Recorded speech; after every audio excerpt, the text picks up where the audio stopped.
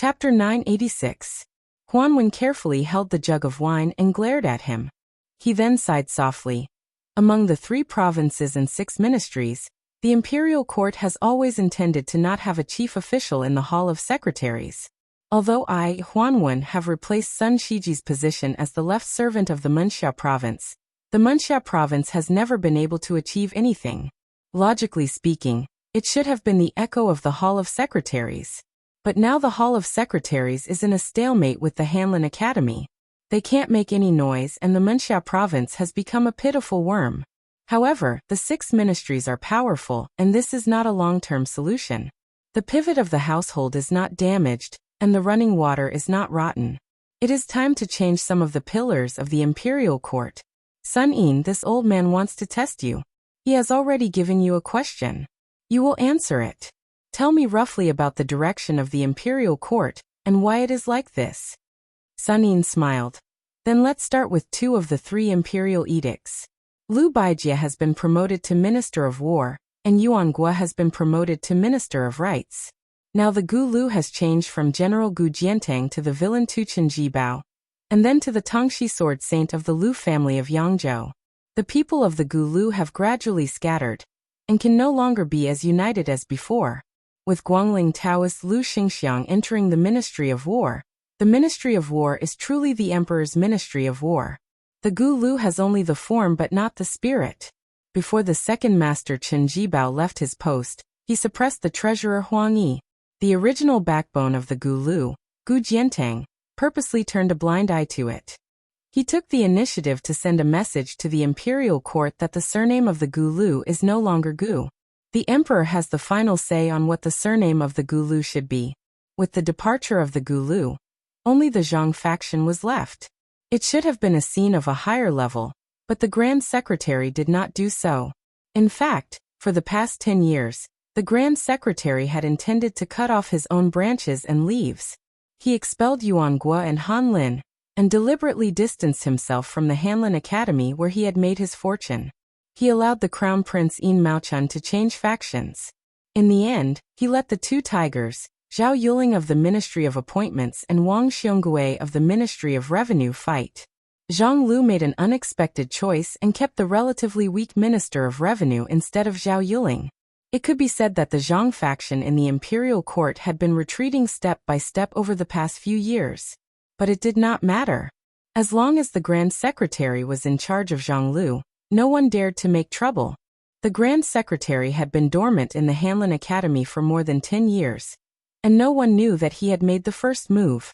The layout in the Shangshu province was the middle stage that many people could only see through the fog. The next stage was probably the end. The Minister of Rights did not let the Crown Prince Yin Maochun, who was widely expected to take over. Obviously, this was the first step in the final stage of the struggle for power between the Emperor and the Prime Minister. Both sides had a tacit understanding. In the next few years, Yin Maochun would end the situation of the Imperial Secretariat being a piece of sand without a leader. He would become the Grand Secretary in name and the second in power, sharing the limelight with the current Minister Zhang Jiulu. The Minister of Rights, Yuan Gua, would take over the Grand Secretary's position. He would not be the rightful next master of Zhang Lu, Wang Xiongui from the Ministry of Revenue. In addition, with old Master Huan overseeing the Shangshu province, he would be a peacemaker. The 3 provinces would be harmonious, and would not consume too much of the national power for the struggle between the factions. As for Zhao Yuling from the Ministry of Appointments, he would at most be given the title of Grand Secretary before his death. After his death, he would be given an extremely high-ranking posthumous title. Although he would lose his position first, he would still be able to gain face. Generally speaking, it would be acceptable. Moreover, with his in-law, Yin Maochun, taking over the position first, Zhao Yuling would also have to avoid arousing suspicion. Huanwen nodded repeatedly and said with a smile, "Then after I, old man Huan, die, who would be in charge of the Shangshu province? You, Sun Yin, should not have any extravagant hopes. Before I die, I will definitely send a secret memorial to His Majesty to not let you gain too much power." Sun Yin's expression was calm and tranquil. With a smile, he said, "It's not like Grand Secretary Zhang is the only one with the ability to play this game of chess. Since the Prime Minister Mao has already surfaced, there will naturally be another Prime Minister. Right now, he is acting as a hidden dragon in the abyss. However, as to who this person is and where he is located, I Sun Yin cannot guess. I will probably have to wait for quite a few years. However, this person will definitely not be the Grand Secretary or left servant Shi Darren's disciple. Huanwen laughed aloud and said, "Kid, you're not bad. In the next 20-30 years, it will probably be like this. Later on, this old man will bring you to Green Eye's residence. You can play a few games of chess with him. Green Eyes will most likely bear a grudge against you after you lose, so you will be able to play your part in the Shangshu province even more peacefully. You won't have to be a lackey." Yao Baifeng's expression was displeased. He released a heavy cold snort. Sun Yin hesitated for a moment. He then asked curiously, "Old man, why did you give Subarang Jean a punch?" The corners of Huanwen's lips curled. Jean Lanting, that kid, being a parental official for the common people of Liang shouldn't be bad. Being a subject of His Majesty is even more loyal. However, when it comes to being a person, he is a bit too dishonest. I gave him a punch for his own good, so that he won't become too complacent and think that just because Green Eyes and I are backing him up, he can put everyone in his eyes. That's right, old Yao, this kid formed a clique in the Imperial College. I helped you vent your resentment and spread the word that I will return the money he was familiar with. Can you help me return the money? Yao Baifeng said with a cold laugh. Do you think I will help you pay this money? Huanwen shook the empty wine pot. With a helpless expression, he said, "No money, no wine, there is no way to continue living like this." Sun Yin continued to ask, "I heard that the new king of Bailiang sent troops to the border of Yuzhou and refused to accept the imperial edict?" Huanwen said with a smile. He chose the lesser of two evils. In this way, the imperial court should know that the new king of Liang is not a pushover. In the future, if they want to control Bailiang, they will have to think twice. There won't be too many moves on the surface, such as bestowing posthumous titles. However, there will be more moves in the dark, such as transporting grain from the south into Liang. Speaking of which, when discussing posthumous titles during the Jellyfish Awakening season, Yen Jieshi only counted as half of the people who spoke with a conscience. The other half was just putting on an act. Only you, Yao Baifeng, foolishly made a big mistake. In the future, the Imperial College will definitely be Jean Lanting's. That's good. I don't want you to have an official position anyway. If you want to study, you should go into seclusion. Studying is better than anything else. After Liang unified the spring and autumn period, His Majesty has been very tolerant of the scholars of the world. There has never been a literary prison. I don't want it to happen to your Yao family. Yao Baifeng said with emotion, since he can tolerate the world, why can't he tolerate a dead person's posthumous title? Huanwen rolled his eyes.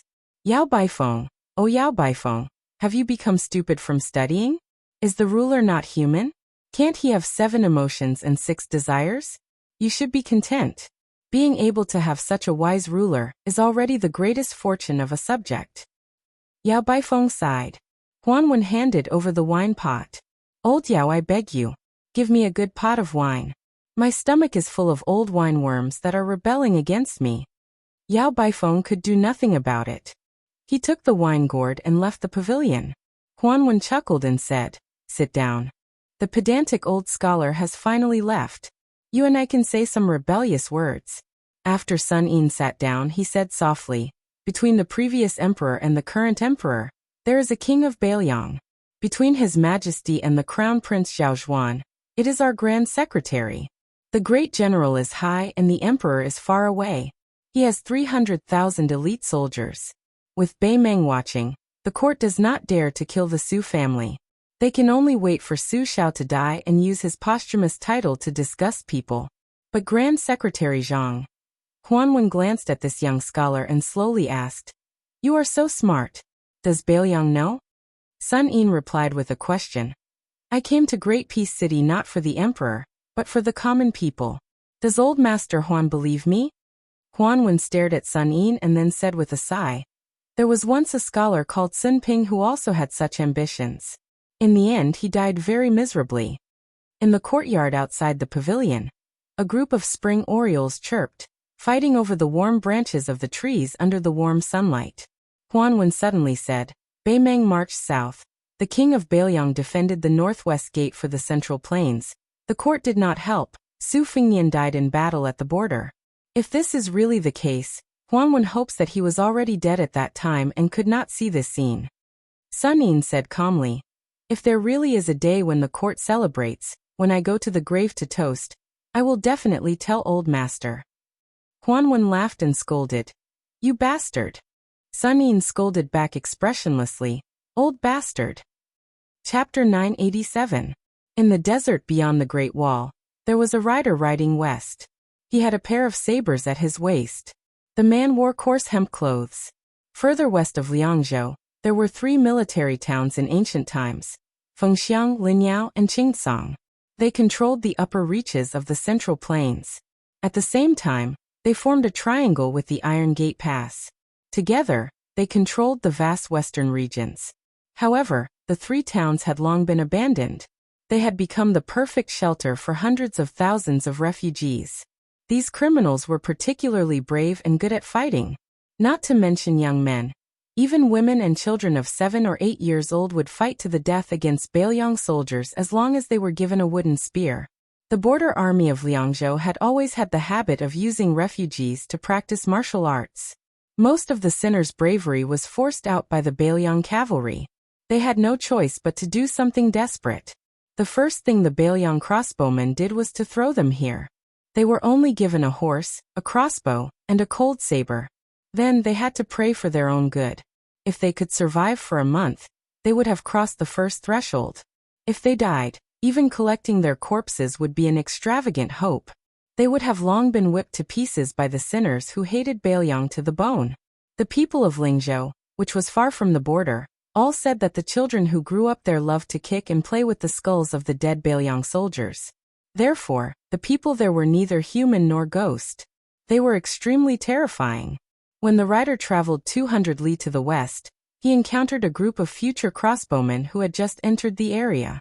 The 2 sides were on the verge of fighting. There was no need for words. The coarse hemp man casually blocked the barrage of short crossbows and 2 waves of charges without injuring anyone. The elite soldiers returned without accomplishing anything, so they gave up on trying to chew this tough bone. Although the number of heads they beheaded after returning to Liangzhou was related to the amount of money they would be rewarded, their original intention was still to survive. Since it was clear that they could not chop off this fellow's head, they quietly took a detour after picking up the crossbow bolts one by one. This place where the refugees gathered was full of hidden dragons and crouching tigers. There was no lack of Jianghu people who fled beyond the Great Wall after committing crimes in Liang. Those who were able to gain a foothold here were either in a high state of martial arts or were proficient in unorthodox ways. Therefore, the group of armored soldiers did not find it strange that they encountered this knight in white hemp garments with a saber. What they found strange was that this young fellow had blocked all of their attacks without even drawing his saber, which made them fearful. The hundreds of thousands of refugees, a mixture of good and bad people, did not disperse.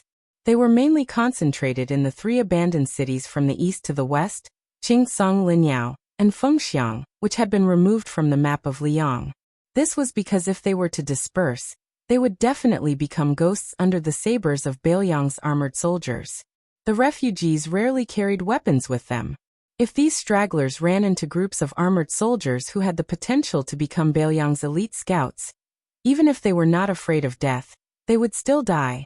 As for why Bailiang did not take down the 3 cities in one go, the refugees were already extremely lucky to be alive. They were too lazy to care about this. They wanted nothing more than for the old king of Bailiang to treat them like a fart and let them go. However, when they heard that this butcher was already dead, they were skeptical. At first, they were more or less relieved. Then, there was a rumor that a new king had ascended to the throne in the 3 cities, and was going to use them as an example to establish his might. Soon, a large army would be coming to the border. This immediately put them on edge. These refugees actually hated the poison warrior Li Yishan the most. When the Su family took over Bailiang, those local wealthy families who showed even the slightest hint of disloyalty were all killed off. Not a single one was left alive. The children who were not taller than a horse's back were driven here. After that, the armored soldiers of Bailiang came here to hunt for military exploits, and did not allow even a caddy of salt or a piece of iron from Liangzhou to enter this place. It was all under the instructions of Li Yishan. In the early years, there were some who were greedy for glory and wealth and hoped to use the secret military intelligence of the three cities as proof of their allegiance to Bailiang in exchange for a stable life. In the end, Li Yishan ordered all of them to be killed and their corpses thrown out of Qingsong City. Only then did all of the refugees completely give up. This Bailiang person was determined to make them a lonely soul for the rest of their lives. As for the old king of Bailiang, Su Shao, in the past, the refugees did not hate him very much, but they feared him even more. Now that Ren Tu was dead, their hatred turned to hatred. This was because someone said that before Ren Tu died, Ren Tu's last words were that he wanted the new king to bury 200,000 refugees with him. Only if the new king of Bailiang managed to gather 1,000,000 soldiers in the netherworld would they be able to wrestle with the king of hell. At first glance, this kind of ridiculous nonsense was actually believed by everyone in this precarious land of refugees. In the twilight, they could faintly see smoke curling up from the kitchen chimneys of several villages. In this area, there were very few Bailiang riders who dared to wander around unscrupulously. The last time they did so, it was the son of the administrator and a man with heavy pupils who came to take a stroll around the city. The man with the saber led his horse forward, and asked for a ladle of water from a family living in a mud hut at the entrance of the village. The family of four consisted of a dark-skinned, robust couple and a pair of barefoot children. Their eyes were abnormally cold. Probably because they were intimidated by the two sabers at the visitor's waist, they suppressed their impulse to kill him and steal his horse. The man in charge of the family endured the heartache, and scooped up a ladle of muddy water from the bottom of the water tank with difficulty, and handed it over. The man was not drinking the water to quench his thirst, but was recklessly using it to clean the horse's nose. The two children of the family looked at the man and the horse from afar with blazing eyes. In this place, it was easier to survive with an iron saber. As for having a good horse to ride, it was purely a luxury. It was better to have a backer. Otherwise, it was tantamount to having the words "kneeling and begging for death" written on your face. When the young knight with gray hair handed over the ladle, he glanced at the two children from the corner of his eyes. They were both looking at the saber. There was a young child at the tumbling horse pass who was looking for a clean jianghu dream in his heart. The children here were thinking about how to kill if they were killed. The two were worlds apart, but there was no right or wrong. Before leaving with the horse, he took out a large piece of silver from his bulging money bag, and threw it over. The man caught the silver and took a big bite out of it. He grinned at him, but there was no gratitude in his eyes. Not long after, the man called over more than 20 young and robust men in the village. They carried wooden spears that every family could not live without. There were also some robust women and slightly older children who were unwilling to be left behind. They aggressively intercepted the wanderer, who accidentally revealed his yellow and white substance. It was not accurate to say that they intercepted him, because the man stopped his horse not long after leaving the village, as if he had been waiting for them. The man with the saber gently threw the money bag in the open space in front of him, and said in an authentic Bailiang accent, "If you are not afraid of death, take it if you have the ability." Chapter 988. As a result, no one dared to act rashly. Of course, the bag of silver was tempting, but this young ranger with a sword and a horse didn't look like someone who would be easily killed. Seeing that they weren't moving, the ranger squeezed his horse's belly, and the horse's hooves gently stepped on the ground, heading towards the bag of silver.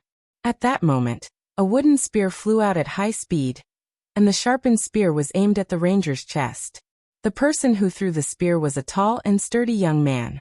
The young man's spearmanship was trained by killing countless cunning gerbils. Naturally, he stabbed wherever he pointed, and his accuracy was impeccable.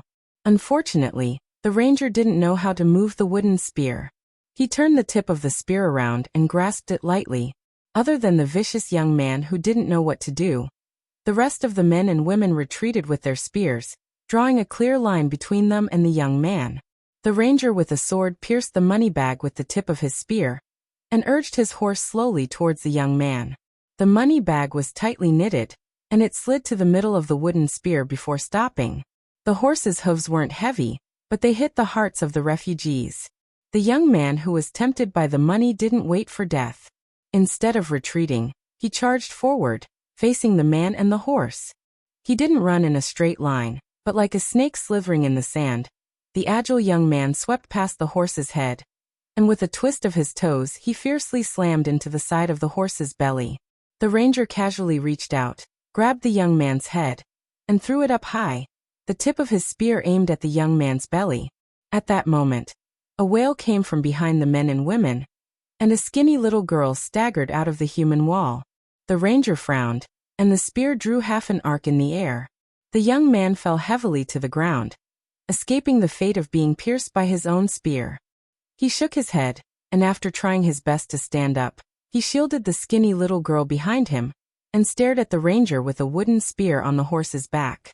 The ranger threw the wooden spear, and it was nailed into the yellow sand a few steps in front of the young man and the little girl. His gaze leaped over the young man's head, and he glanced at the group of refugees. Only then did he pull on the reins and turn around to leave. The little girl, who was so skinny that she couldn't even get frostbite, sobbed as she hugged the young man who was dependent on her for survival. The young man who survived the disaster pulled out the spear with trembling hands, and pulled the heavy money bag onto his hand. He untied the knot and poured out a small piece of broken silver. Then, he handed the money bag to the elders in the village to divide the spoils. It was not that the young man was poor and generous. It was just that even if he took a little more than that, he would be beaten up badly. But this time, the young man was greatly surprised. None of the 30 or so men and women in the village came forward to take the money bag. The young man wasn't stupid. He remembered the glance the ranger gave him before he left. It was obvious that the Jianghu expert had made these people not dare to touch the silver. The young man didn't have any elders in his family. Even if he hadn't studied for a day or learned a word, he had still been taught the ways of the world. He used the money to buy a pitiful amount of dried meat and coarse grain from those people. After squandering the money bag, the young man didn't rush back to the village. Instead, he gave the small piece of broken silver to his little sister, squatted down, and let her ride on his neck. He slowly stood up, holding the wooden spear that had almost taken his life. The young man was somewhat annoyed that the money bag had also been taken by someone else. He looked in the direction of Chingsong City, but he couldn't see the ranger anymore. The young man smiled brightly and said, "Little grassroot, it's silver." The little girl, who was holding the broken silver tightly, rested her chin on her older brother's head and made a sound of agreement. The rider rushed into the dilapidated Chingsong City before the gates were closed. There was no such thing as a pass here. Being able to stay alive was the biggest pass. Who cared about your surname or your household registration? In this city, it didn't matter if you were Zhang Julu or Grand Secretary Zhang. It was the same even if you were the emperor's son. Perhaps only that person surnamed Su from Bailiang had the authority to make a decision. After the ranger entered the city, he sat high on his horse and looked around. It was indeed different from the cities within Bailiang's jurisdiction. It had nothing to do with whether it was rich or poor. Tuma Pass was also poor, but the people on the streets lived a stable and free life. On the streets of Chingsong City, there was actually no lack of well-off men dressed in silk and satin. However, everyone was afraid of danger and looked at each other with deep vigilance. Moreover, there were very few travelers who were alone. Most of them were in groups. Some of the local ruffians squatting on the streets with nothing to do were not as lazy as the local tyrants of the Central Plains, who gave people the feeling that they were half dead. At this moment, the people who raised their heads to look at him were all emitting ominous glints. It was as if they had calculated how much money he, a horse, 2 knives, and all of his belongings could be sold for. They were also weighing whether or not they should risk their lives for this windfall. In this dangerous place where everyone was jackals and wolves, if a scholar who could recite the wind and recite the moon was thrown into the city, he would probably end up being hacked to death on the spot. The ranger raised his head slightly and saw the tallest wolf smoke arrow tower in the city. Out of the hundreds of thousands of refugees, only 4 people had managed to carve out a bloody path and proclaimed themselves as kings in the past 20 years. 3 of them had occupied Fengxiang, Linyao, and Qingtsong respectively, and the last vassal king, had established a huge sect between Linyao and Fengxiang that could support tens of thousands of people. The one who held Qingtsong was the weakest because he was constantly being cut by Bailiang's cavalry with blunt knives. However, he was also the most violent. His real name was Kai Junchen, and he used to be a mediocre swordsman on Liang Lake.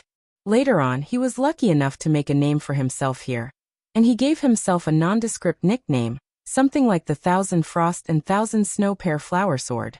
Whenever a famous swordsman came by, he would be invited by the master of Qingtsong to exchange swordsmanship with him. After that, the swordsman's swords became Kai Junchen's treasured playthings. When he was troubled, he liked to plant famous swords all over women's bodies, and he called it a tree of pear flowers. It was clear that this city lord, who was respectfully called the Dragon King of Western Xia by the local refugees, was very elegant. The paladin followed the wolf smoke arrow tower in his line of sight and headed west. Kai Junchen's residence of the Dragon King was in the westernmost part of the city. There was no other way. Qingtsong was the closest to Bailiang in the east. Kai Junchen would be able to escape faster if he abandoned the city. The Dragon King of Western Xia kept saying that he would lead his troops to Mount Qingliang one day. Who would believe him? Kai Junchen would probably be the first to not believe him. The residence of the Dragon King in Qingtsong City encompassed the entire western part of the city. Based on the structure of the capital, it was divided into the inner palace and the outer palace. The so-called walls of the palace were merely red battlements that were 20 feet tall. However, some of the palaces and pavilions in the city were covered in bright yellow glazed tiles. It was not easy for them to have a little bit of the spirit of an imperial family, but they were all ruined by the arrow towers of different heights. Every time there was a rebellion in Qingtsong, the palace walls would be easily flipped over. Then, it would be these porcupine-like arrow towers that would do the work. However, this kind of rebellion would at most number 200 to 300 people. It was not even comparable to the chaotic battles of horse bandits in the land of refugees. When this rider was still 100 feet away from the gate of the palace, he was intercepted by a group of leather-armored foot soldiers who were holding a rarely seen shiny iron spear. The leader was a burly man who looked like a military officer. He wore an old southern tank-style armor. When he caught a glimpse of the two sabers that the bold fellow was carrying, he could not shift his burning gaze away. He laughed loudly and said, "There is a thief who has trespassed into the palace. Men, kill him on the spot." More than 20 spear-wielding foot soldiers rushed over.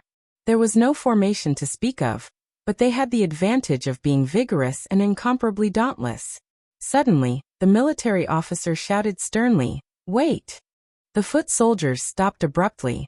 The burly man in tang armor pulled out his saber and pointed at the paladin. He laughed and said, "Boy, your saber is a good one. Before you die, tell me the name of your saber." Snatching a famous saber is not the same as snatching a woman. The latter does not need to care about the name. I do not know how to take pity on women, but I am a man who cherishes a good saber. The paladin was dressed in a hemp robe as white as snow. He smiled and said, "One is embroidered winter, the other is crossing the river soldier." Chapter 989. The lieutenant in old tang armor chewed on the meaning of the two names, but did not find anything special. Instead, he felt that they were not very particular and could not be used to scare people. Somewhat disappointed, the lieutenant raised the tip of his sword and pointed at the rough man. More than 20 spear-wielding infantrymen rushed forward. The young man on the horse had a calm expression. His right index finger lightly tapped the back of his right hand that was holding the reins. Just as the infantrymen were about to stab the man and the horse into hedgehogs, a rider rushed out of the palace. A thunderous roar tried to stop the infantrymen's charge. However, there were still 2 strong infantrymen who could not stop in time and quickly thrust out their iron spears. Then, with a bang, the 2 guards flew back along with their spears. It was as if their chests were pierced by a powerful arrow. They exploded into a large pool of blood and fell to the ground dead. The Tangjia lieutenant had good eyesight and knew his stuff. If he wasn't a martial pathmaster, he would have dug out his eyeballs to see how the linen-clothed ranger killed without leaving a trace. He turned his horse around and respectfully bowed to the general, who rushed out of the palace gates. He cupped his fists and said, "I greet the East conquering general." The middle-aged general who was respectfully called the East Conquering General glanced at the face of the infantryman.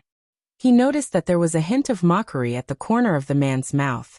This rough man actually blushed. This general of his was naturally wild. The lord of Qingtsong, Kai Junshen, gave him an official position and rewarded him with some second-grade or third-grade official titles. In any case, he did not need a single copper coin from Kai Junshen.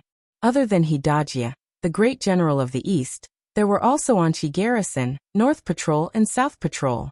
In any case, they had gathered the East, West, North and South. East of Qingtsong was Northern Liang. Thus, great general of the East, Hidajia, had often been teased by his political opponents.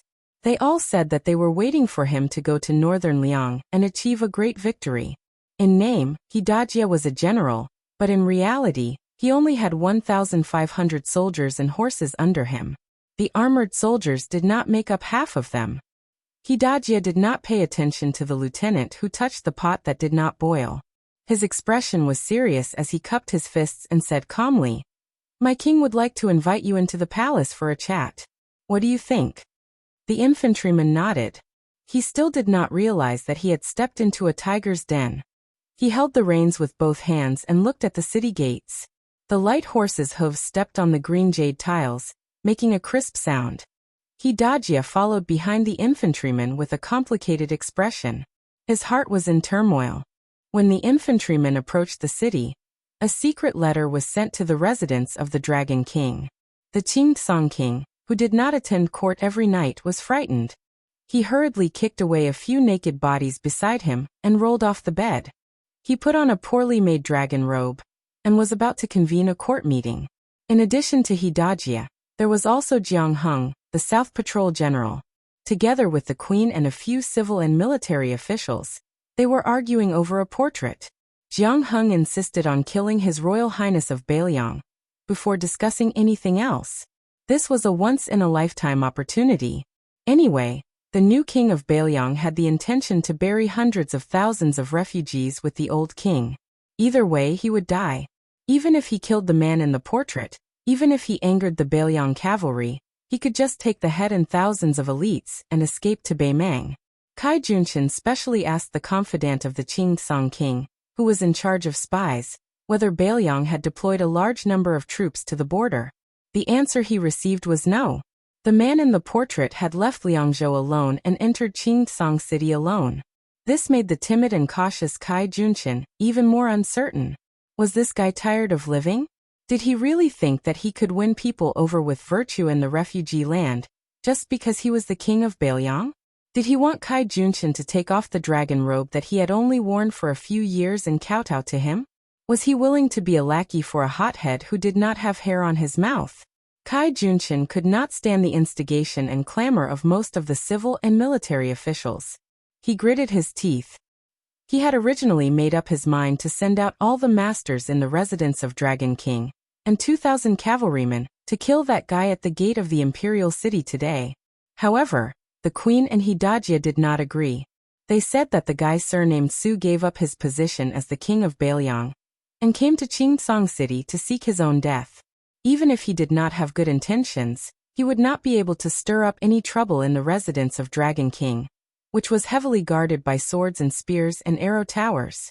It was better to meet him and listen to his plans before making the corresponding trade-offs. There were only benefits and no harm. In the end, Hidajia was scolded by an old official for being soft-hearted.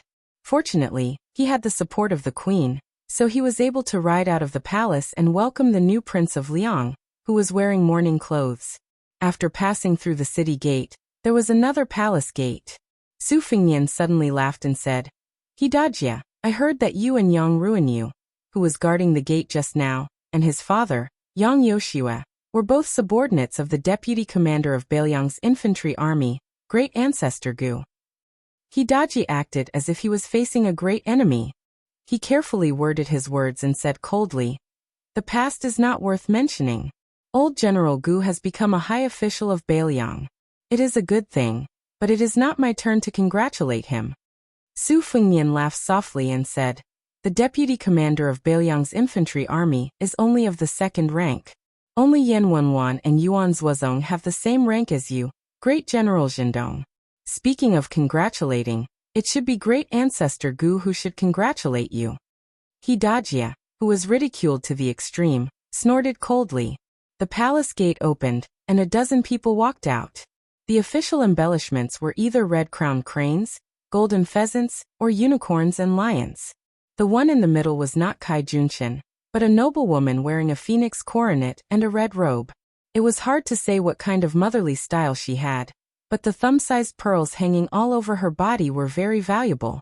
If this group of aggressive fellows were in Liang, their entire family would have been exterminated just based on their overbearing attire.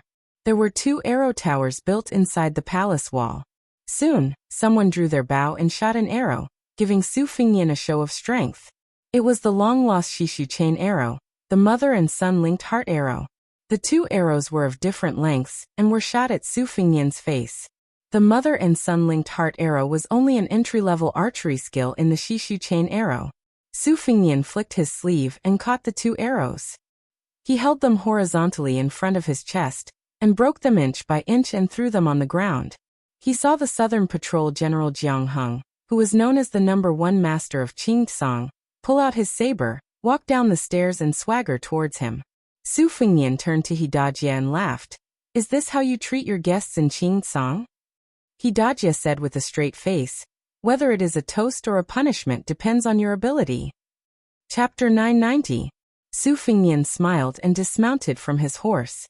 Jiang Heng was like a wild horse that had escaped from its reins. He charged straight at Su Fingyan with his saber. His momentum was overwhelming. However, when he was 10 feet away from the young lord of northern Liang, everyone saw an incredible scene. General Zhang's saber art was like a rainbow. It was beautiful and murderous. It was obvious that he had gained the upper hand by showing his strength. However, before he could even touch the rough guest's body with his saber, streams of scarlet blood began to emerge from his body like fountains. This was the miserable scene of a warhorse crashing into the Mo saber formation. The bystanders felt baffled, but the Southern Patrolling Grand General himself felt as if he had fallen into the clouds and mist, complaining incessantly. He hastily stopped the saber momentum that was tantamount to suicide, and was about to decisively retreat to evade the edge of the saber. His body was pierced with 6 holes by the invisible sharp weapons. He did not know who to complain to. Could it be that the young man in front of him, who had both hands in his sleeves, and was clearly 2 feet away from the twin sabers at his waist, was a master of secret weapons who was proficient in the sleeve universe? Jiang Heng originally wanted to gain some face for the Dragon King residence, so that the Azure Kingdom could bargain with the Bailiang. Now he gave up on this thought and thought that stopping the bleeding was the most important thing. However, everything in front of him turned black and the South Patrolling General had no more words to say. Su Fingyan held Jiang Heng's head that was dripping blood on the ground with one hand, and the headless body with the other. He threw it up and smashed it onto the watchtower where the archer was at. Instantly the fence shattered. The East-conquering General Hidajia behind Su Fingyan swallowed his saliva. He couldn't help but feel sad for Jiang Heng. He had never gotten along with Jiang Heng, but Jiang Heng died in just one exchange. Who knew if the next one would be Hidajia, who he hadn't even reached Master Realm yet? Su Fingyan threw the head, and it rolled all the way to the bottom of the stairs. He smiled and said, "You don't want to do it the easy way, but you want to do it the hard way." Hidajia's face was really ugly and he got off the horse silently. Su Fingyan raised his voice and slowly walked forward. "Tell Kai Junshin to get his ass out here. This king has already given the Qingtsang Empire enough face by entering the city. If you don't accept the face I've given you, you'll end up like Jiang Heng." The fox-like woman who was dressed as the empress of a country raised her arm. Behind her, no less than 200 armored guards rushed out and stood in formation at the bottom of the stairs. Almost at the same time, numerous archers appeared on the palace walls. There were also more than 10 old men who looked like they were guarding beside the woman. The elites of the residence of Dragon King had all come out. Su Fingyan looked around. The gate of the royal palace had been closed. Outside the gate, hundreds of soldiers with spears swarmed into the city. It seemed that they had made up their minds to close the gate and beat the dog. The woman pushed away a squire who was carefully guarding in front of her, and glanced at the head at the bottom of the stairs. She raised her head and smiled coquettishly. King of Bailiang, Qingsong's hospitality is not small, is it? If you can still take it, I respect heroes the most. What's wrong with helping you bathe and change your clothes? Su Fengnian gestured with his finger, indicating for the residents of Dragon King to make their move. The first batch of 30 armored soldiers surrounded and attacked. Su Fengnian crossed his arms in front of his chest and remained indifferent. With a crash, the first batch of 30 heads that formed a circle were thrown high into the air. The second batch of armored soldiers did not have time to stop, and their heads flew into the air again. These two batches of people were cut off from their shoulders, as if they were being twirled and swung by a child to cut rice. The beautiful woman who looked like the most beautiful courtesan in a brothel was truly ruthless. There was no fear on her pretty face as she ordered, "Continue to attack. All captains, draw your swords and supervise the formation. Those who retreat without permission will be killed without mercy. After this, their families will be exterminated. The person who obtains the greatest merit today will be given half of the property of the Southern Patrol General, Jiang Heng." Su Fengnian closed his eyes and concentrated. After the 3 batches of armored soldiers were all decapitated, they learned to be smarter. The encirclement became thinner and thinner, but they still could not escape the fate of losing their heads. Fortunately, the number of casualties was quickly replenished by the armored soldiers within the palace. The square between the palace and the imperial city was still increasing in number. An old swordsman with a goatee approached the woman and reported softly, "Queen, it should be an extremely rare flying sword technique in the Jianghu. If I am not wrong, it is somewhat similar to the Wu family's sword tomb." The woman frowned. "I don't care if it is a flying sword or not. I just want to know when this kind of suicidal behavior will end." The goateed swordsman glanced out of the corner of his eye at the woman's chest. His Adam's apple moved slightly, but his words were still respectful and reverent. Compared to his superior flying sword technique, this child's internal energy cultivation isn't that shocking. This old man guesses that after 200 or 300 people die in battle, this fellow will be an arrow at the end of its flight. At that time, Her Majesty the Queen will have external experts charge in recklessly, and they should be able to accomplish something. The Queen sneered. "Just external experts may not be enough. I feel that I need the help of a sword expert like you to hold the line." The short and thin old swordsman smiled embarrassedly. "The Queen is right. In order to solve the Queen's problems, Mao Bishan will not hesitate to go through water and tread on fire." A tall and sturdy man with a long sword on his back crossed the threshold of the palace and walked to the side of the woman. He stood on the left and right of Mao Bishan, who was also valued by the residents of Dragon King, and said in a low voice, "Your Majesty, after the flying sword technique of the Wu family's sword tomb enters the mysterious realm, there is no need for too much internal energy to support it. With a thought, the flying sword will arrive. It is not wise to die like this." Mao Bishan clicked his tongue. "Oh Gu Feiqing, when did you become so familiar with the Wu family's flying sword technique that is not taught to outsiders? Could it be that you have been hiding all these years and your surname is not Gu but Wu? You have the same background as the Peach Blossom Sword God, and are the illegitimate son of a sword immortal in the sword tomb?" Gu Feiqing did not even look at this old man who had been expelled from a famous Taoist sect. He said calmly, "I am only passing on the original words of Great Master Tang of the palace." Upon hearing the title of Great Master Tang, Mao Bishan immediately kept quiet out of fear. Those who were in power at the moment in Qingsong knew that Kai Junshin's success was due to the Queen, Yu Ruru, who was good at recommending herself. Kai Junshin started from a homeless person in the past 20 years and worked under 4 powerful people. Relying on Yu Ruru's wife's relations, he was highly valued every time. Then, every time he was fully developed, he would decisively betray them. In the land of homeless people, there was a saying, "Thousands of snow and pear swords," for surnamed slaves who betrayed their wives. However, if it was only Yu Ruru who had a soft waist, Kai Junshin would not have been able to achieve what he had today. Many years ago, he met a noble whose surname was Tang. He learned many different things and his martial arts realm was unfathomable. The original Qingsong city lord, Ruan Shandong, if it wasn't for the Tang guy who captured him at the last moment, Kai Junshin would have been killed. This great bodhisattva was respected by the couple as the old master, and he had not fought in recent years. Apart from that, the Dragon King residence had two other masters whose cultivation was unfathomable. For example, Mao Bishan was close to grade 2 master. Every time he saw the three of them who were of different ages, he would feel fear. Su Fingnian opened his eyes and reached out. He used his qi to grab an iron spear. He had lost his patience and wanted to break into the palace. In the land of homeless people, only knowing how to kill people could not accomplish anything. However, if one did not know how to kill people, then one could not do anything. Chapter 991. When Su Fingnian walked towards the palace gates with his spear, the soldiers below the steps breathed faster. Fortunately, the mistress of the residence of Dragon King, Queen Yururu, did not let them die. She smiled gently and said, "Since the king of Baelyang wants to enter the palace, then I will make way for the king of Baelyang." Mao Bishan and the other Jianghu lackeys all carefully protected the queen and made way for him to enter the palace. Su Fingnian walked up the steps and crossed the threshold. Yururu looked at the back of the handsome man and smiled. The square inside the palace was paved with dark green stones. 2 rows of short peach trees were planted at the foot of the wall. It was unknown what species they were, but they bloomed much earlier than in Jiangnan. The trees were short but had large flowers. The color of the flowers was not the common pink of the Central Plains. The flowers were gold and purple, and the branches were red. It was a sharp contrast to the dark green stones.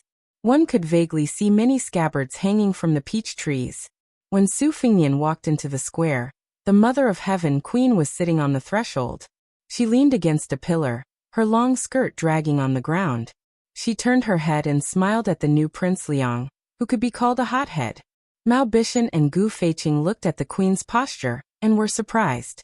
They did not believe that the residents of Dragon King would bow to Baelyang like this. Although the two of them were guests of high status in the residence of Dragon King, they rarely came into contact with confidential matters. However, this was not strange. Even Mao and Gu Feiqing felt that it was natural. The head of a family spent money to buy a dog to guard the house, not to involve it in the housework. Su Fingnian walked to a large stone in the center of the square, and used the bottom of his spear to knock on the stone. The sound was sonorous and powerful. Only a tall old man in a goat fur hat walked out of the throne room. Su Fingnian still did not see Kai Junshin's figure. He looked up at the empty-handed old man and said, "Tanghua Embassy, Liang Zhaogo, a top spy, proficient in qi training and sword formation. I heard that Ruan Shandong died at your hands." The exposed old man looked at Su Fingnian and said in a loud and clear voice, "Ruan Shandong was only a spy placed in Qingtsang by Baelyang's aide, Li Yishan. He deserved to die." A cluster of gorgeous peach blossoms shook violently, and a person fell heavily from the tree. This slovenly burly man sat on the ground. He accidentally pulled a scabbard and scratched his head with the scabbard. He used the scabbard and scratched his head, and then cursed in a half-baked refugee dialect, "Tanghua Embassy. What? What? Are you making like old people? I hate you like old. If you want to fight, hurry up." Su Fingnian glanced at the middle-aged man and frowned. It was not difficult for the man to recognize him. However, the spies from Baelyang had not obtained any accurate information about this man. Su Fingnian still guessed his identity. This made Su Fingnian feel that it was a bit troublesome. During the trip to Baymang, Tuoba Chunsun made Su Fingnian suffer a lot. However, the person who left the deepest impression on him was not the youngest son of Tuoba Bodhisattva, but the son of an aristocratic family called Zhong Tan. At that time, there was a woman from the princess tomb who pretended to be his personal maid. Su Fingnian had experienced her bold steel writing skills. Zhong Tan's father was Zhong Shentong, one of the 12 great generals of Baymang. His uncle was Zhong Liang, one of the 10 great devils of Baymang whose true strength was second only to Luoyang. Zhong Shentong would not give up his position as a great general and come to Qingtsang City to make a small fuss. Therefore, he could only be Zhong Liang, who was ranked high and low in the Jianghu of Baymang, depending on his mood. Zhong Liang was a famous romantic figure in Baymang. He was unrestrained and unrestrained. On the path of martial arts, he could easily win against the top experts of the 10 great devils. However, he also dared to lose to some of the soft persimmons, who were ranked at the bottom. The great devil in front of him was 70 to 80% similar to his nephew Zhonggui, who was killed by Su Fengnian. However, he was more similar to his nephew Zhongtan. Luo Yang had once said that among the 9 devils behind her, only Zhongliang could enter her eyes. Su Fengnian turned around and looked at the tall and sturdy man with a thick beard. He smiled and asked, "Zhongliang?" The man made a sound of surprise and did not deny it. "How do you know me?" The man patted his head and suddenly realized. "Zhonggui was actually killed by you when you went back to Beimeng last time? No wonder I felt something was wrong when I looked at that girl who was not married yet." When the two of them were talking about how others could not understand the heavenly book, Elder Tang of Qingsong City and Zhao Go of Liyang squatted down silently in the hall of Tanghua, with one hand on the ground. Su Fengnian was lost in thought and turned a blind eye to the movements of the hall of Tanghua. When the land of refugees was in its embryonic form, the warlords were divided, mainly relying on the original family names of Bailiang, and quickly wringing out political power one by one. What followed was an extremely chaotic internal strife. Thus, a large number of tyrannical martial artists with powerful skills like Ruan Shandong, the former lord of Qingsong City, stepped onto the stage. The big fish ate the small fish, and the small fish ate the shrimps. The idle forces were purged and annexed, and from the turmoil to the stability, they encountered an invisible bottleneck and could no longer expand their territory. In the eyes of many people, Ruan Shandong's martial arts cultivation was not bad, but they lost because of their lack of strategy. As a result, people who were good at dealing with political affairs were born, and Kai Junshin was one of them. In terms of martial arts, Mao Bishan and Gu Feiqing could easily kill dozens of Kai Junshin in one breath, but in the end, the one who relied on others' charity was still Mao Gu. However, it did not mean that there were no refugee leaders with both martial arts cultivation and shrewdness. In fact, Ruan Shandong was not as lacking in strategy as the outside world said. It was just that Qingsong City was close to the southern dynasty to the north, Bailiang to the east, and there were a few big forces in the west who had bad intentions. Their situation was especially difficult. Not to mention other things, 2 of the 3 great consecrators in the residence of the Dragon King, one was Elder Zhao Go, and the other was the devil of Beimeng. Su Fengnian knew very well that after his master, Li Yishan, had single-handedly created the situation of hundreds of thousands of refugees, using the shell as a training ground, he had been watching the situation in these years. This strategist saw him as a small world in the great wide world, coldly watching the ants fight for the ant nest. The world was full of strange things. Li Yishan could see everything from the top floor of the Tide Listening Pavilion. Regarding the movements of the refugees, Li Yishan had once written a book, Records of Knowing Autumn. It described in detail the rise and fall of people, gains and losses, so that Su Fengnian, a scholar, could know autumn with a single leaf. Among the strategists of the spring and autumn period, Li Yishan had always been seen as inferior to Nalin Yusi, Zhao Chongling, and the others because of his sinister methods. He received the nickname of Poison Scholar. Many Bailiang old generals even blamed the fact that the general was not willing to establish himself as the emperor and rule on Li Yishan's short-sightedness after Zhao Chongling's death.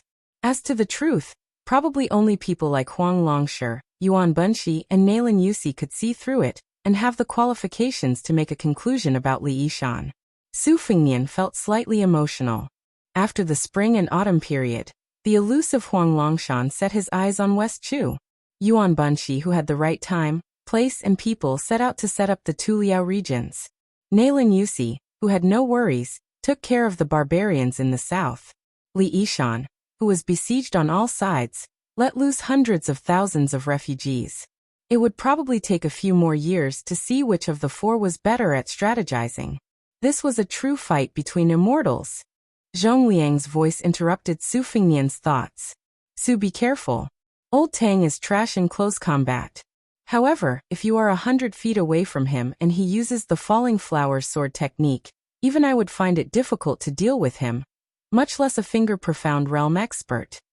Zhongliang quickly smiled and said, "The reason I am telling you is because I am afraid you will accidentally die early. I do not have the face to take your head back and ask for a reward from Her Majesty the Empress. In the Battle of the Reed Marshes outside Xiangfan City, Wei Shuyang of the Way of the Nine Pecks of Rice had once used a Daoist sword formation to break through the red armor of the Talisman Generals. Even Ancestor Lu had called this an interesting matter for those who wanted to not open a cave. Naturally, it could not be underestimated. Su Fingnian exhaled softly, waiting to see what would happen. Chapter 992. It was easy for Zhongliang to pretend to be a good person without spending a penny. However, Su Fingnian did not dare to take it lightly. If the sandpiper and the clam fought, the fisherman would benefit. As long as the big devil of the Zhong family could kill him in Qingsong City, it would be a great contribution to Bei Meng, no matter what method it used. Therefore, Su Fingnian not only had to pay attention to the qi-controlling sword formation of Tang Huaguan, but he also had to pay attention to Zhongliang, who might take advantage of the situation. Moreover, there was still a consecrator of the residence of Dragon King who was unwilling to show up. Tang Huaguan pressed one hand on the ground and slowly pulled it up. Then, the sword hanging on the peach tree began to shake. Without exception, the tips of the more than 40 unsheathed swords hanging on the branches all pointed at the uninvited guest in the center of the square. Tang Huaguan's free hand began to make sword gestures. The gestures were so fast that it was dazzling. Since Su Fingnian had personally experienced the skills of the group of immortals from the Guanyin sect of the South Sea in Yuyan Mountain, he had been paying attention to the path of training qi. Tang Huaguan's method of condensing qi to kill ghosts at this time should be the ancient Taoist unique skill of the Earth Lung Mountain, Silent Thunder. Purple lightning lingered around Tang Huaguan's 5 fingers. Although it was naturally much weaker than the thunder pool that Master Lu Hao had created, it was more than enough for him to be a consecrator in Qingsong City. Logically speaking, qi cultivators were like catapults used to attack a city. The power of long-range attacks could be said to be invincible. The right way to do it was to find a chance to fight with them in close quarters. If he just took a beating, he would only be exhausted. Su Fingnian's calm posture made Yururu and the others on the other side of the door sneered at him. They regarded him as a fledgling who only had cultivation, but did not know the depth of Jianghu. It was just a layman watching the fun.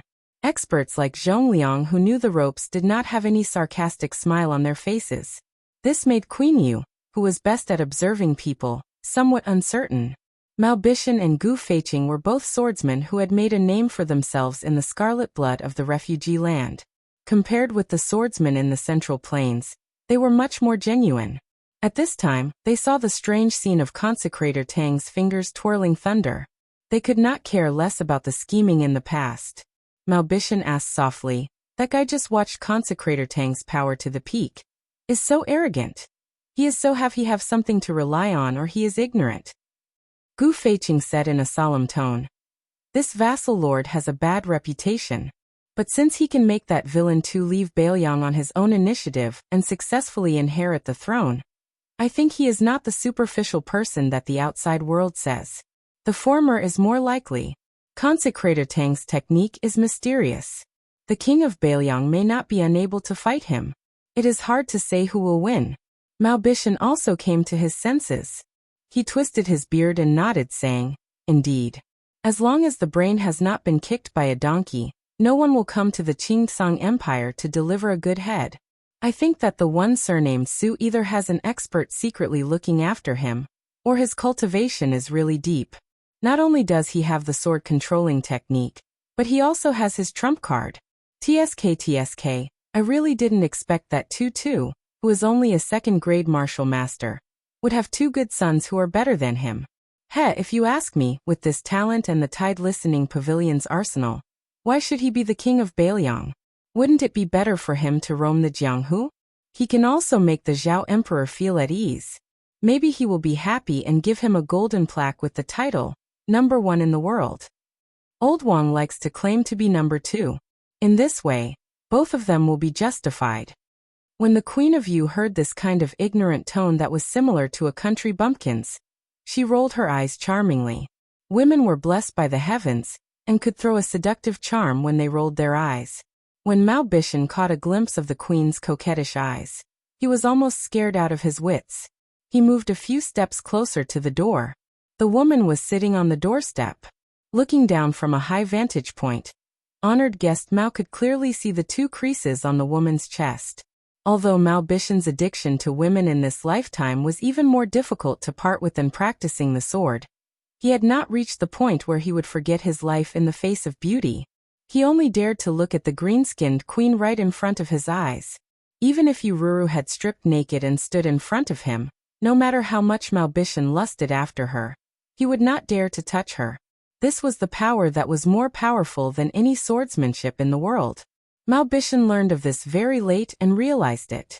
That was why he would rather be the head of a chicken than the tail of a phoenix. He did not fight for the ranking of the Jianghu experts in his hometown in the old Dongyue. Instead, he came to the land of refugees to help the residents of the Dragon King. Chapter 993. The tip of the sword pointed at the spear. The young man's sheathless sword finally broke free from its shackles and left the peach tree. It pressed down towards the center of the square from the east and west. The hanging swords left their branches and cut off many faint golden and purple petals. It was a beautiful scene. The brilliance of the 40 swords was similar to the lightning that surrounded the Tanghua Pavilion's palm. Su Fengnian was a bit regretful. The flying swords that Dong Tai gave him outside the Shimwu city were destroyed by the human cats. There was a gap in the 24 hours. His lightning sword formation also lost a lot of power. Otherwise, don't look at how aggressive the Tanghua Pavilion's lightning sword formation was. Su Fengnian didn't even need to use the iron spear to move. Using a sword formation to defend against a sword formation, his shield was definitely stronger. Old Spy Zhaoguo's spear had no effect. In fact, the essence of the 12 Lingxi sword tomb flying swords was not in the flying swords themselves, but in the sword intent and secret technique that each sword contained. This was an epiphany he had gained when he observed the alternation between day and night on the top of the Dunhuang City Tower. Later on, he obtained the Great Qin sword behind the Yellow River Dragon Wall. The 12 Lingxi swords were divine Rui, so he could just destroy a few of the flying swords and rebuild them. Although he had an agreement with the Guanyin Sect's Qi refining grandmaster, Dripping Water, and the charcoal girl that sold charcoal, he needed to use the ancient sword that was made of the same material as the wooden horse to forge the 81 talisman swords in Yuyan Villa. Logically speaking, even if he did not use the ancient sword buried in the mausoleum, he could still cut off some of the talisman generals in red armor from the Reed Marsh and Iron Gate Pass, and use them to forge the 12. However, Su Fengnian had other plans. In Liangzhou, he had entered the extremely hidden Bailiang machine-making bureau several times. Using his identity as His Royal Highness and the new King of Bailiang, he ordered the machine-making bureau to put down all the work at hand and start a huge project under the leadership of the Master of Moism. However, Second Sister and Chu Lushan had no right to ask about this secret. After Su Weisheng, who had some master-disciple relationship with the Master of Moism, entered Wutong'an, he completely left the machine-making bureau and handed it over to Su Fengnian, who liked to play at the machine-making bureau since childhood. Naturally, no one knew about the young king's plan. Even though Su Fengnian had only been practicing his saber, cultivating his will, and secretly practicing his swordsmanship for the past few years, other than the daughter of the spear immortal Wang Xiu, the instant spear Su Yambing and Han Laozhan, the 2 spear experts who could be ranked in the top 3 in the world, he had been influenced by them. Even with an iron spear in his hand, he was still able to make a whistling sound like the wind with the momentum of a thunderbolt. Every time the spear struck out, he would directly smash a sharp sword that was close to him. More than 40 Thunder Sword talisman swords were as weak as paper under the strike of the iron spear. Not only was Tang Huaguan's expression solemn, but the 2 guests, Queen Ururu and Mao Gu, also had their eyes opened. Zhongliang was still calm and composed. The peach blossoms around him were torn apart by the sword aura and danced all over the sky. He casually picked up a few petals in front of him and threw them into his mouth to chew. Then, the great demon saw a sword being pierced towards his head by the iron spear. The Beimeng expert, whose mouth was full of peach blossoms, sneered vaguely and allowed the flying sword, which was tainted with the aura of the talisman, to stab straight towards his head. He did not expect that when the tip of the sword was about to touch Zhongliang's glabella, not only did Zhongliang not move at all, But there was also not even the slightest flow of qi. The flying sword actually spun around cheerfully like a swallow returning to its nest. It kept circling around Zhong Liang's shoulders until the spiritual qi on the sword dissipated, and it fell to the ground. On this point, not to mention Yu Ruru, Mao Bishan and Gu Feiqing, the two sword experts, even the qi cultivator Tang Huaguan could not understand the mystery. Only Su Fengnian knew. There was once a rumor in the Jianghu that there was a dragon girl in the South Sea whose swordsmanship was godly. The wind was strong and the waves were fast, and her sword could travel 10,000 miles. The barefoot young woman, nicknamed the Charcoal Girl, had once shown such a skill that was similar to Zhong Liang's in Yiyan Mountain Villa. At that time, even Su Fengnian's flying sword, which had a complete sword embryo, was unusually docile and almost changed sides. It was all thanks to the Charcoal Girl's sword embryo, which was a once-in-a-century sword embryo. She was born to make famous swords feel close to her, as if they were meeting an old friend. Su Fengnian's original intention was to test the situation slightly and roughly confirm the strength of the demon. He did not expect Zhong Liang to be so honest and openly reveal his sword embryo talent. Tang Huaguan's lips moved slightly as he silently chanted a spell. He pressed down with both hands and the second wave of flying swords flew out from the depths of the residence of Dragon King. There were only 50 or so swords.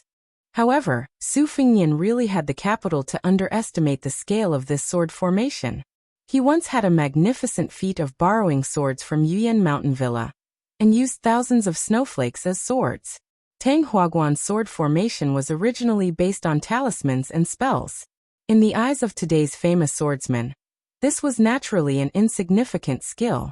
Su Fengnian's underestimation was one thing, but he did not forget to secretly learn the falling banner loathing and impeachment technique from the demon-slaying platform of Mount Longhu.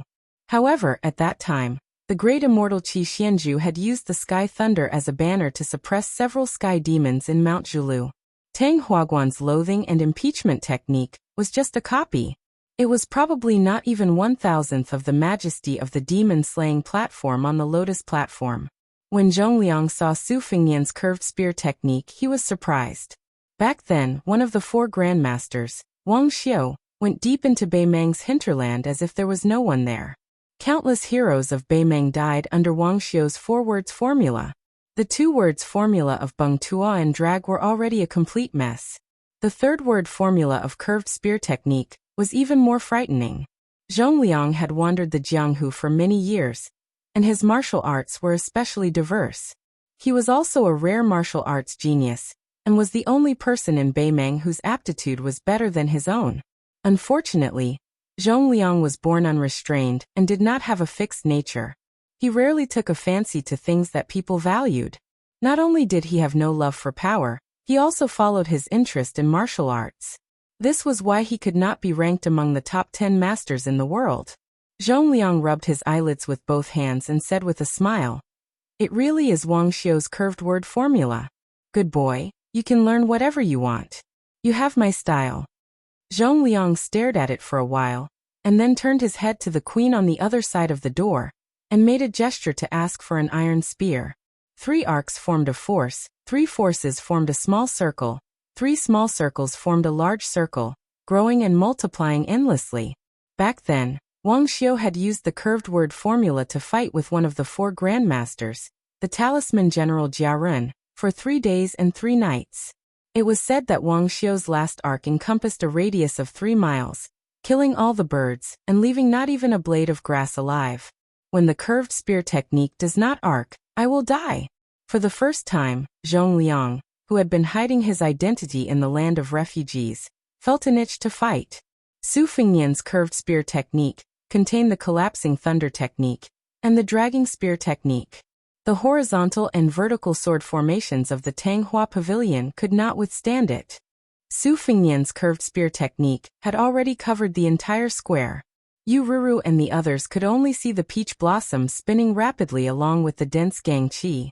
Su Fengnian twisted the spear around his body, and used the Beimeng Demon Lord Duanbo, Er's famous lightning spear technique.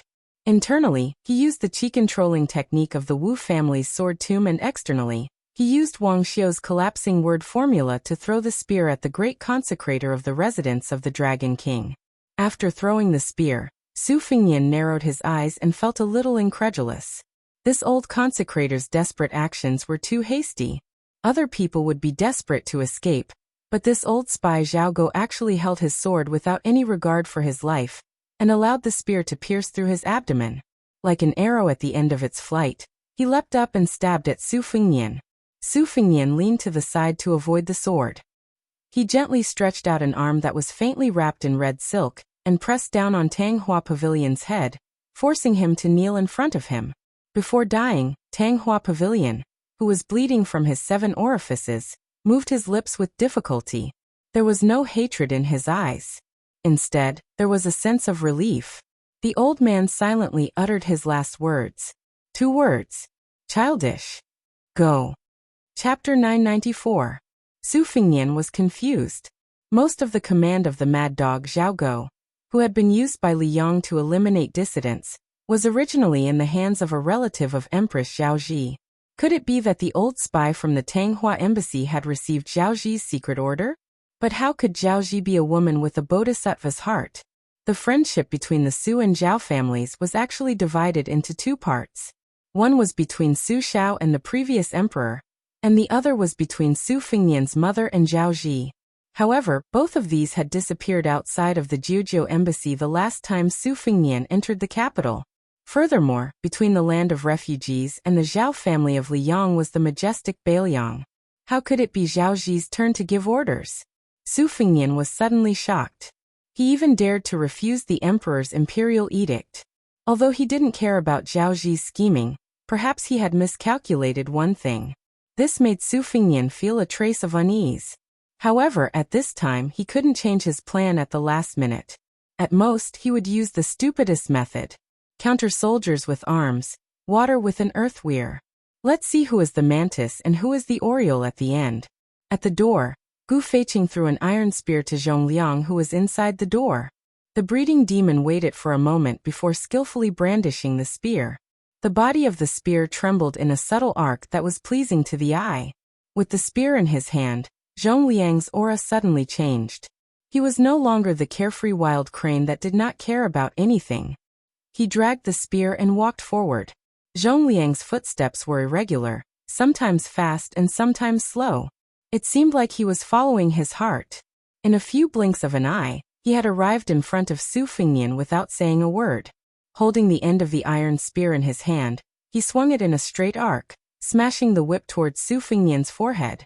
Su Fengnian was not stupid enough to use both hands to block the attack. The iron spear in his hand, which was of the same standard as Zhongliang's, drew an arc diagonally. Under the collision of the 2 spears, Su Fengnian immediately threw the iron spear out of his hand. He did not try to receive the impact of the collision on the iron spear, but he did not let it leave his hand for too long. Before the iron spear was knocked to the ground by the breeding demon, he immediately grabbed the iron spear that only had a lingering aura left in it. From an outsider's point of view, Su Fengnian had always held the iron spear tightly, clashing with Zhongliang head-on. Although Su Fengnian had used some tricks to avoid the first wave of dangerous aura, pouring out of the iron spear like a flood, the vigorous internal force that Zhongliang had given the iron spear to the iron spear was unexpectedly huge. After holding the iron spear, Su Fengnian had no choice but to shake his wrist to use the burst formula to disperse the lingering aura on the spear. However, in a fight between masters, it was rare to see spear immortal Wang Xiu and talisman General Jia entangled with each other day and night like this. Usually one wrong step after another would determine the outcome of the battle. It was only after Su Fengnian used the collapse formula that he managed to dispel the force from his iron spear. Zhongliang continued to press forward with the momentum of the Wang Xiu vertical arc, forcing Su Fengnian, who had no room to maneuver, to maintain the defensive posture of the horizontal spear. Once again, Su Fengnian forcefully withstood the arc. Last time, Su Fengnian used a trick, but this time, it was Zhongliang's turn. The arc formula was true, but because of the collapse formula, a large cloud of Gang Qi exploded from the tip of the spear. The hard iron spear in Zhongliang's hand was curved into an unimaginably soft semicircle, and the tip of the spear was pointed at Su Fengnian's face. The distance between them was 1 foot, and the Gangchi was 1 foot long. Su Fengnian could either take the full force of the Iron Spear arc word formula, or take the risk and try to break the Gangchi of the collapse word formula. With the flying sword in his sleeve, Su Fengnian chose the former without hesitation. Showing off his sword-controlling technique to a sword embryo was tantamount to playing with fire. Su Fengnian took a step back. As his body slid backwards, he bent his knees slightly to disperse the majestic chi of Zhongliang's collapse word formula. Zhongliang held the iron spear in his hand. He was not in a hurry to beat up Su Fengnian, who had fallen into the water. He only followed like a shadow and kept the tip of the spear a foot away from Su Fengnian's eyes. He did not even immediately use the collapse word formula, which had an immediate effect. His Gangchi was about to appear. This great devil, who was ranked second in Beimang, was recklessly mocking Su Fengnian. The reason why Zhongliang was able to come up with a spear immortal secret technique that was on par with Su Fengnian's was because of his innate talent. More importantly, he had a high-profile battle in Beimang 2 years ago. His opponent was Deng Mao, who had become one of the top 10 fighters in the world. Zhongliang's deep understanding of spear techniques was on par with Su Fengnian's. However, on the surface, Su Fengnian only had level 2 internal force, which was a huge gap compared to Zhongliang's. Zhongliang was not one of those otherworldly experts who only knew how to fight behind closed doors. As a result, Su Fengnian's defeat was a matter of course. In terms of innate talent, Su Fengnian was not as good as the old man wearing the sheepskin fur coat, who thought he was number 1 in the world from the moment he held a sword. He was not as good as Xianyuan Jingcheng, who only knew how to read and became a Confucian sage. He was not as good as the woman who inexplicably cultivated the sword-controlling jade mystic while practicing calligraphy. He was not as good as the coal girl who was born with the sword immortal embryo. There were many more. Su Fengnian would lose to Zhongliang and these Jianghu playboys. But when it came to risking one's life, Su Fengnian might not be better than them, but he was at least not inferior. When Su Fengnian retreated from the 2 peach trees and was about to lean against the palace wall, he stopped retreating. He drew a small arc with his spear, as if he was risking his life to kill Zhongliang in an arc. Zhongliang was very calm and did not withdraw his spear. He took the opportunity to slowly push the tip of the spear forward half a foot. It was actually Su Fengnian's desperation to trade his life for Zhongliang's. It was as if this time he was aggressive and did not intend to win a complete victory, so he deliberately hid his strength. He was gambling on whether Su Fengnian dared to trade his life for his life. Su Fengnian did not hesitate. His arc spear continued to move forward, but at the same time, his left hand grasped the embroidered winter saber on his left waist. This saber was given to him by White Foxface. It could be regarded as Su Fengnian's most intimate lover. It accompanied him on 2 trips to Liang and Beimang. When Su Fengnian, who was on the path of cultivating his mind, held the embroidered winter saber, it was a completely different scene. It was as if the unarmed second minister of offerings of the residence of Dragon King had become a demon with a spear. Chapter 995. Zhongliang's eyes grew colder, and the flow of qi in his body grew faster and faster. Thousands of thoughts appeared in his mind. At the critical moment of exchanging his life, this boy still did not want to escape by using unorthodox methods. Instead, he was afraid that the curved spear would cut through his waist and kill him. Would he only be at ease if he added another blow before he died? Did this boy really not think of the king of Beiliang as some kind of vassal king? Did he really have the determination to die together? Zhongliang's gaze instantly turned hot, and he was no longer careless. The Gangchi at the tip of the spear was like a burning charcoal that had been thrown out of a furnace.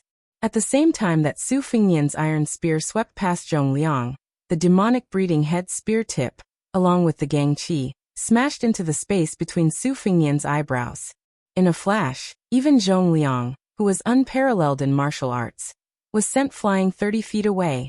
However, he still could not escape unscathed, and a wound deep enough to see bone appeared on his shoulder. Zhongliang looked at the young man who had crashed into the palace wall. His end was even more miserable than his. He had already thrown away his iron spear, but his saber had also returned to its scabbard. There was a scarlet spot between his eyebrows, and the space between his eyes was a mess of flesh and blood. However, there were red threads like slender red snakes crawling from his sleeves to his arms, then up from his neck, and up from his temples to his eyebrows. It was a terrifying sight. Zhongliang was clearly somewhat annoyed. He muttered, "His saber technique is a bit like Gu Jiantong's half-baked thunder of mind. Could this dragon attachment technique be a human cat's xian? Zhongliang sighed and looked with pity at the new King Liang who had surprised him. If I had known, I would have put in more effort. Perhaps you could have done better. Unfortunately, there's nothing for me to do now. The ruler of Qingsong, Zhou Junqian, was holed up in the throne room. One hand was propped up against a gold-painted pillar, and the other hand was gripping the dragon jade pendant at his waist.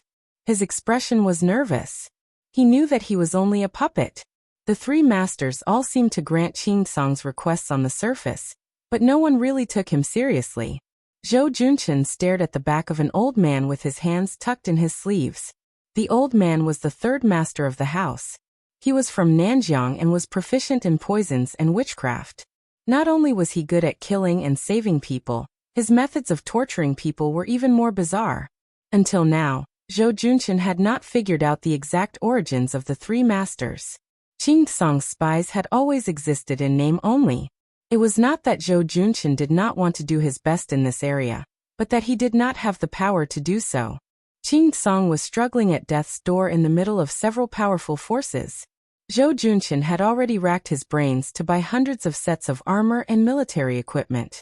For a small dynasty in a time of chaos, there were two things that truly measured the power of a country.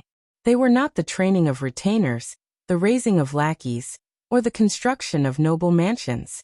The first was the practice of training soldiers for 1,000 days to use them in a single day. That was the number of armors the soldiers wore.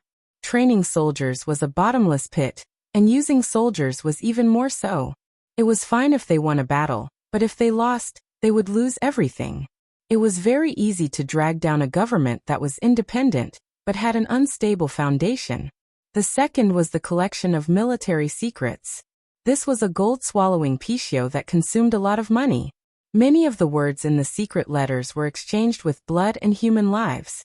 Previously, the head of the spies in the residence of Dragon King swore that the young vassal king invaded the territory alone, and that Bailiang did not have any large-scale military movements.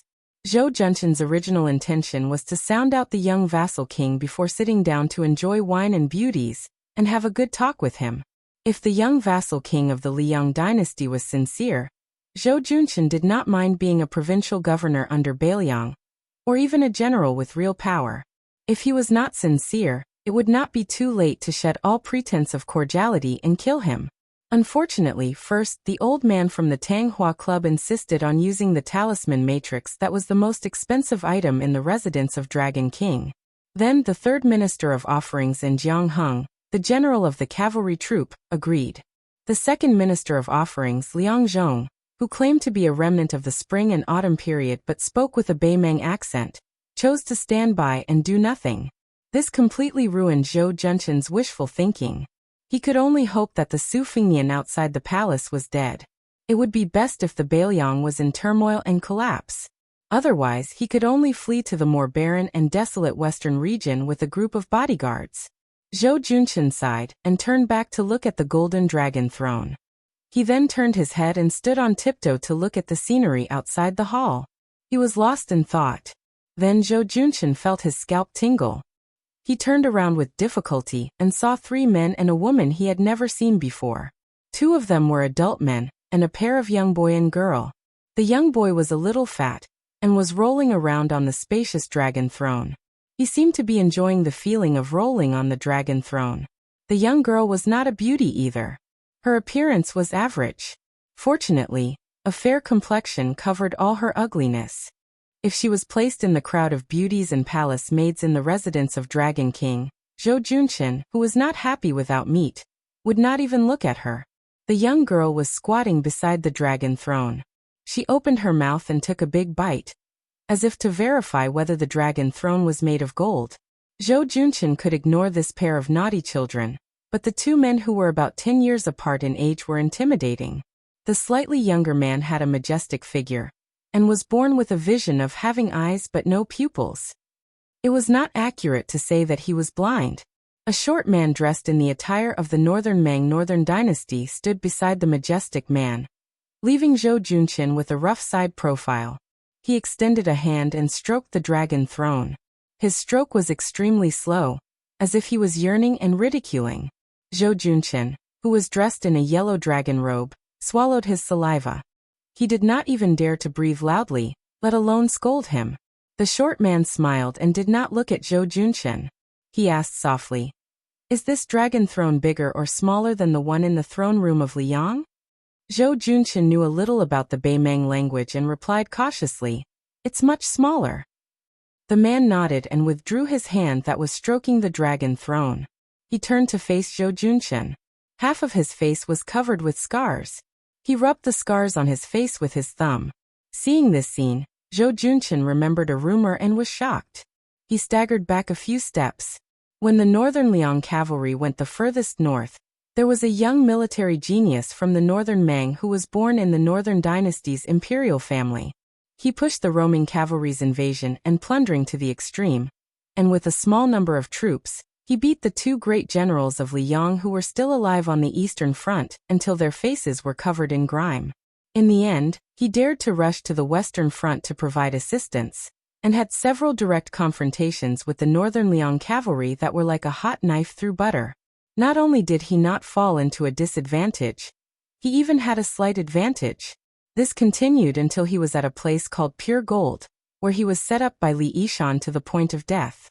He was entangled by a fatty surnamed Chu who was also adept at lone troops and roaming cavalry. Both sides had 3,000 cavalry each.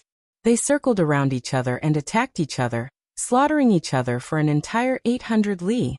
In the end, this Northern Ming sect's general did not have a single soldier left, and the one surnamed Chu was not much better off, only having 80 or so cavalry left.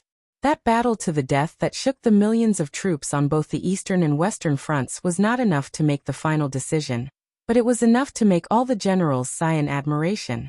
At the same time, this ordinary-looking man was the most proper descendant of Beimeng. He was the younger brother of Murong Empress from a different mother, Murong Baoding.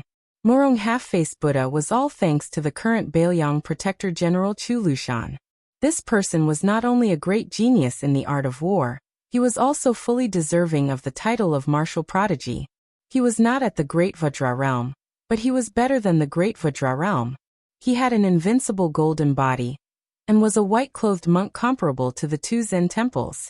Murong Baoding, the head of the Beimeng Orange Prefecture, saw Zhou Junqian's cowardice and laughed. "You recognize him?" Then the short man pointed at the handsome man with no pupils beside him. "You should be afraid of him. He is the leader of the Ruren Three Towns Cavalry, Hong Jingyan." Hong Jingyan? Although he had been demoted from the fourth world to the sixth world by the greatest demon in the world, wasn't the sixth world still an expert? Murong Baoding, who was also one of the top 10 experts in the world, was also here. What did it mean for the two of them to stand together in the Azure continent? Zhou Junqian, who was very afraid of death, already understood that life and death were up to fate. There was only one thought in his mind. The king of Beiliang outside the hall is dead for sure. Chapter 996. Zhou Junqian was not surprised that Zhou Junqian had such thoughts. In his opinion, one of the best soldiers in the army of Beiliang, the villain too, had already betrayed Beiliang and became the free and happy king of Shu. Yuan Baixiong was now the commander of the cavalry, with a high position and heavy responsibility. He would not come to the refugee land to kill a chicken with a knife. Even Han Laozhan, the personal retainer of old King Liang's junior fellow apprentice Immortal of Spear, had become the general of Lingzhou or the deputy general. Thinking of this, Zhou Junqian felt a little sad. Compared to the young king outside the palace, he would not have a better ending. The young man risked his life alone and tried to show enough sincerity to recruit Qing Tsang. It was a good idea and there was a possibility of success. At least, Zhou Junqian believed that he would be tempted by a provincial governor or a general. However, Zhou Junqian reckoned that there must have been a fatal flaw in one of the espionage segments, and the Northern Ming knew about the heavenly secret. Otherwise, the short journey from Liangzhou to the Qing Tsang would not have required the joint efforts of the Zhu province and the Ruren to mobilize so many people. The key point was that they had timed their movements so accurately.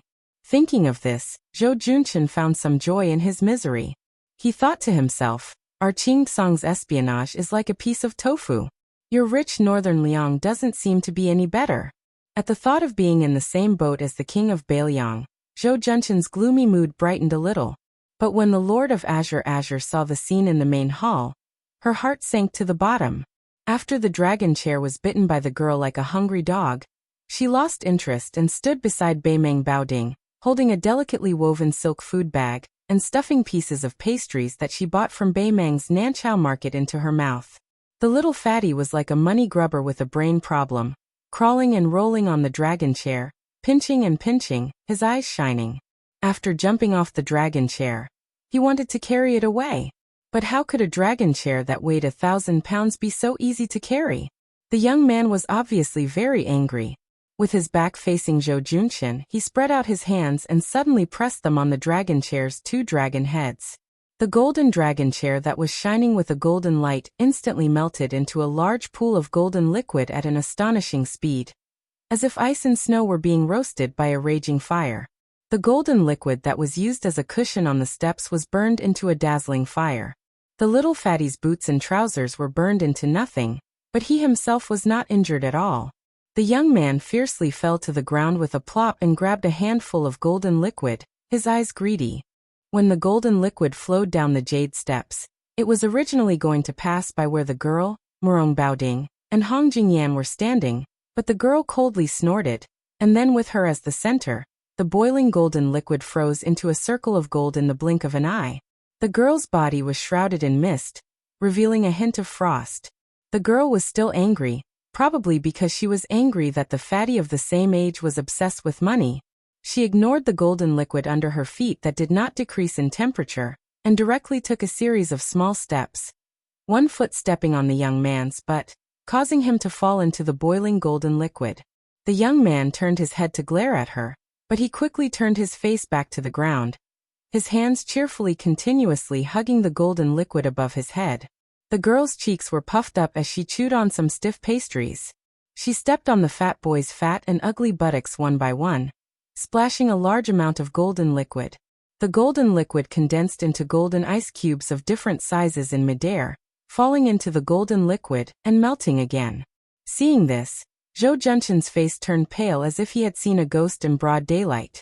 Where did Beimeng find such a pair of water and fire freaks? Murong half-faced Buddha and Hong Jingyan were enough to turn Qing-Song City upside down.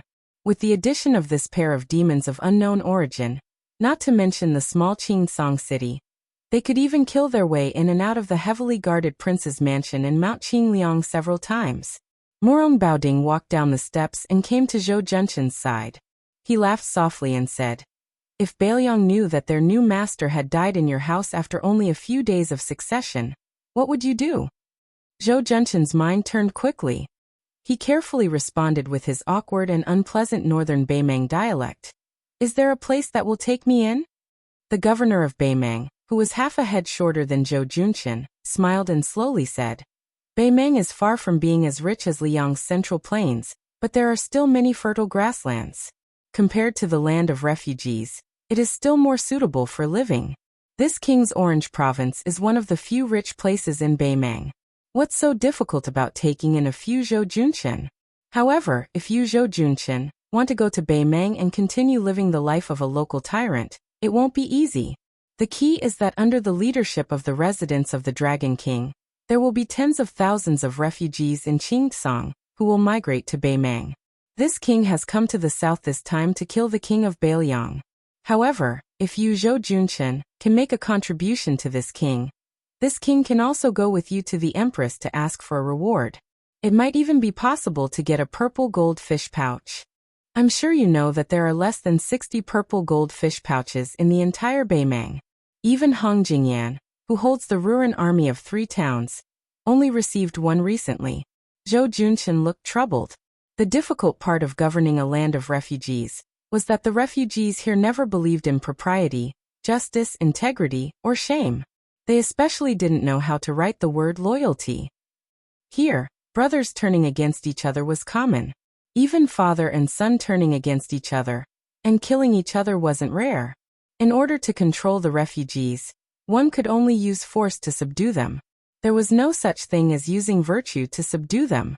Whoever had more soldiers and horses and brighter armor would be able to defecate and piss on the heads of others. Zhou Junshan's jurisdiction was centered around the ancient military town of Qingtsang, which had a population of 20,000. The influence of the residents of the Dragon King, the Zhou family, would begin to decline sharply once they left the city.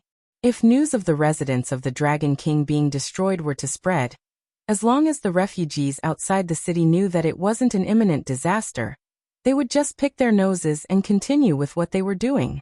They couldn't be bothered to care about whether the residents of the Dragon King was surnamed Zhou or something else. In addition to the less than 2,000 dragon-scale army, under Zhou Junshan's command, he didn't have the confidence to bring more people to Beimang. Even if it was the 4,000 or 5,000 bodyguards under the command of his trusted generals. For the refugees, life in this world was like this. No matter how hard it was, it couldn't get any harder. They were used to being frogs at the bottom of a well in the land of refugees. They didn't even want to wander elsewhere. Therefore, the spread of Buddhism in the land of refugees was far deeper and more extensive than that of Confucianism and Taoism.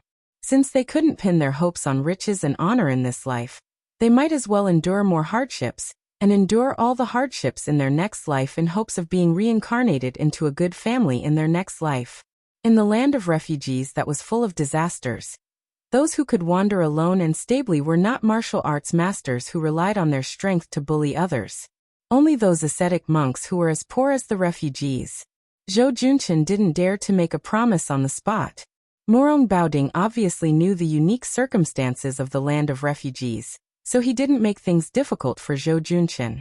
He laughed softly and said, "You have your difficulties. This king can understand." In the eyes of ordinary refugees, even if they went to Beimang, even if they ate and drank well for a while, they might have to work for Beimang someday. Once the War of Liangmang starts, the first batch of people to die will be them who defected. In other words, if you rely on Beiliang, it's the same logic. The only difference is whether you will die under Beimang's arrows or under Beiliang's horse's hooves. Since that's the case, it's naturally better to continue hiding in the land of refugees. Beimang, Beiliang, they won't go anywhere. There's a saying in your country that it's better to live than to die. It's referring to the hundreds of thousands of refugees who can get on their horses and fight. Zhou Junshan smiled flatteringly and said, "The commandant has already seen through the affairs of the world. If the military power of Beimang is in the hands of the commandant, the imperial court of Zhao can only bow and obey." Morong Baoding said calmly, "Although you're flattering against your will, you're right about this king's thoughts. Tuoba Bodhisattva's so-called god of war is only a talent in military affairs. He's just a mediocre talent. Dongzhuo is more capable in military affairs. But no matter how capable he is, no matter how well he mingles, it's just the fate of Liang Sushao. It's a pity that Dongzhuo's rise came too late.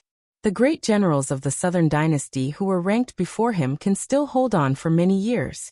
Fatty Dong may not be able to smoothly reach the day when his meritorious service is so great that he can't be conferred the title of emperor." Zhou Junshan's scalp tingled. With a bitter face, he said in a low voice, "The commandant doesn't need to tell me these heavenly secrets. I'm short-sighted and my knowledge is shallow. Anyway, I don't understand." Morong Baoding, whose half-face was ferocious and terrifying, twitched the corner of his mouth. He patted Zhou Junshan's shoulder with one hand and said, "Don't worry. The current situation in the land of refugees is very delicate. The gains and losses of both sides of Liangmang have to be calculated by double. This king has recruited Zhou Junshan, so Beiliang will have one less Zhou Junshan. In the future, they will have to face General Zhou, who has a purple gold fish bag around his waist. This kind of business where even women and children know the pros and cons. This king won't be so muddle-headed as to let his emotions affect his decisions. When this prince was young, I once said that I wanted to pile the corpses of all the refugees on Mount Qingliang. At that time, I was young and impetuous, so I never cared about the general trend. I always thought that I could single-handedly turn the tide and suffered a lot." The young man and young woman had unknowingly run to their side. Most of the fat boy's clothes had been destroyed by the golden water. He directly took off the clothes on his back and made a skirt. He tied it around his waist, barely covering his crotch and white buttocks. The young man looked at Zhou Junqian, who was incomparably fearful, and asked with a smile, "Sir, do you have any money or treasure?" Zhou Junqian's face stiffened as he untied the suet jade that was said to have been obtained from the top of Mount Kunlun. Unexpectedly, the young man whose chest was stained with golden water only glanced at it, and was greatly disappointed. He hurriedly asked, "It has to be like that chair. It has to be golden and shiny. Otherwise it's worthless." Zhou Junqian looked helplessly at Morong Baoding, but the latter ignored him and moved away to whisper to Hong Jingyan. Misfortune never came alone.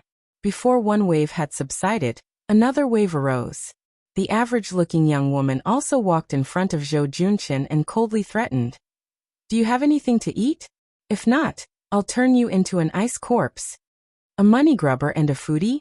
Chapter 997. Zhou Junqian, who was still the emperor of Qingtsong yesterday, was at a loss. He almost begged the two children to stop torturing him. When Hong Jingyan was talking to Morong Baoding, he looked at the young man and woman who were secretly regarded as national treasures by Beimang. The qi cultivators of the Central Plains were divided into the north and south. The south was led by the Guanyin sect in the South Sea. The north was concentrated in the imperial astronomer. Any noble who dared to raise a qi cultivator, even if the Zhao family's emperor was known for his tolerance, would definitely be sentenced to death. Li Mixi had once learned that the dragon-seeking qi cultivators of the northern sect had been working for the celestial phenomenon cultivator, Lu Hao, all these years. But he did not know if they were helping him enter the Saint Realm, or building some kind of formation in Great Peace City. There were not many qi cultivators in the northern Mang. At their peak, there were only about 100 of them. Their numbers might not even be comparable to the Guanyin sect. Now 9 out of 10 of them were dead. This tragedy was due to Morong Baoding finding his biological brother and sister. The two of them were given the surnames of Yelu and Murong respectively. One was called Yelu Kain, while the other was called Morong Kaiyang. They were the living knife gui bait, recorded in the secret manual of the qi cultivators. It was said that if one ate one of the two, they could either enter the heavens or the underworld. However, Morong Baoding had never believed in such things. At that time, he had offered it to his sister, the Empress of the Northern Mang. The latter had also scoffed at the Taoist talk of immortality and ascension. As for the ownership of the brother and sister, she had jokingly said to his younger brother, "If you don't take what is given to you by the heavens, you will suffer a calamity instead." She had even given it to the Orange Prefecture. The Empress had even used the power of the entire country to allow the brother and sister to become qi cultivators of the northern Mang by chance. Yelu Kain was good at controlling fire, while Morong Kaiyang could make the summer river instantly form a long bridge of ice. Morong Baoding smiled and asked, "Do you think Zhongliang can kill that young man?" Hong Jingyan said calmly, "Zhongliang is frivolous and doesn't know how to cherish his talent. At most, his state is similar to that of the fifth raccoon. In a one-on-one battle, Zhongliang has a high chance of winning. However, it doesn't necessarily mean that he can kill." Morong Baoding took the lead and walked to the door of the hall. "He is related to the demon Luoyang. Don't you have any thoughts?" Hong Jingyan said something mysterious. "If I want to kill him, I'm afraid that the Orange Province will stop me." Morong Baoding laughed it off and changed the subject. Beimang Liang and Bailiang, a tripartite balance of power. Originally, as long as Su Xiao did not die, the other two sides would have to obediently follow Bailiang's orders. At that time, Liang wished that the young heir apparent would die prematurely. They carried out many assassinations, hoping that Bailiang would die the second time. Later, beyond everyone's expectations, Bailiang quietly settled the general situation. Su Fingnian's hereditary succession could not be stopped. Then Chen Jibao entered the capital. Following his resignation as the Minister of War, he was conferred the title of King of Western Shu. As a result, Beimang, who had been watching the fun, became anxious. Last year, they were beaten by Bailiang to the bone. There were countless civil and military officials in the northern and southern dynasties, but only the Orange Province and Dongjua insisted on fighting on the western front. They insisted on fighting head-on with the new king of Bailiang and Chen Jibao in western Shu. As a result, Li Mibi's spider web shifted its focus from this king and these people to Su Fengnian, hoping to kill the new king who no longer had Su Xiao to rely on. At that time, Bailiang would have no leader and would be much easier to bully. Since it was more or less certain that Su Fengnian would not rebel, Liang Xiaogo would have to pinch his nose and risk his life to protect Su Fengnian from dying at the hands of Beimang, so as to avoid missing the northwestern gateway. It was really a big joke. With Bailiang's 300,000 cavalry being used up against the southern court, and with Chen Jibao glaring at western Shu, it would be much more difficult to carry out the peace edict's plan of east-west confrontation. Even if it succeeded, according to the peace edict, it would cost more than 200,000 lives. Perhaps this is the power of the man called Yuan Bunshi in Great Peace City. Scholars move their mouths, and warriors die on the battlefield. In the current situation of the romance of the Three Kingdoms, Bailiang doesn't move, and Beimang and Liang don't dare to act rashly. Unknowingly, 20 years of peace have been exchanged for the common people of the two dynasties. This is all thanks to Li Yishan. It's a pity that this enemy is dead, and there's no way to tell him face to face. This king has a belly full of words, and he can only nag and nag to you, Hong Jingyan. Hong Jingyan smiled. Fortunately, there's still Chu Lushan. Morong Baoding stretched out his hand and placed it on his cheek. Yes, there's still Chu Lushan. The two had already stepped through the threshold of the main hall. Looking at the somewhat lonely scene in the square, Hong Jingyan suddenly said, Su Yambing secretly escorting the young king is a reasonable thing. This person's methods of intercepting and rescuing the Bailiang administrator's son at the border cannot be underestimated. If it wasn't for the peace edict, I really don't have the confidence to kill people in Qingsong. Since Su Yambing hasn't shown himself, it means that it's as I guessed before. Zhongliang really can't kill Su Fengnian. First, there's the butcher Su Xiao who doesn't want to be the emperor, Qin Jibao who wants to settle the country through 2 battles, and then there's the traitor Chu Lushan. Now there's the Su Fengnian who likes to pull chestnuts out of the fire. Bailiang really has a lot of strange people and strange things. If you ask me, Bailiang really should follow the plan of the emperor's preceptor and destroy it first. Murong Baoding's words hit the nail on the head. If you don't attack the nearby Bailiang, how can you compete with Dong Zhuo for military merits? How can you be the king of the southern courtyard? Hong Jingyan also argued. Is the peace edict really going to do business with Bailiang? Chapter 998. Murong Baoding laughed and said bluntly, as long as this kid agrees, and as long as you, Hong Jingyan, do not meddle, the king of the northern courtyard will be his in the future, and the king of the southern courtyard will be yours. When Beimang pacifies the world, your northern and southern courtyards will no longer be defined by the current Beimang northern and southern dynasties, but by the current Beimang Liang. Hong Jingyan, do you think he will agree? Su Fengnian entered the city alone as a show of sincerity. This king even traveled thousands of miles south to this land of refugees, and spared his life. His sincerity should not be small, right? Hong Jingyan said indifferently. If Su Fengnian can recruit hundreds of thousands of refugees, he will be able to secure his position as the king of Bailiang. Similarly, if he can tame 300,000 cavalrymen, he will be able to smoothly proclaim himself as the emperor after his majesty ascends to the heavens. But before that, if I go against his majesty, not only will I lose the Ruran military power that I just obtained, but I will also follow in Luo Yang's footsteps and be hunted down. On the surface, why don't we just follow His Majesty's orders and kill Su Fengnian, and let him accompany his father? Then we will rely on our own abilities to fight for people, food, and territory in Bailiang. When the time comes, whoever can destroy Western Shu will be crowned as the king. Murong Baoding interrupted Hong Jingyan's words and sneered. That old woman won't be able to live for much longer. You know very well just how much the Yelu clan, the previous ruler of the northern Mang, hates her. If you don't let me take over, the Murong clan will have to take the risk of the Yelu clan digging up my ancestral graves. The old woman is very wary of this younger brother of Ben Wang, so of course she will have a plan after her death. But when a person dies, politics dies, just like a lamp that goes out. Without her protection, and with Ben Wang's illegitimate son, Li Mibi is destined to die miserably. If Tuoba Bodhisattva wants to kill this king, unless this king fights him one-on-one. Otherwise, with his ability to lead troops, this king will definitely lose in a battle of 100,000 against 100,000. But above 200,000, he will definitely die. This king and Zhong Shentong are in secret collusion. Almost everyone in Beimeng knows about this fact. As the ruler of a country, what can that old woman do to the Zhong family?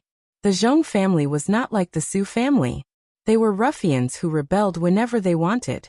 This is also the reason why he is willing to look at the Su family in Beiliang. The chess and sword music school's Gong Luzi was silent. The changes in the square in the palace were overwhelming. It was completely beyond the imagination of Queen Yururu and Mao Gu. First, Minister Tang died in the hands of Su, even though he had a talisman array. Then, Second Minister Liang Zhong was extraordinarily powerful. He only used an ordinary iron spear to make the young king bleed. What happened next was even more confusing.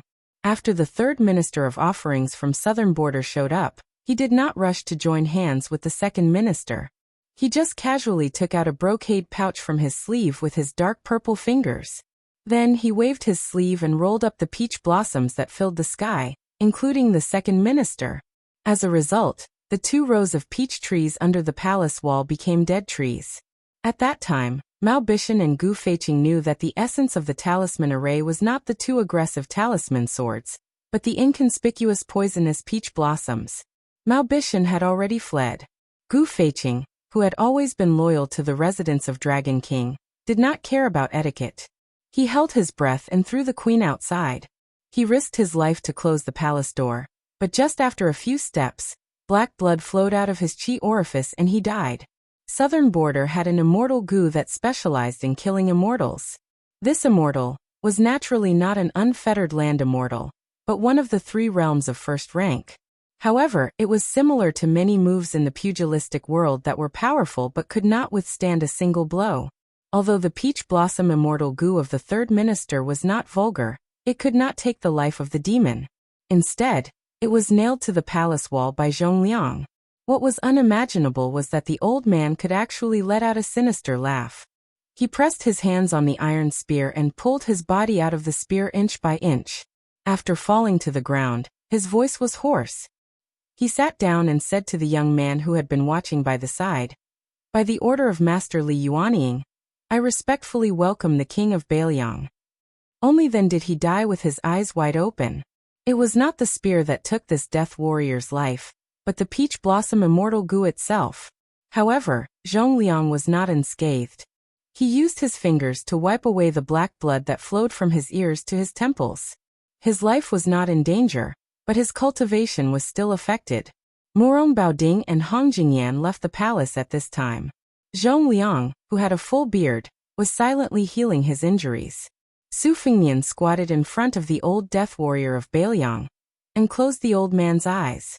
Su Fengnian had seen Morong Baoding's picture in the Tide Listening Pavilion's secret files. After standing up, he heard this half-faced Buddha ask with a smile, "This king is accompanied by the 6th in the world, Gong Luzi. I wonder where Su Yanbing is?" Su Fengnian smiled and did not speak. Morong Baoding deliberately drew in a breath of cold air and asked meaningfully, "Did you really come to Qingsong City alone? Are you trying to use yourself as bait to catch a few big fish?" Su Fengnian said frankly, "Fishing is not fake, but it's my family's business. It can't be considered catching big fish. Su Yanbing is definitely here, but I don't know where this king is, and I don't know when he will appear." Morong Baoding looked at the calm young man under the wall and felt a heartfelt admiration. He somewhat understood why the current Zhao family's son of heaven was in love with Qin Jibao. In the future, when he sat in the north facing the south and ruled the world, there would be such outstanding officials standing in the imperial court. Not to mention other things, just watching them stand there and serve him was very pleasing to the eye. Morong Baoding laughed heartily and said, "Su Fengnian, you may not know this, but this king's true eldest son is Iyulu. This king can let bygones be bygones for your grievances with him." Su Fengnian took the crossing the river pond from his waist and placed it in front of his eyes. He gently exhaled and purple thunderbolts rolled onto the scabbard, bouncing gently. There were 9 thunderbolts pearls on the blade. These were the treasures that he had obtained from his battle with Lu Haosher. They could be considered priceless treasures. Su Fengnian looked at Morong Baoding and Hong Jingyan, who were standing side by side, and said something that even these two top experts could not understand. I have had Wang Xinji's mentality since 800 years ago. The whole world is my enemy. I am invincible in the world. Chapter 999. Morong Baoding glanced at the rolling thunder on the scabbard, and was a little surprised. Although martial arts were vast and there were countless unorthodox methods, as long as it was related to qi cultivators, it was considered top-notch. The young brother and sister behind him were more than familiar with this. In Beimang, there were qi cultivators who were proficient in collecting thunder and lightning. The money grubber boy and the foodie girl gathered together and whispered to each other. Especially the gluttonous girl. She smacked her lips and stared fixedly at the 9 genuine purple sky thunder. She was very envious. As long as she swallowed them into her stomach and nourished them for a few years, she would definitely be able to beat this annoying fatty beside her into a pig's head. Hong Jingyan's expression was still rigid. When one's martial arts realm had reached such a high level, it was nothing more than coping with changes by sticking to the status quo. Su Fengnian's crossing the river pawn in his left hand was out of its scabbard in an instant. The speed of the blade was so fast that the scabbard that left his palm crashed into the palace wall. Su Fengnian's arm followed Wang Xiu's arc formula and swung the blade down. The 9 thunder lingered and the purple clouds dazzled. Zhong Liang unceremoniously controlled the iron spear that was abandoned by Su Fengnian. He had been holding the spear with one hand. This time he finally held the spear with 2 hands and took out enough attention to deal with the unsheathed blade. The spear curved horizontally. Before the sharp blade of the blade touched it, the curved tip of the spear was already pointed at Su Fengnian's waist. Su Fengnian did not deliberately change from attacking to defending. He just followed the blade with ease as if he was possessed by God and understood the wonders of the Xian finger.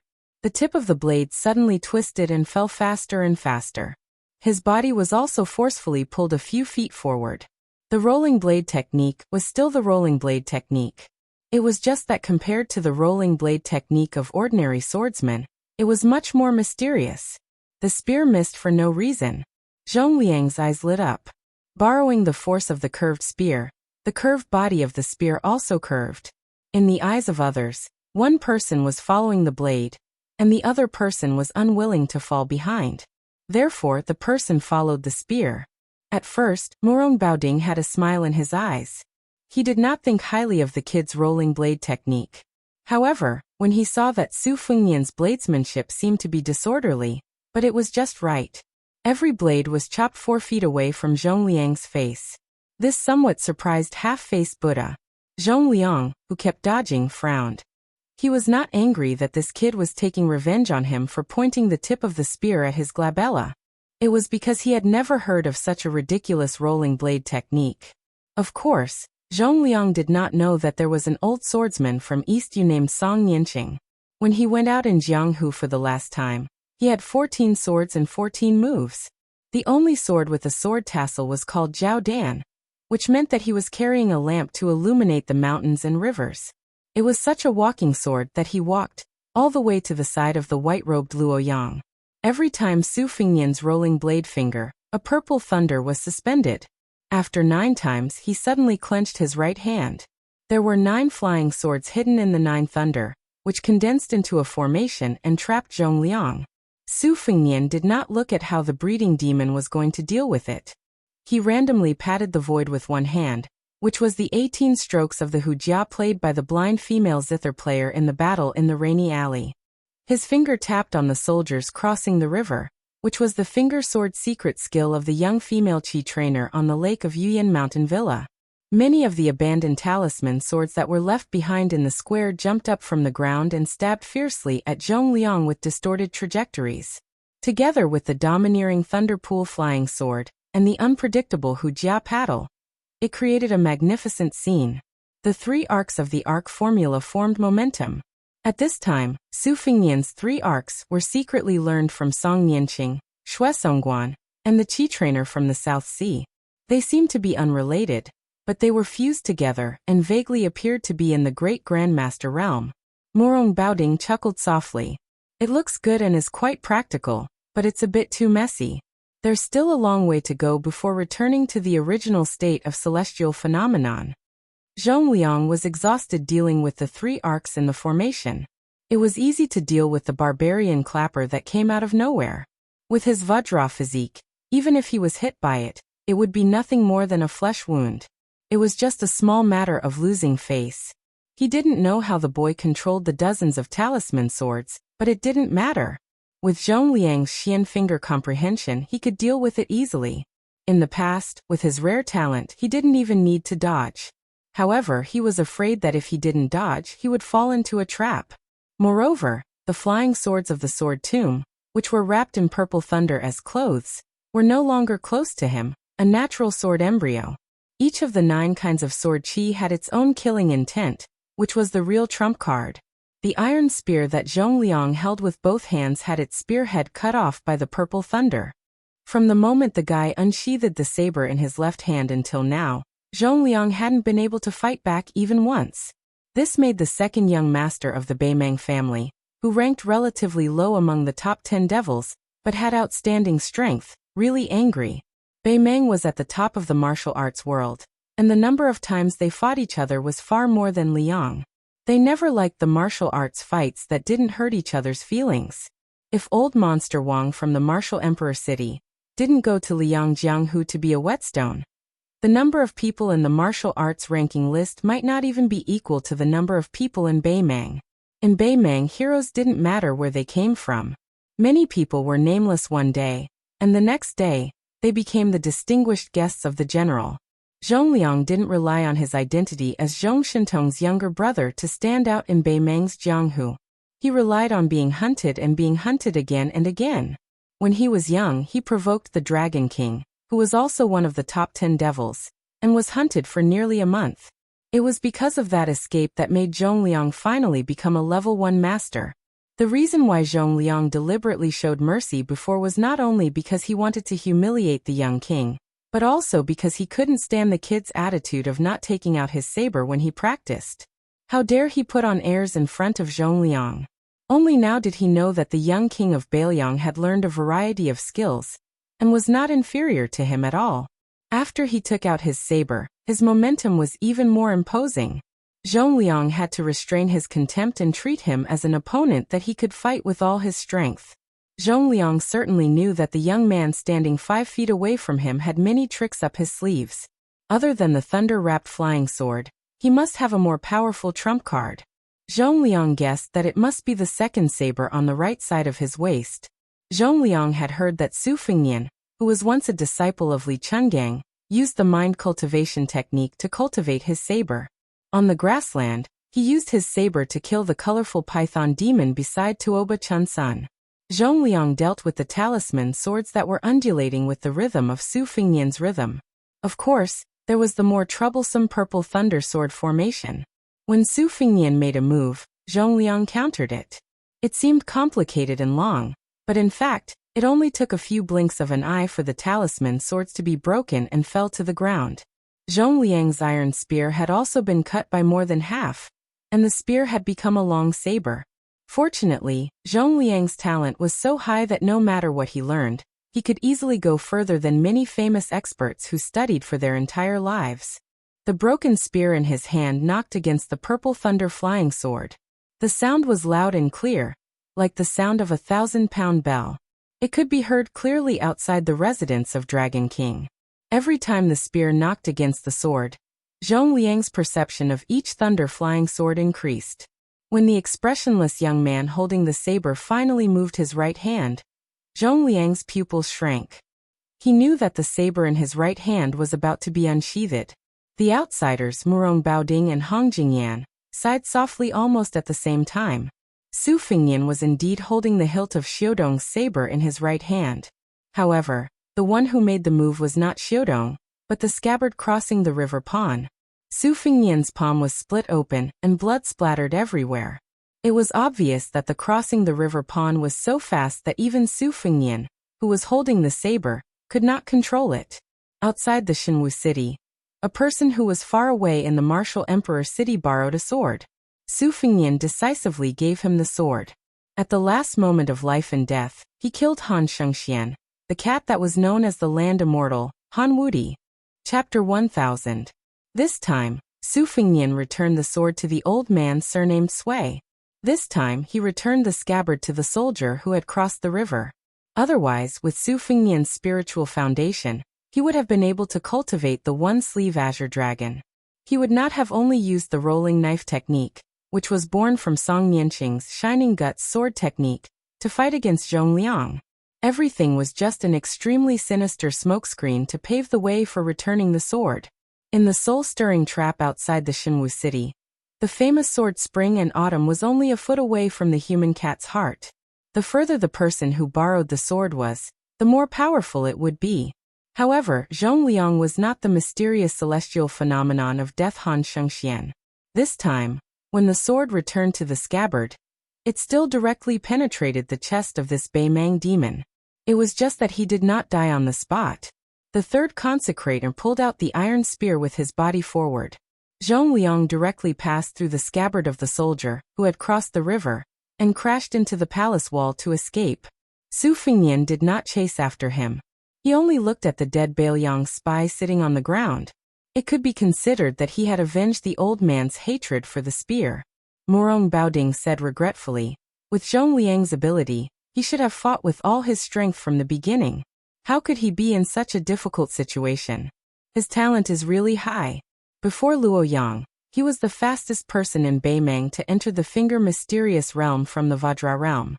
He was even faster than Li Chenggang from Liyang. This is a great thing, but also a great thing. The Vajra realm is naturally not as invulnerable as other martial artists who have been stuck in this realm for many years. Zhong Liang was lucky that as the immortal sword embryo, he was able to sense the danger before the scabbard blade from the sword Wei pierced his heart. This was why he was able to avoid the fate of being stabbed to the heart. Unfortunately, he was lucky enough to avoid this blade. However, he could not avoid Su Yambing, who came with the instant spear. Hong Jingyan hesitated, and was about to step forward. Morong Baoding laughed softly. Have you thought it through? Do I really have to save Zhong Liang from Su Yambing's hands, so that I can express my goodwill to this king's sister? Don't regret it. Hong Jingyan asked in return. If Hong Jingyan could hide the secret of the military edict from His Majesty, why couldn't the military edict wait for Hong Jingyan's plan before acting? Morong Baoding didn't say anything and just shook his head. The two of them parted ways. As soon as Hong Jingyan left the palace, Morong Baoding muttered to himself, if I don't dare to gamble, how can I take it? Morong Baoding raised his voice and said to Su Fengnian with a smile, this is Gunglozi. Don't be fooled by his high cultivation level. In this king's eyes, he is far inferior to you. Just now, this king even promised to divide the king of the north and south courtyards with you. Now it seems like he is really humiliating you, Su Fengnian. Su Fengnian took a deep breath and absorbed the 9 purple thunder. He then controlled his qi to take back the soldier of crossing the river that was still in its sheath. He shook it casually and shook off the blood of Zhong Liang on the sheath. He asked with a smile, if you were to face this blade, what would the result be? There was no tense atmosphere between the two of them. Morong Baoding sat lazily on the steps and laughed. This king can predict that blade, but he probably won't be able to dodge it. However, even if your blade hits this king's chest, you won't be able to pierce it. It's not that this king is looking down on you. In fact, only Wang Xianji and Tuoba Bodhisattva can do it with their bare hands. Dong Tai's sword can also do it. As for the others, the difficulty is not small. Oh right, there's also Li Xiaoxin with the King Kong glare. So even if Hong Jingyan went crazy and turned around to kill this king won't take it seriously. He will just leisurely run back to Beimang. Who knows, he might even be able to chat with you guys. The martial arts evaluation released by Beimang asserted that as long as Wang Xianji was willing to join forces with Tuoba Bodhisattva, they could kill all 8 people behind them. No matter how much the world discussed, there was no way to know what these 8 people were thinking. At this time, there were 2 people in the residence of Dragon King. One was the 6th in the world, while the other was the 8th. They had a drink and chat on their journey to the south. Hong Jingyan, who stood at a higher position, admitted this, but Morong Baoding denied it. However, the reason why he denied it was not because he was conceited about his cultivation, but because he felt that Dong Tai, who was going to visit immortals after borrowing the sword, would have a chance to surpass Tuoba Bodhisattva's realm and be on equal footing with Wang Xianji? Su Fengnian asked. Even Su Yambing's instant spear can't do it.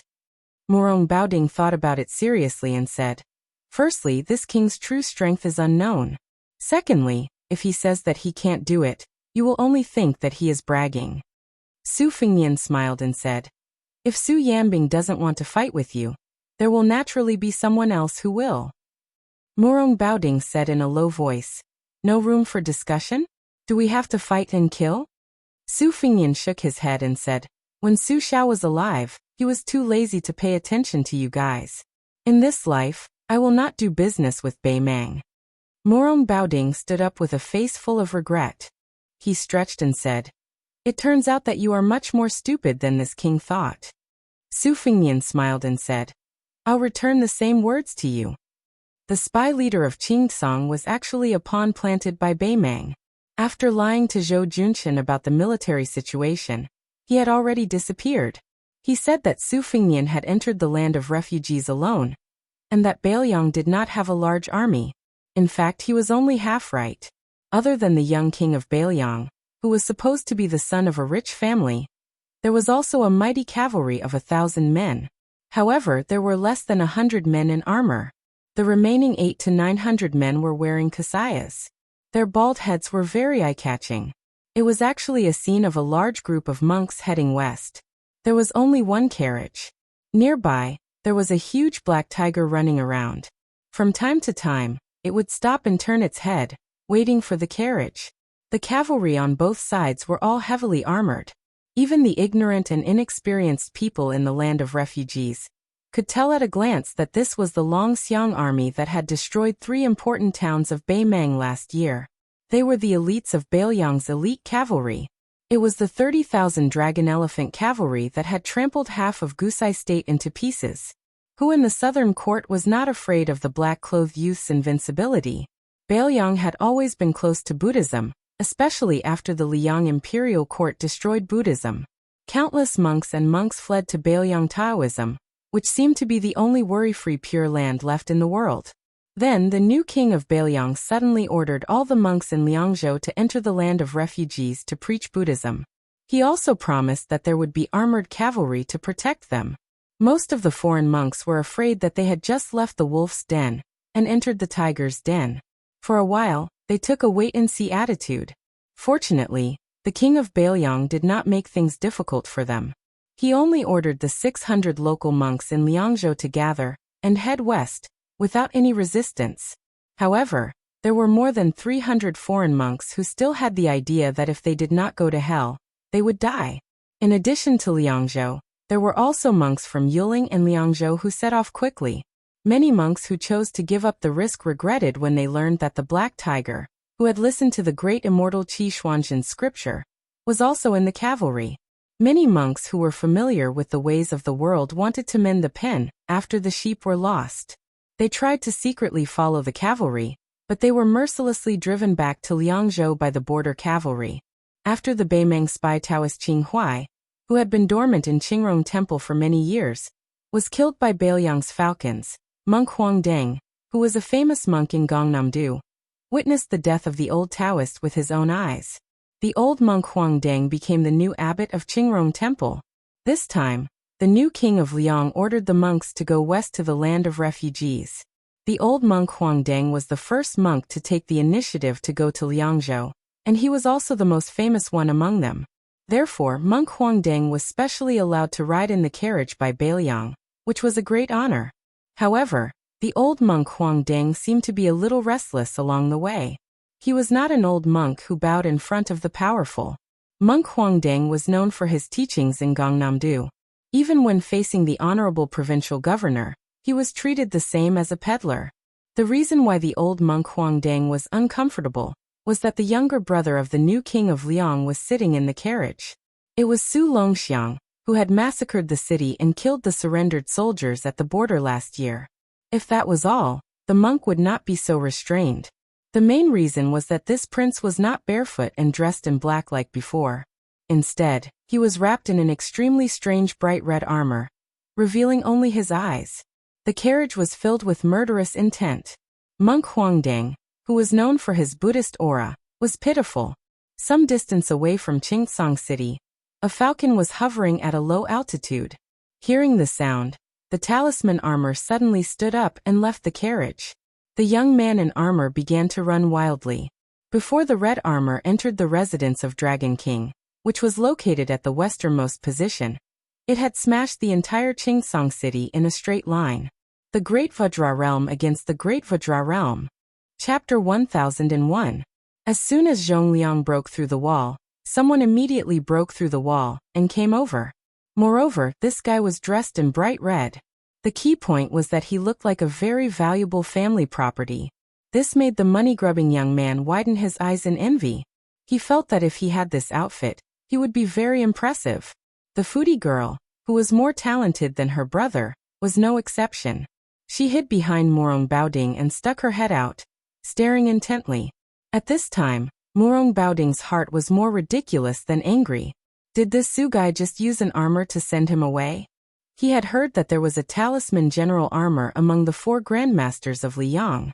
He was a good-for-nothing who had been skinned alive. Morong Baoding had always been prejudiced against these so-called masters who used external objects to abuse their power. He looked at Su Fengnian with a gloomy face and said, "This king has already been rejected by Hong Jingyan once. This king's patience is running out.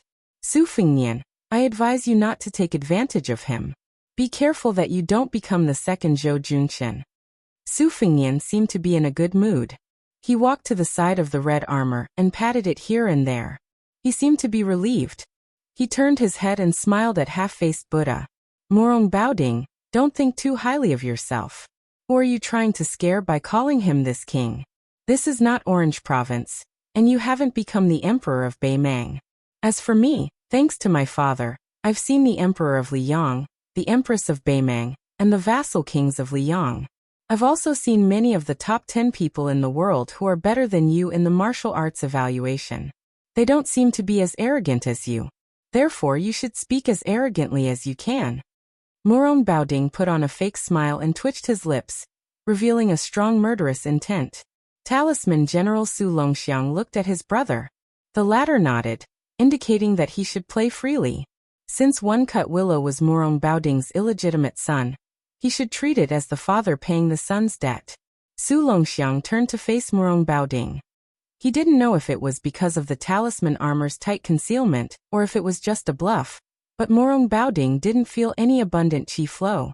This made the governor, who had high vision, very puzzled. Where did Su Fengnian come up with such a joke? Wasn't he afraid of disgrace? Morong Baoding only knew that Su Zhao's youngest son was born with a Vajra. He was barefoot and dressed in black. He led the cavalry of Dragon and Elephant and bullied the 3 military towns of Gentleman's Hall. They were like 3 virgins who had no power to fight back. His son's exquisite murderous sword qi couldn't kill him. Naturally, the governor of Orange Province didn't expect that Su Fengnian would make an unnecessary move and let his younger brother wear the talisman general red armor. Su Longxiang's 5 fingers stretched and clenched into a fist.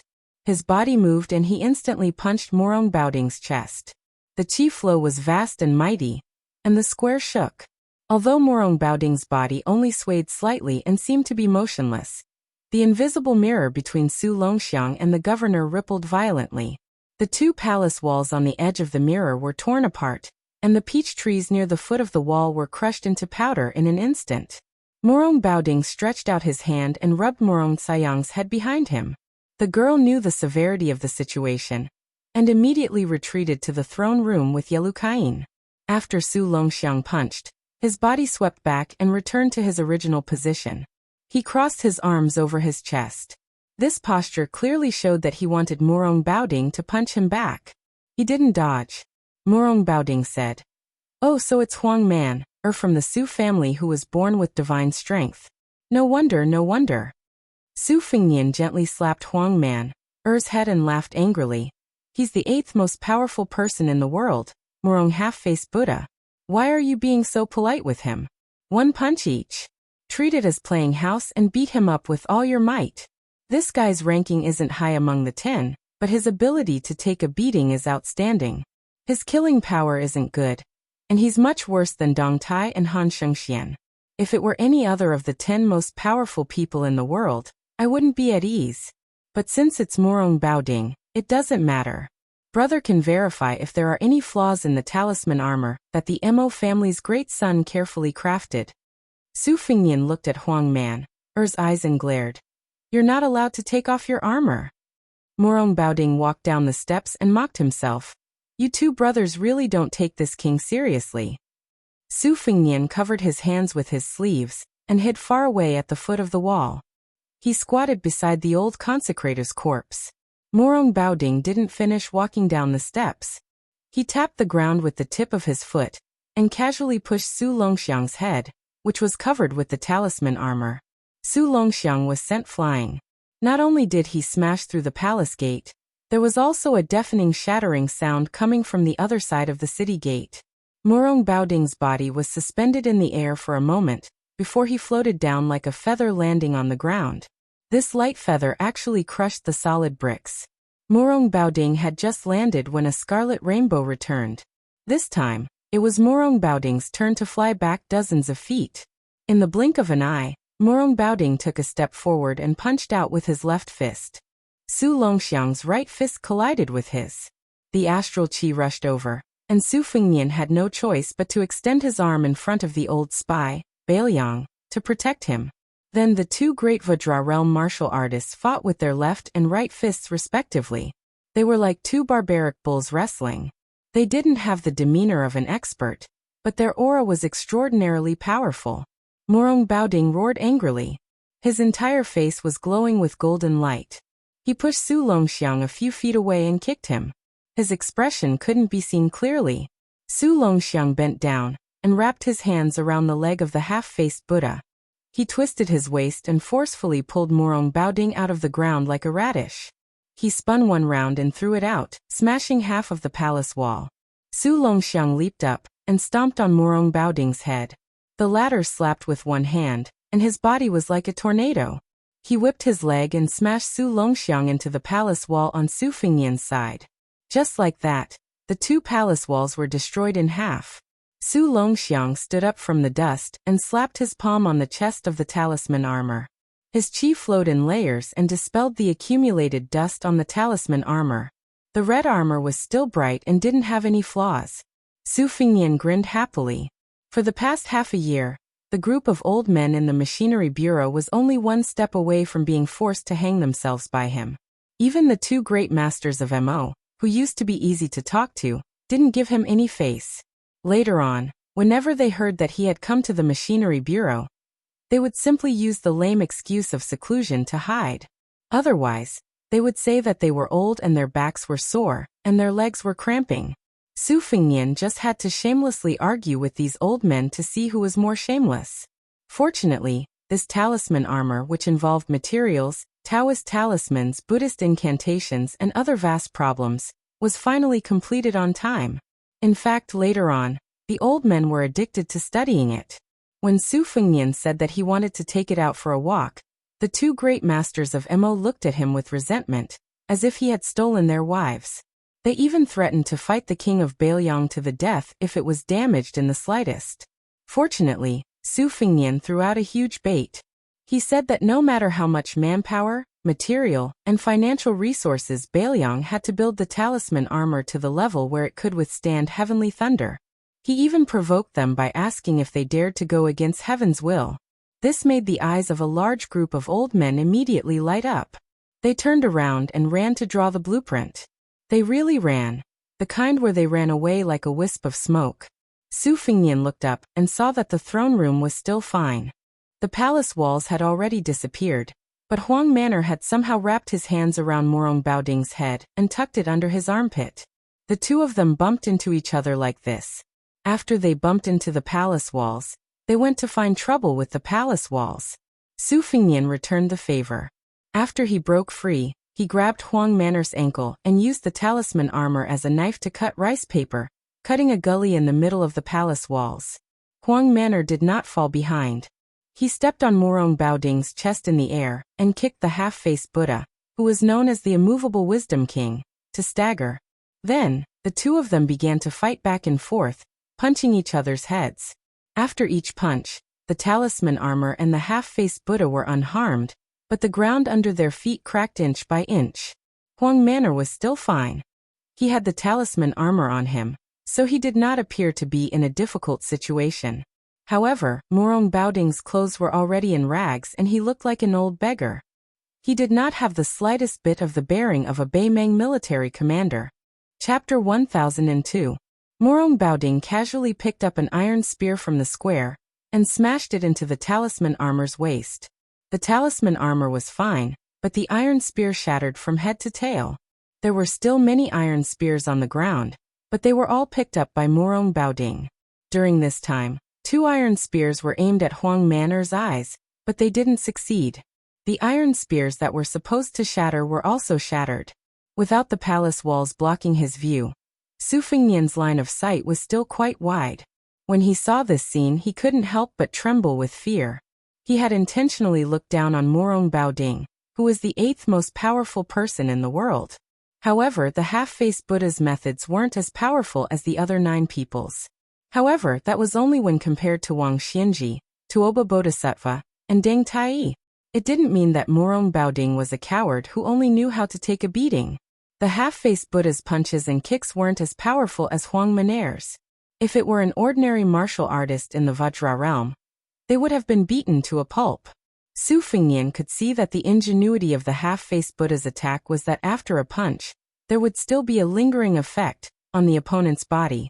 The essence of willow sword chi was able to grow a willow.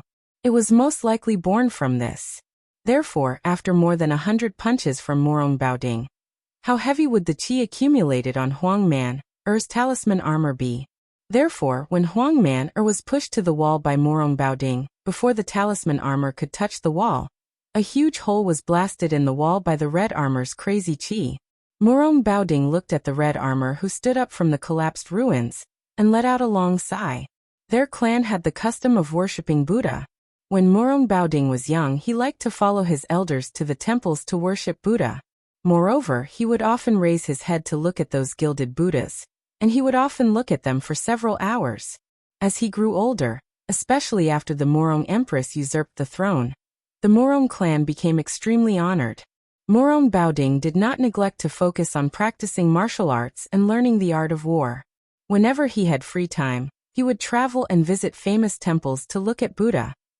This had practically become a strange hobby that everyone in the Northern Ming and Northern dynasties knew about. During the war between the 2 countries, Murong Baoding was good at raiding and killing the enemy with a small number of elite cavalry. He became famous early on, but he was much slower in martial arts. After the defeat, Murong Baoding went on a long trip alone, and saw a big Buddha enlightened him. He learned the Vajra invincible sitting Buddha. After he opened acupoints, he opened Buddha. And he opened Buddha's Vajra's body. Standing. Murong Baoding slowly raised his left palm in front of his chest. His right hand was about to press against his chest like a monk. Standing Buddha between heaven and earth. Su Longxiang turned his head and looked at Su Fengnian, who was squatting in the distance. He took off the rune armor helmet with both hands and threw it at his feet. He wanted to follow the method that his brother had asked him to memorize. He wanted to knock on a few points of the array and take off the red armor in one go. However, Su Longxiang hesitated and only took off the helmet. He did not take off the armor completely. Su Fengnian saw this and sighed. He did not say anything. Su Longxiang was much taller than when he went to Mount Longhu to cultivate with the old celestial master Zhao Shituan. His face was sallow and emaciated, but the biggest change was that his eyes were less confused and more stubborn. It was this young man who slaughtered the soldiers of the 3 towns of Beimeng. He personally led the cruel act of killing the surrendered soldiers after the spring and autumn period. Su Longxiang twisted his neck and punched the palm of his left hand with his right fist. Then he bent his knees slightly. Su Longxiang looked at the half-faced Buddha, whose body was overflowing with golden light. The corner of his mouth twitched. With Su Longxiang as the center, not only did the fist power that Murong Baoding left on the rune armor suddenly disappear, the atmosphere between heaven and earth seemed to be absorbed by the young man. The young man was like an ancient ferocious beast. If God blocked him, he would kill God. If Buddha blocked him, he would kill Buddha. Su Longxiang began to run. Step by step, he stepped on the ground with the momentum of 1,000 horses galloping thunder.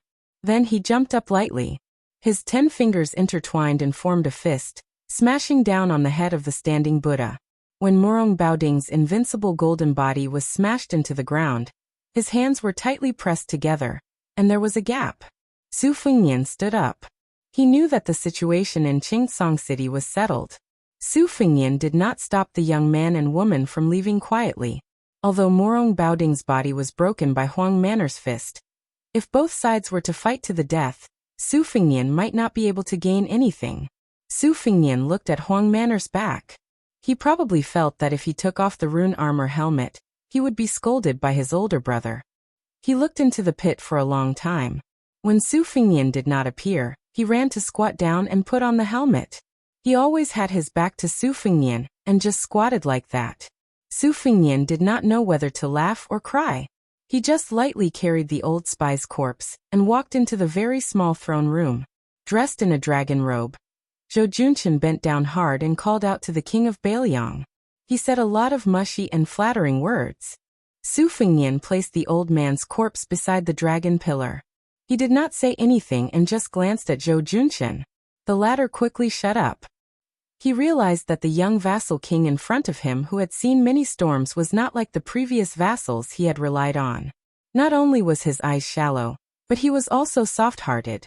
Zhou Junqian lamented in his heart. Half an hour ago, he was still waiting for his subordinates to tie this guy up and bring him to the throne room. He hoped that he could enjoy an audience with the dignified king of Liang. Now the battle outside had turned the world upside down. Not only had the Ruren Mountain Lord, Hong Jingyan, even Murong Baoding had to personally lead the battle. Thinking of this, Zhou Junqian bent down even more. Su Fengnian went straight to the point and said, "Originally, I wanted to rely on my status as the Northern Liang Prince to talk business with you while drinking. However, as the Azure City Lord, you really put on airs. All right, we can settle the old and new debts together. Ruan Shandong is from Northern Liang, and so is your third consecrator. They all died because of you, Zhou Junqian. Your head isn't worth much, so you can't pay for it. When I came in, I estimated that you would have to use 20,000 loyal refugees to pay for it. Jiang Heng and Hidajia have about 3,000 bodyguards. Shen Kongwu, who is not in the city, has another 1,600. In addition, there are more than 1,000 dragon scale guards from the residence of the Dragon King. These are not included in the 20,000 people. Just take it as a gift for our first meeting." Zhou Junqian cried and wailed. "Your Highness, I don't have the ability to turn beans into soldiers. Winning over 20,000 refugees is harder than ascending to the heavens, let alone making them loyal. It's not that I don't want to do my best for your Highness, but I really don't have the strength to do it." Su Fengnian suddenly grabbed Zhou Junqian's neck with one hand and threw him onto a pillar. Zhou Junqian's feet were off the ground, and his back was against the pillar. He could not breathe. Su Fengnian's arm was wrapped with the red snake. He sneered and said, "Then you can die. It seems that after your head is cut off, it will be more useful to use it to intimidate the Qingsong refugees than to keep it on my shoulder." Zhou Junqian tried his best to grab Su Fengnian's arm with both hands, making a final struggle. He had only heard that this young man, who was still His Royal Highness last year, was undisciplined and lawless. He did not know that he was so unwilling to drag things out, and would take someone's life without a word. Zhou Junqian was smart, so he knew to wait for a good price to sell himself at a fair price. He did not want to sell himself too cheaply to Bailiang. It seemed that the king of Bailiang did not like smart people. If he had known this earlier, even if Zhou Junqian had the courage of a bear and the courage of a leopard, he would not have dared to hide his shrewdness. Su Fengnian reached out and pulled out the crossing the river pawn. He tilted the blade and gently pressed the tip of the blade against Zhou Junqian's forehead. He smiled and said, "If I stab the blade into your skull, I will probably be able to nail you to the pillar. Emperor, I have always wanted to kill you, so it's not a bad idea to try it out on you first." After an unknown amount of time, Zhou Junqian slowly regained consciousness and opened his eyes with difficulty. He was in a trance and his vision was blurry. Could it be that he had arrived in the netherworld? Or was he still walking on the road to the Yellow Springs, and had not crossed the bridge of helplessness? Zhou Junqian subconsciously touched his forehead. It seemed that there was no wound left behind. Zhou Junqian wanted to curse that person surnamed Su for being vicious and merciless, but his throat felt as uncomfortable, as if a piece of burning coal had been stuffed into it. He reached out and touched his forehead. It hurt so much that his body trembled, and he broke out in a cold sweat. He suddenly opened his eyes wide and raised his head. He saw a snow-white hemp robe and a young face that made Zhou Junqian fear to the bone. Su Fengnian looked down at the local emperor, who was sitting limply on the ground. The corners of his mouth twitched. Zhou Junqian, you owe me another life. Tell me, how many refugees do you want to pay off your debt now? Zhou Junqian, who knew that he had escaped death, had learned his lesson. He hugged the king of Bailiang's leg and cried out in a hoarse voice, Your Highness, if you say tens of thousands, it will be tens of thousands. This humble one will listen to your Highness. If this humble one dares to say no, your Highness will reward this humble one with a knife. Your Highness, you don't even have to lift a finger. Su Fengnian kicked Zhou Junqian aside and walked out of the hall. Huang Man'er was still squatting there. The short youth was dressed in red armor and looked like a tall building. There was a red building between Bailiang and Beimang. If he wanted to kill Prince Liang, he had to pass through this building first.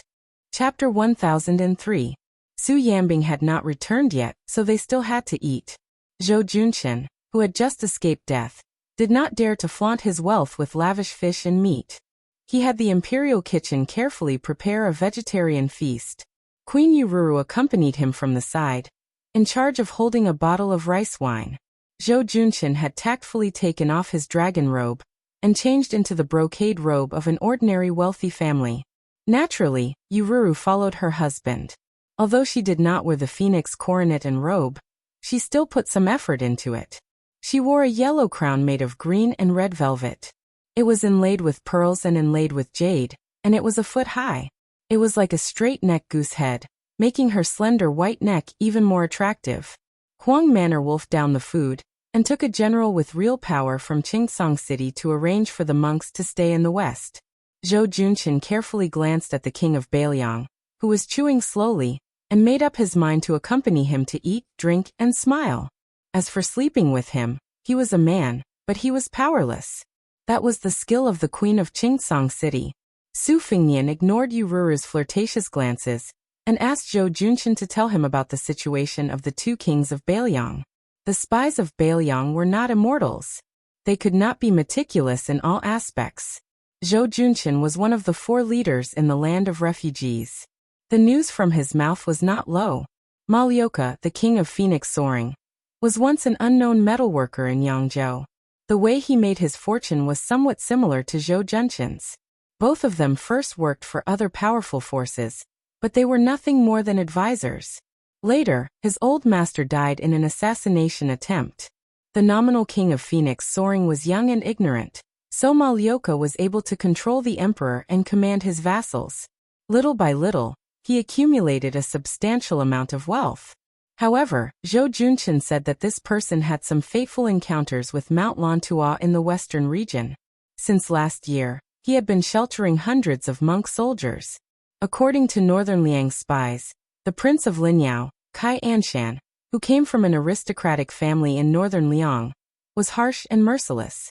He was a person who shared weal and woe but could not share riches and honor with others. However, in Zhou Junqian's mouth, Kai Anshan was actually described as a rather heroic old man. Su Fengnian felt that Kai Anshan most likely had some ability to convince the vile Zhou Junqian wholeheartedly. As for the gang between Linyao and Fengxiang, they were all horse bandits who relied on plundering for a living. They turned their backs on each other, and were experts in taking advantage of each other. Over the years, the 3 military towns had suffered quite a bit. Moreover, this group of horse bandits were often bold enough to cross the border and plunder from Northern Mang's southern court. Once, one of Northern Mang's great generals, Lu Gui, was alarmed. Not only did he personally lead an army to suppress the bandits, he also specially instructed a fatty surnamed Dong to keep an eye on this area. It was only after this incident that the horse bandits at the border of Gusai province were reduced by a lot. This lawless gang was stationed at Stone Mountain. Zhou Junchen said that the gang leader was a coquettish woman in the prime of her youth. He revealed the heavenly secret and reminded Su Fengnian that although this group of horse bandits was not on good terms with Northern Mang, both he and Kai Anshan privately felt that it was merely a ruse to injure themselves to gain the enemy's confidence. In reality, they were spies that Northern Mang had planted in the refugee lands. Su Fengnian sorted out Zhou Junchen's words bit by bit, and did not find any big loopholes. He asked, "The 3 old military towns and the horse bandits have a total of 170,000 to 180,000 sinners. About half of them are in the prime of their lives. They can fight on horseback and farm off horseback. They are a source of soldiers that even Beimeng covets. I don't expect to get all of them in one go. You see, Fengxiang, Linyao and Stone Mountain, there are only about 20 people in power in these 3 places. How many of them are willing to be appeased and recruited?" Zhou Junchen hesitated for a moment. He gritted his teeth and said, "I'll risk my life to tell you the truth. As long as they don't really starve to death, they would rather be hungry than eat the leftovers given by the Bailiang. Take my Qingcang city as an example. It's easy to guess that Shen Kongwu and his 1,600 people would take advantage of this opportunity to either establish their own family, or to rely on Kai Anshan in Linyao City. They would rather die than run back to Qingcang City. No matter how high the position you give him, it's useless." When he was 6 years old, he saw with his own eyes that the heads of his family's elders were chopped off one by one. Then he was driven to this desolate land of refugees. Even in his dreams, he was thinking about how to kill his way back to Bailiang for revenge. Fengxiang and Linyao also have many people in their prime who are irreconcilable with the Bailiang. They hold military power. Firstly, I'm not from the Bailiang noble family that was destroyed back then. I have no grudge against the Bailiang. Secondly, I admire the ability of the prince from the bottom of my heart.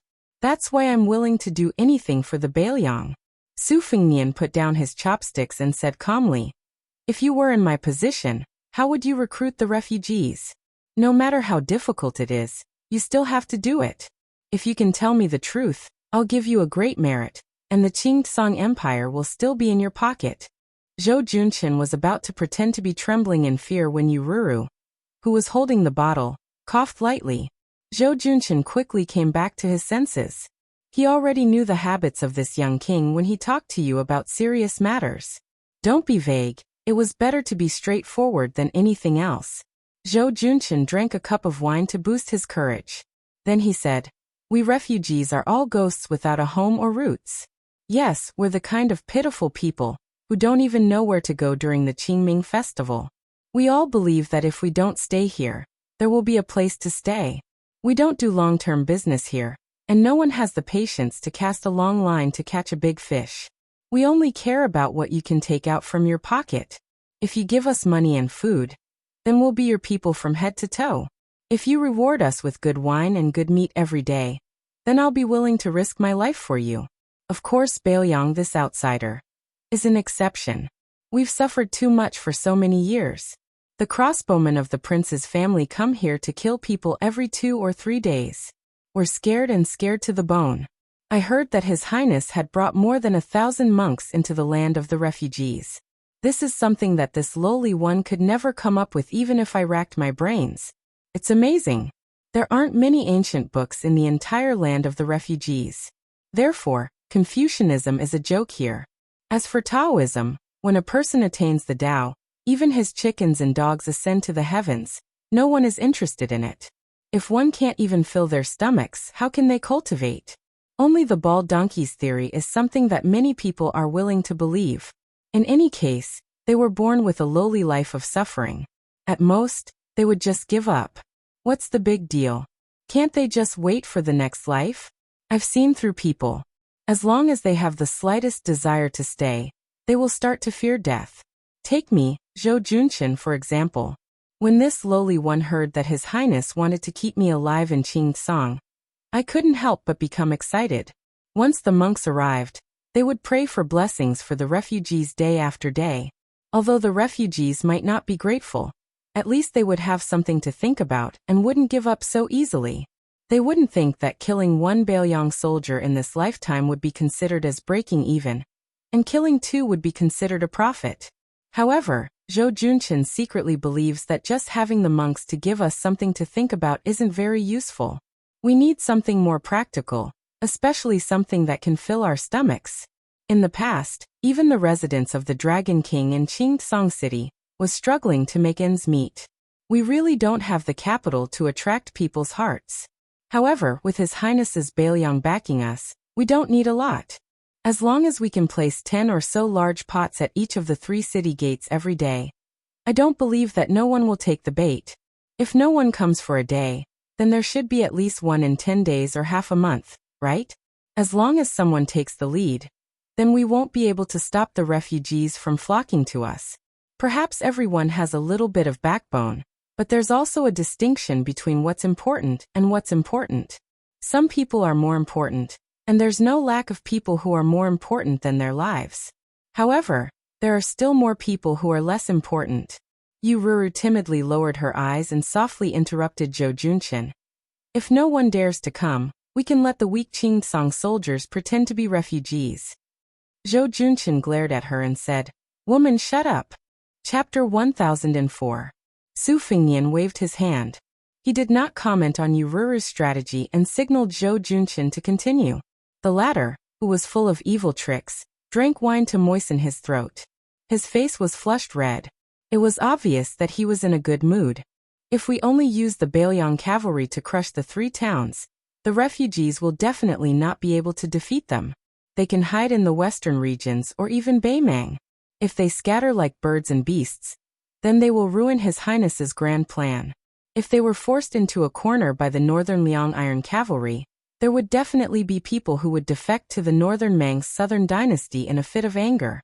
I heard that in the western capital of the Southern Dynasty, there were indeed some important people who wanted to recruit the refugees for their own use. However, many of the policies to pacify the people were all bark and no bite. Presumably, they were obstructed by the western capital. Moreover, even though the refugees were poor, they were not stupid. They were afraid that the Northern Mang had ill intentions.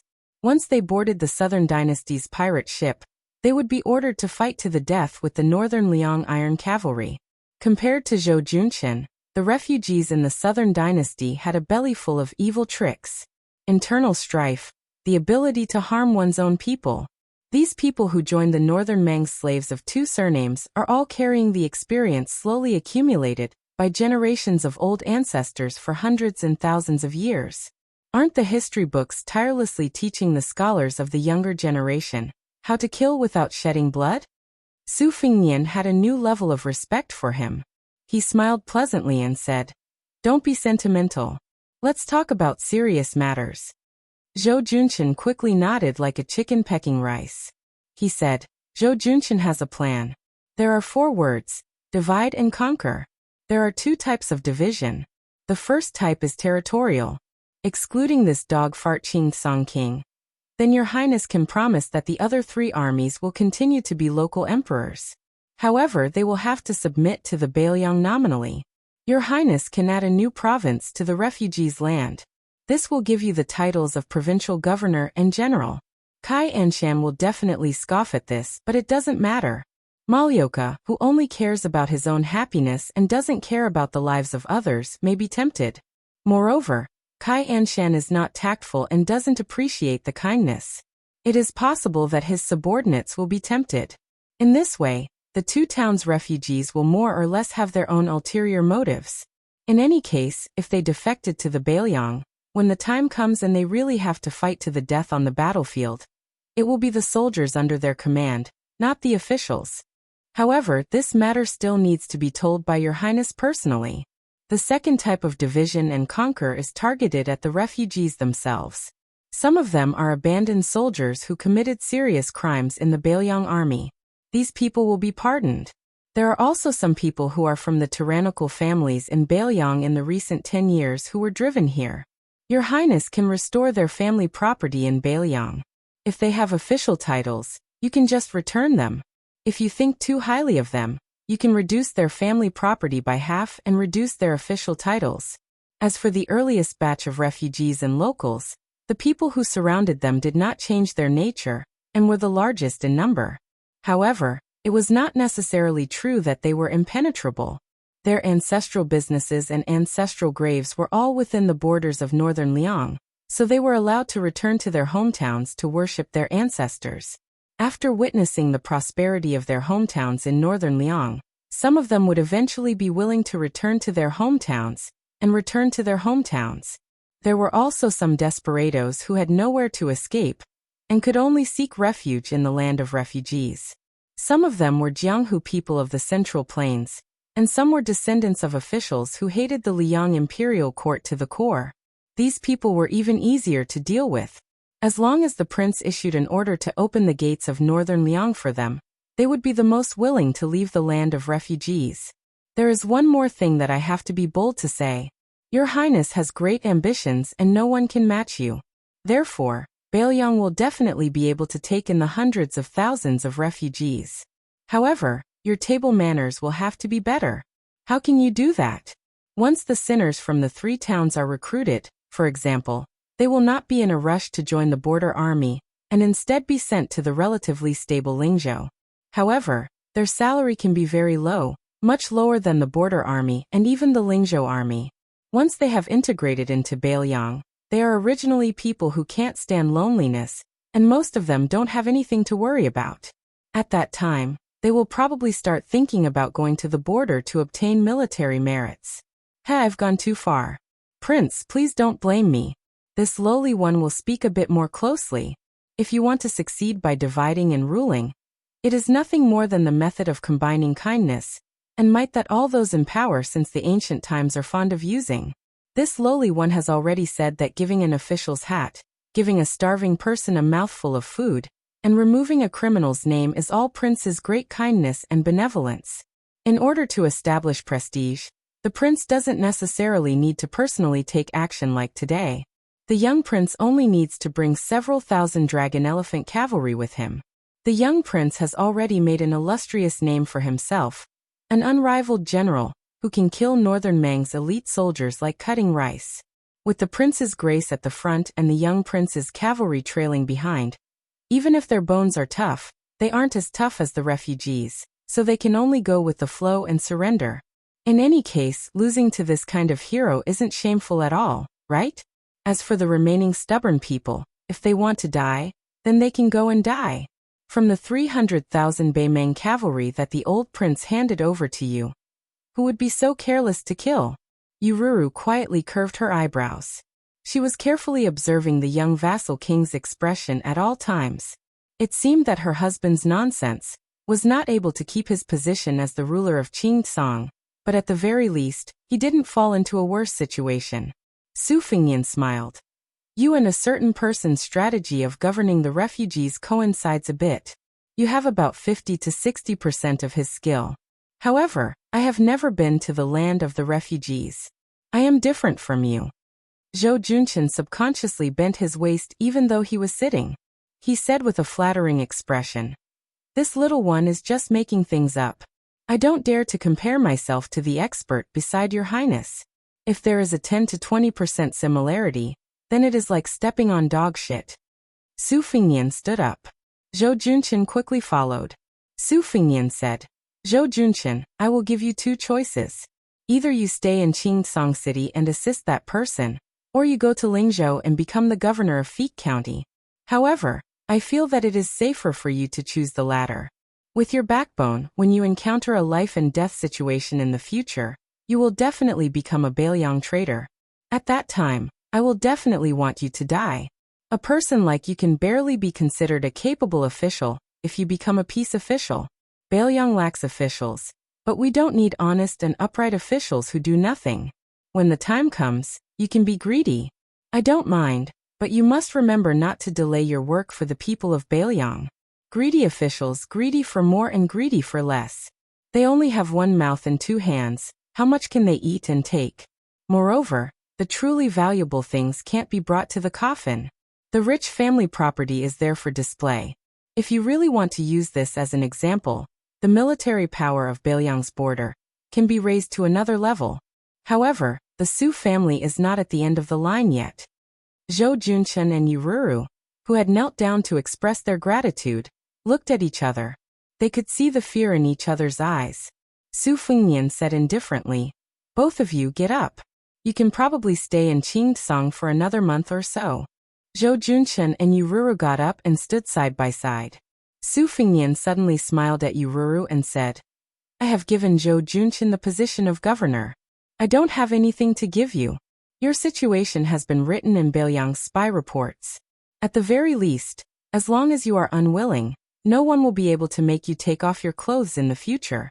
If there is, and Zhou Junchen shamelessly agrees, come to Mount Qingliang. I will help you stop them." After Su Fengnian left, a loud slap sounded from behind him. Then there was a burst of crying. Some were from Yururu, and some were from Zhou Junchen. Su Fengnian walked out of the north gate of the residence of Dragon King, which was equivalent to leaving the city. In the north of the city, there was a small lake whose water reached his knees. He squatted by the lake, grabbed a handful of sand, and gently threw it into the lake. He was lost in thought. Actually, according to Chen Xiuyang's original plan, the first thing he wanted to do was to use 20,000 cavalrymen to bathe Qingtsang City in blood. He wanted to kill everyone around Qingtsang City. Only then would he talk about the favor. Malyoka's soldier monks were actually a deal between Su Fengnian and the 6-pearl bodhisattva of Mount Lantua. Of course, Malyoka did not know the inside story. If the female Dharmaraja of the esoteric sect wanted to be the master of Mount Lantua, she would have to join forces with the Su family of Beiliang. Su Fengnian would then use this opportunity to control the vast area of the western region. Of course, there was also an urgent need, which was to form a military situation that would suppress hundreds of thousands of refugees from east to west. Then he would send tens of thousands of light cavalrymen to the north and south borders to prevent the refugees from escaping. In fact, the refugees in this huge pocket would either surrender or die. Beimang's southern dynasty deliberately spread rumors that Su Zhao's last words were to bury the refugees with him before his death. Before Li Yishan died, he left behind a simple and comprehensive brocade pouch. Chen Xiuyang's vicious strategy happened to coincide with it. However, in Su Fengnian, he knew that his master felt guilty towards these refugees who lost their homes because of him. It was just that he never said it out loud. Instead, he wrote it down on the tip of his pen. His master died without a grave and his ashes were scattered at the border. When one was born, one had someone to rely on when one was old, and one had someone to bury when one died. These were the 3 blessings of life that the withered man mentioned.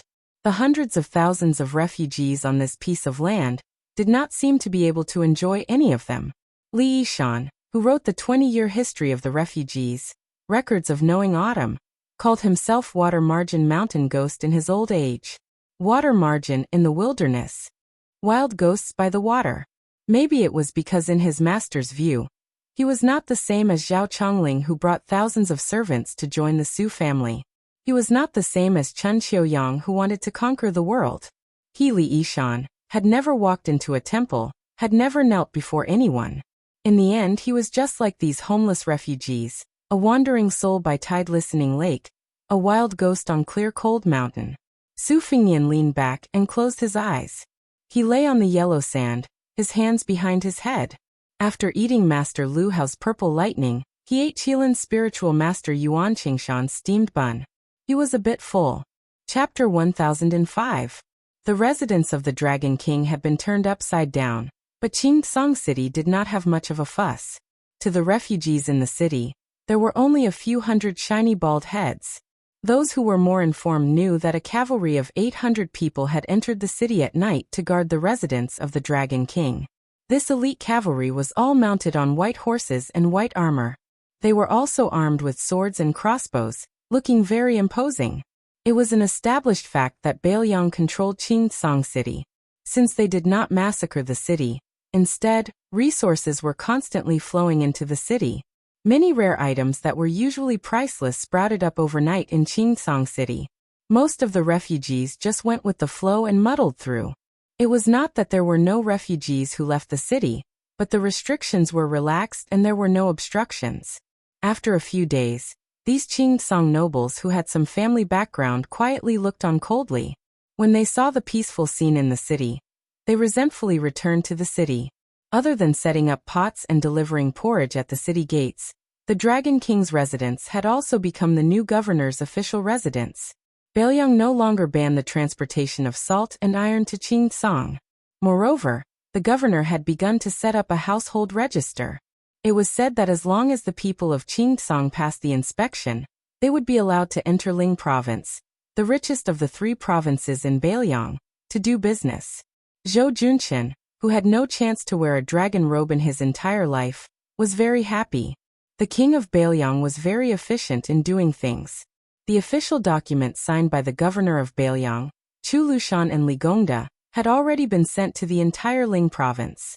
If he didn't have to help Governor Chen clean up the mess in Qingtsong City, he could have dragged his family and rushed to Huangnam County, which was the granary of Ling province. This governor was a very lucrative position. The previous governor, Song Yan, was now the king of Ling province. It was clearly a good place to get promoted and get rich. Zhou Junqian, who was a fence-sitter, was a very good person. As long as he didn't have to work hard and was given a lot of benefits, he would do his best. He didn't hesitate at all. In the past half a year in the city, he had been serving Governor Chen, who was unfamiliar with this place. It was called working hard without complaint. Originally, he was a local emperor who didn't go to court every day, but these days he didn't have much sleep. In the blink of an eye, he had become a personal soldier of Qingtsong. He was resentful and frightened. Zhou Junqian, who was sandwiched between the new lord and his old subordinates, was really a matchmaker and a bride. He was so angry that his mouth was full of bubbles. However, Zhou Junqian, who considered himself a governor, was in good spirits. Most people who had something to look forward to were like this.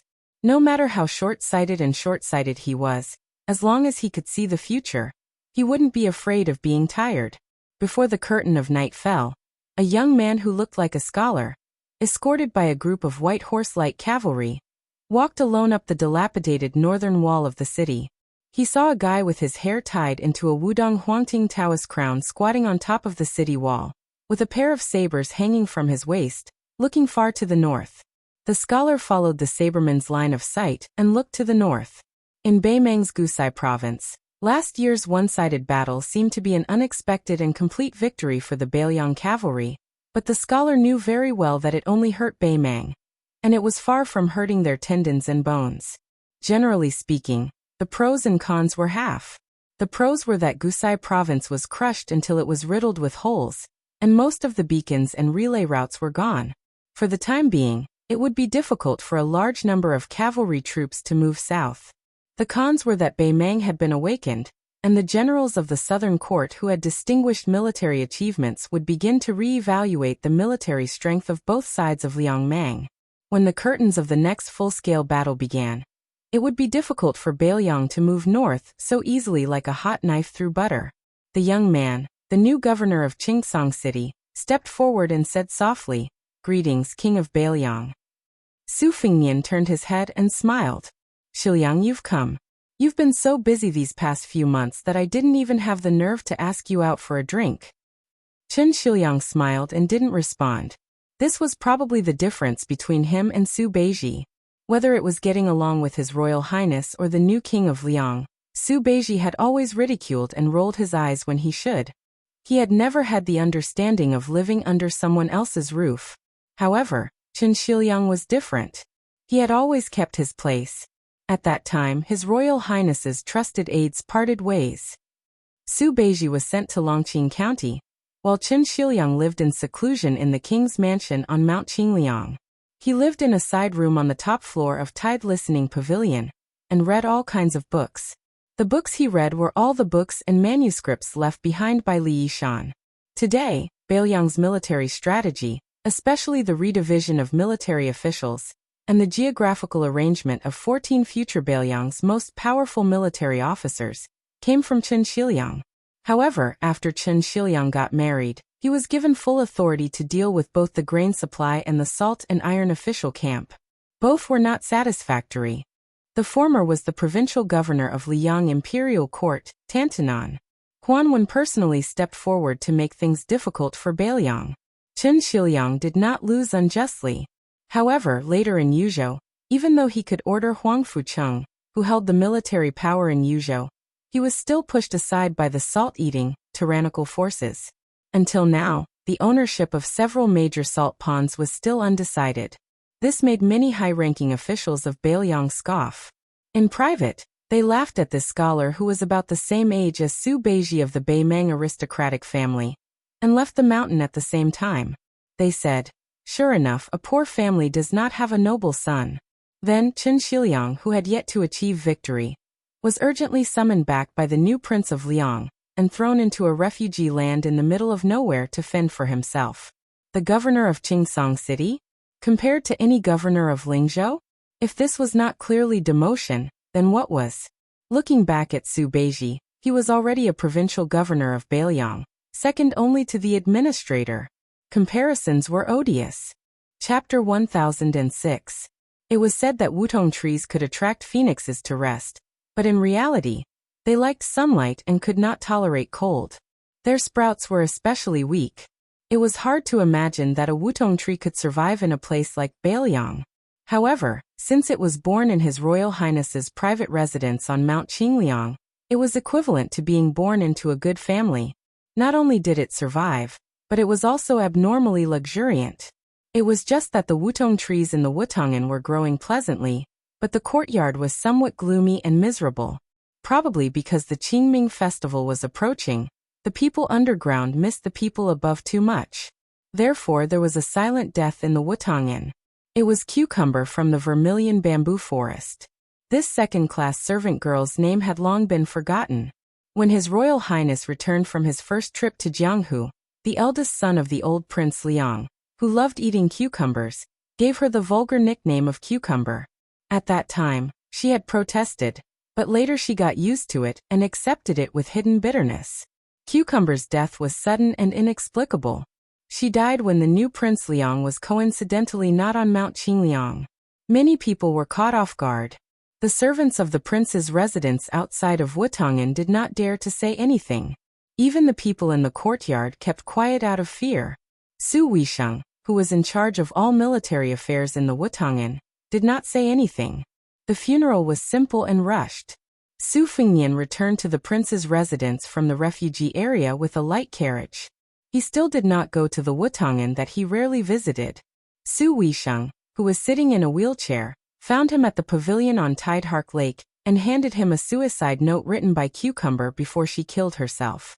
Su Fengnian took it and threw it into the lake without even looking at it. A thin piece of sandalwood flowery paper landed lightly on the surface of the lake. After soaking wet, it slowly sank into the lake. It did not even cause the slightest ripple. The suicide note and the woman were the same. They floated lightly, as if they were insignificant. Su Weisheng calmly told Su Fengnian that after Cucumber finished writing the letter, she used a pair of chopsticks to stab through her neck in her room. She fell over the table and died in a very strange manner.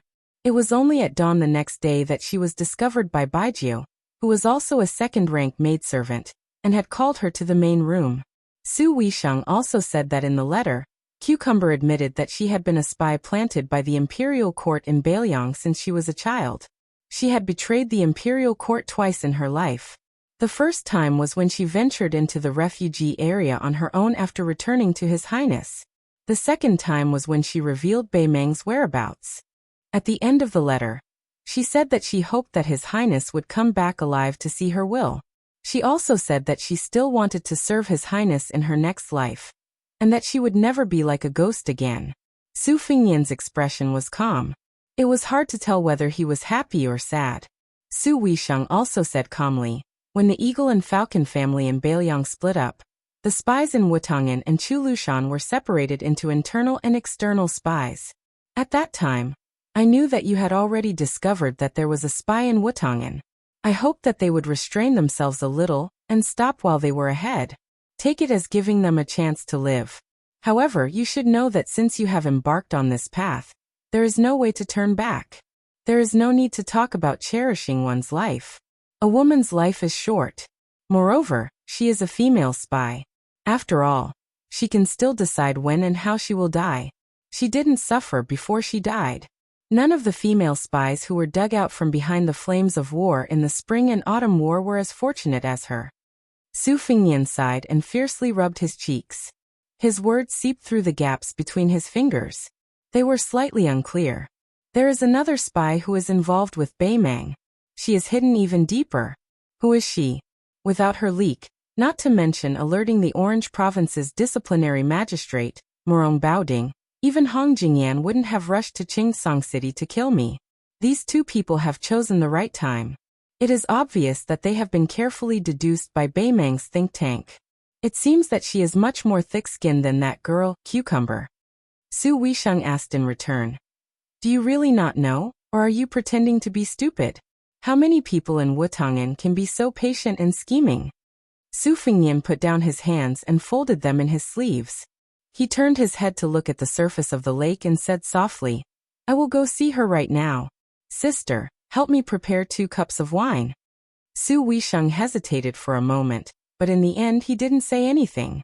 The second-rate maids in Wutong'an all had their own private rooms, each with their own charm. Green Ant's room was the most miscellaneous. There were many strange objects in the room, but there weren't many books. She was good at playing chess, but she didn't have a chessboard or a chess piece. When she played chess, she would play chess directly with His Royal Highness in the main courtyard. She was always able to beat Su Fingyan to the point of throwing away his helmet and armor. She never showed mercy. Even when she faced the miraculous second princess who created the 19 paths, when their minds were connected, they could occasionally match evenly. This was enough to show that Green Ant was extremely intelligent.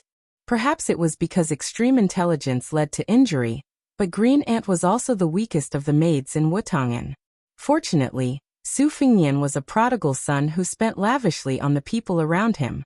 Even when the old Jinren of Wudong Mountain, Song Jiming, sent precious medicinal pills to the prince's mansion, he would regularly give them to Green Ant to nourish her body. Today, Green Ant wasn't the only one on duty in Wutong'an. The door to the room wasn't closed. She sat alone by the window, looking at the green Wutong'an trees outside with a smile on her face. When she heard a knock on the door, she turned around and saw His Royal Highness holding a cup of wine in each hand. She stood up with a smile. Most of the women in Wutong'an still liked to see this gentle and handsome young man as His Royal Highness. Su Fingyan walked to the window, put down 2 cups of wine, and followed her line of sight to look outside the green screen window. Green Ant didn't care about seniority. In any case, Wutong'an didn't pay much attention to these rules. She gently sat back in her chair, put her elbow on the armrest, leaned her body, and raised her head to look at him. It had been like this for so many years. This man had always been staring at Bailiang, the Jianghu and the country. She could only look at his side or back. At most, she could only see his front when they were playing chess and drinking. Green Ant smiled gently and asked, Cucumber is a fool.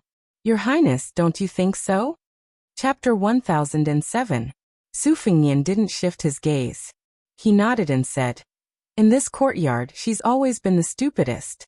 Her handwriting is the ugliest, her chess playing is the worst, and her zither playing is also lacking in spirit. Every time you guys instigated her to go and provoke bad luck, to assassinate Yu Yue, to assassinate Pei Nanwei, to assassinate Lu Qingyan. She attacked from all sides and made enemies on all sides. Even after taking the blame, she still thinks that she's a righteous and indomitable heroine. Every time I wanted to scold her, I didn't know how to open my mouth. If I scolded her in a roundabout way, she would definitely take it as a compliment. If I scolded her directly, she would cry to death. The stupidest one of us became a spy. In the end, she was really stupid to death. So I don't blame her, because she's just a silly girl. Besides, she still has her parents in Lianjiang Prefecture, so she had no choice. But what about you? You've always been the smartest one in this courtyard. My sister said that you have no relatives or friends in Beimang, so why were you willing to risk your life for the barbarians? For fun? If you had switched sides earlier and been content to be a Bailiang woman, Green Ant, who would have been able to come to Wutong'an to kill you? Zhongliang? Morong Baoding? Or Hong Jingyan? The latter two, the top 10 martial art masters in the world, were both called to Chingsong City by you. Didn't they still fail to kill me? I really don't understand. Green Ant said calmly, Your Highness, why don't we drink wine and chat? Which cup is your Highness, and which cup is mine? Just take it as a farewell for me. I'm braver than Cucumber and I'm more shrewd. I also hope that your Highness will be able to return home alive, but I want to be able to talk to your Highness again. Cucumber doesn't dare. Not only is he stupid, he's also a coward. Su Fingyan laughed coldly and said softly, he's already a ghost. It's good that we're here before Qingming Festival. Green Ant shook Su Fingyan's sleeve. Her eyes blurred as she looked into his eyes. This beautiful and intelligent woman muttered to herself. We are both women. Why should I be a maid? Why should I call myself a servant when I see your Highness? Why should I only be able to look at you from afar for the rest of my life? I'm not stupid. I dare to kill people. I can even kill people on paper. I also have a name. I also want to get married. I want to be a good wife and teach my children. I have too many ideas, but your Highness, do you know what my biggest idea is? I remember when His Highness came back from the capital, he drank with me and talked a lot about dreams. He said that the dream of a homeless dog was to have a home. It was said that the dream of a soldier crossing the river was to be able to turn back after crossing the river. It was said that the dream of a swordsman was to enter the Jianghu with a sword and leave the Jianghu with a sword. It was also said that you don't want anyone to die because of you. You don't want to see the people around you die one after another. So my dream is to make you look at me one more time, really look at me, just like now. You can only remember me when I'm dead. You can hate me for as long as you live. Su Fingyan shook back his sleeve, not letting her grab it.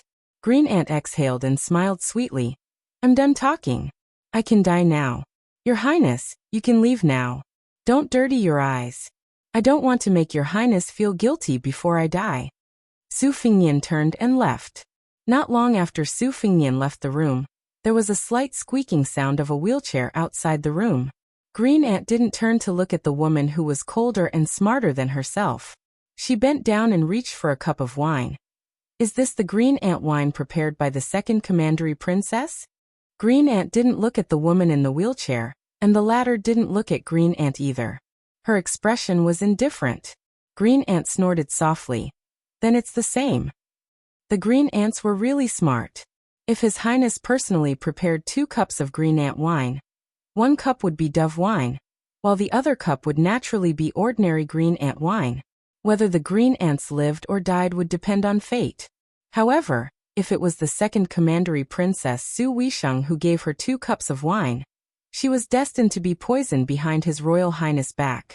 Therefore, it didn't matter which cup she drank. Green Ant picked up a cup of Green Ant wine and drank it in 1 gulp. It was so fast that she didn't even taste the wine before she picked up the second cup and drank it in 1 gulp. Since she was going to die, it was better to drink an extra cup of wine. She had played chess with the second Commandery Princess many times, and won only a few times because she had accumulated advantages bit by bit. Green Ant sat back in her chair and waited for her death. After a long time, Green Ant frowned. She heard Su Weisheng say coldly, I did prepare 2 cups of poison wine for you, and I also guessed that he would change the 2 cups for you. He wants you to drink 1 cup of wine and feel lucky that you're still alive. Then, you'll leave Bailiang and find a beautiful place to hide. You'll be able to live with a clear conscience. However, I won't let you leave this courtyard so comfortably. I'm here to force you to drink 2 cups of wine. I'll let you, an ungrateful wretch, know who's the one who owes whom. He doesn't want you to die, but at the same time, he wants you to live comfortably. I'm not that kind. You can only die of old age. I'll let a few elite falcons follow you for the rest of your life. A voice interrupted the quarrel between the 2 women. That's enough, sister. Su Fingyan came back and pushed the wheelchair away. Su Fingyan pushed her to the top of Mount Qingliang. They looked down at Liangzhou together. He said softly, My last bit of patience has been worn out. So sister, don't worry. I won't be so kind in the future.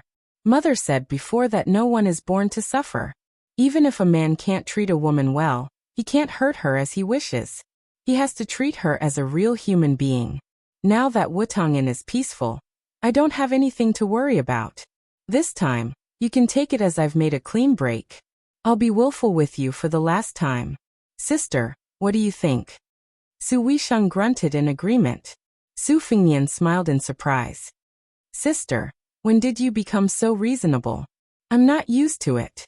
Su Weisheng knocked her head hard against him. She said calmly, I saw that after you became king of Bailiang, you went to the Bureau of Machine Building in the back of the mountain more often than I expected.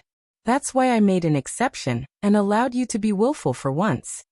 Bailiang's Bureau of Machine Building was built at the base of Mount Qingliang. It was this inconspicuous organization that produced the best sabers, the best spears, the best crossbows, and the best armor for the northern Liang cavalry. Every saber, every spear, every crossbow, and every set of armor were only slightly better than the others.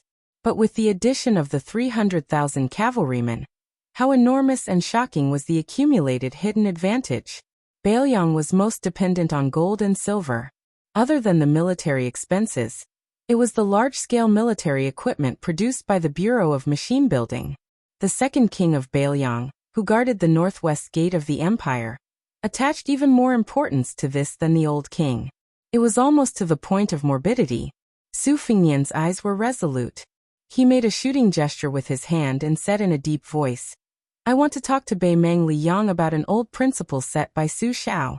The greatest principle in the world is within the range of Bailiang's crossbows. Chapter 1008. The common people of Bailiang only knew that there was a group of people behind the mountain, living to the north of Mount Qingliang, but they had no way of knowing what they did or what their identities were. The mountain behind Mount Qingliang was also known as Bakin Mountain, and it had always been a forbidden area. A wheelchair slowly descended the mountain. Su Weisheng was wrapped in a thick black fur coat, her 2 fingers gently wrapped around her collar. At the foot of the mountain there was a small navy blue building, unremarkable. She naturally knew that the Real Bailiang Bureau of Machine Engineering was built underground, and it was brightly lit all year round. When Li Yang swallowed spring and autumn, the craftsmen of the Mahis clan had given their all for the Zhao clan. After greatly benefiting the common people, they originally thought that they could retire and live alone in the mountains and forests to do some research. However, with the nature of the Zhao clan and the old Grand Secretary Li Yang always belittled the Mahis clan as the 10th nation of spring and autumn, the thousands of Mahis disciples scattered throughout the imperial court were all slaughtered. Especially Gu Jiantang and the other Mahis disciples of the great generals, almost all of them vanished from the face of the earth in a single night. Not even their corpses could be found. Only less than 100 people were left, living an ignoble existence under the protection of the Su clan. Among them, the 2 elders, master craftsmen Song Zhongsui and Yang Guangdou, were the 2 elders. Song Zhongsui was skilled in weapon forging, while Yang Guangdou was skilled in offense and defense. During the morning period, Su Fengnian, who was pushing the cart behind him, went to the machine-making bureau. Other than chasing souls and demanding lives, he shamelessly urged Song Zhongsui and his disciple to speed up the crafting of the talisman armor. He also asked Yang Guang for advice on the Western Front. Su Fengnian was no stranger to the machine-making bureau, so he didn't need to rush at the last minute. His Royal Highness, who was still a teenager, would often sneak into the machine-making bureau's underground lair to admire the unique scene there. The misleading geographical map of Qingliang Mountain that was purposely leaked out from the prince's mansion when he was playing fishing tricks with his enemies in Jianghu was created by Su Fengnian and Song Zhongsui's disciple, Chao Wei. Relying on this map, it wasn't difficult to enter Qingliang Mountain and get close to Wutong'an, but it was impossible to find the exact location. It could be said that His Royal Highness and Chao Wei were both scourges. When they were young, Su Fengnian was beaten black and blue by Chao Wei relying on his skills. If Su Xiao wanted to go to the machine-making bureau to help his son get back, Song Zhongsui and Yang Guang would raise their heads and pick their noses and ears, pretending that they didn't know anything. In any case, if they wanted to find that child Chao Wei in that maze, unless Su Xiao was determined to use 2,000 or 3,000 soldiers to dig 3 feet into the ground, it would be impossible. But later on, Su Fengnian learned his lesson and bribed many of his peers in the machine-making bureau to suppress Chao Wei, blocking the way and trapping him. In short, Su Fengnian and Chao Wei, who was a few years older than him, didn't have a good relationship. In fact, they were born to be incompatible with each other. However, each of them had their own weaknesses. For example, when Su Fengnian said that he wanted to frame someone, or when he wanted to fiddle with some fantastical objects, no matter how unwilling Chao Wei's mouth was, he would do it more efficiently than anyone else. Su Weisheng arrived at the entrance of the bureau, but she didn't enter. She let Su Fengnian enter alone while she took a detour. The wheels followed the quiet limestone path back to the sunny side of Qingliang Mountain. Su Fengnian walked into the machine forging bureau without any obstructions. The tunnels with lights on the walls extended downwards, as if there was no end to them. The machine forging bureau was said to be large enough to fit an inverted Qingliang Mountain. Su Fengnian walked for about an hour, passing through 7 secret rooms and 12 secret tunnels before he finally reached a certain place at the bottom. He saw a 2-story tall refining furnace with more than 10 ladders around it. About 100 feet away from the furnace, there was a desk filled with scribbled blueprints. There was a mess under the desk, and there were a few red-faced old men arguing endlessly, occasionally pointing at the furnace. Su Fengnian didn't disturb these old men's argument. He walked in front of the furnace, his face red from the light of the flames. This furnace was called Cauldron Tool, and it had an extraordinary origin. The Tongxi Sword Furnace, which had already passed away, and the Dongyue Sword Lake Furnace, which was still being forged, paled in comparison to this furnace. It was said that when Great Qin had conquered the world, it had collected all of the ironware in the world to forge the 9 cauldrons, which were used to suppress the 2 cities, 3 rivers and 4 mountains. Su Fengnian smiled, and just as he was daydreaming, someone jumped up and slapped him on the head. Su Fengnian couldn't be bothered to turn around, so he sent that rude fellow flying with a single slap. Curses immediately sounded out from behind him. Ever since Su Fengnian had started practicing the saber, the fellow behind him had become much more obedient. However, a leopard couldn't change its spots. That Chao fellow couldn't help but provoke Su Fengnian a few times, and this was the result. Chao Wei rubbed his cheeks and stood side by side with Su Fengnian. This young man was short, but he didn't lose to others. When interacting with Su Fengnian, he liked to stand on his tiptoes. Even so, he was still half a head shorter than Su Fengnian. Su Fengnian smiled and said, "I heard that the great-grandson was created by you?" Chao Wei proudly said, "Compared to the sharpest ancestor, the sharpness is a bit worse. Compared to the sturdiest grandson, the firmness is a bit worse.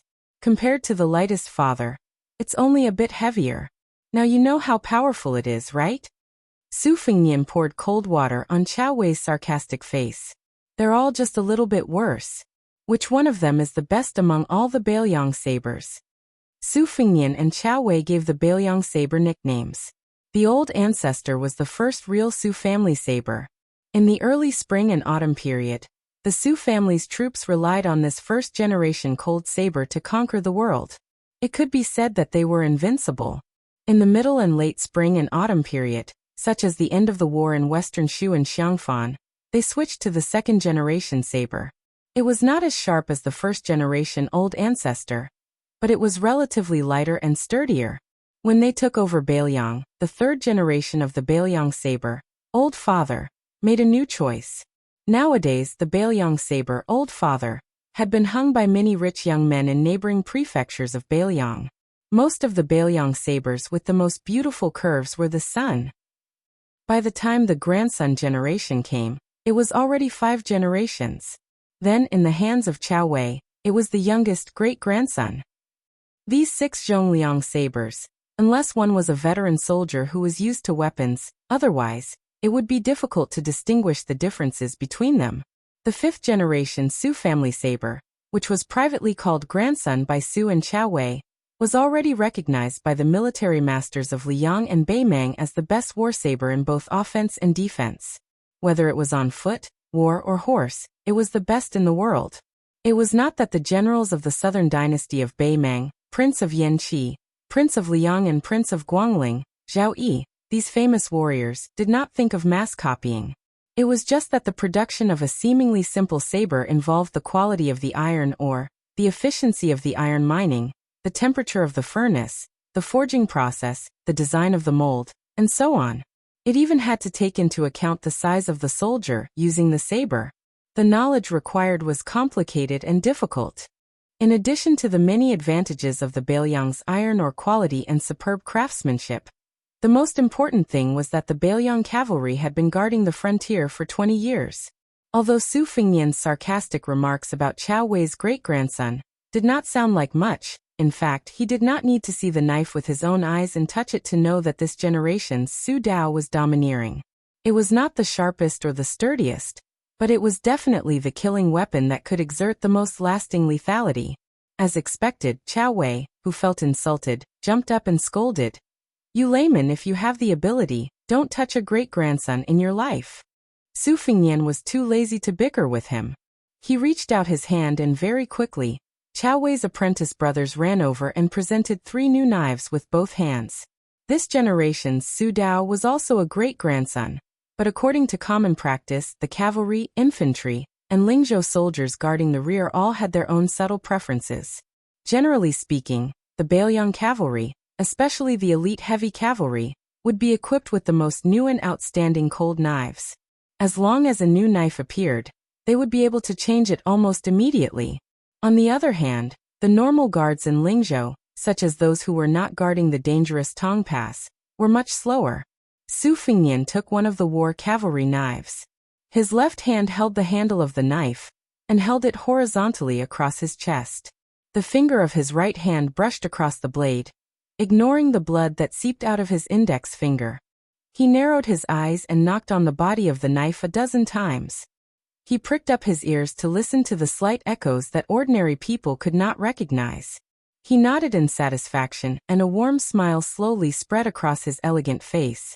The young Mahist disciples who were regarded as traitors by Chao Wei were relieved of a heavy burden. They looked at each other and smiled. Chapter 1009. Just as Su Fingyan was about to speak, he heard a loud roar. An old man called out, surnamed Su. Su Fingyan handed the saber back to Moz and walked towards the desk. The Mahist Grandmaster Song Changsui had his hands behind his back, his body reeking of alcohol. He tilted his head and signaled for Su Fingyan to follow behind him. The old man with a face full of beard like overgrown weeds walked towards a newly opened secret room. Yang Guangdou was not as slovenly as Song Changsui. He wore a green robe and looked clean and fresh. Walking beside Su Fingyan, he softly said, "Old Song followed Prince's instructions and used 20 days to finish it. He had to drink 6 or 7 jugs of wine every day to refresh himself. After I saw it, I felt that it was not bad. Right, Prince, how is little Prince's talisman armor?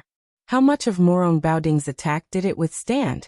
If we change it to weight, did it exceed our initial estimate of 16,000 jin?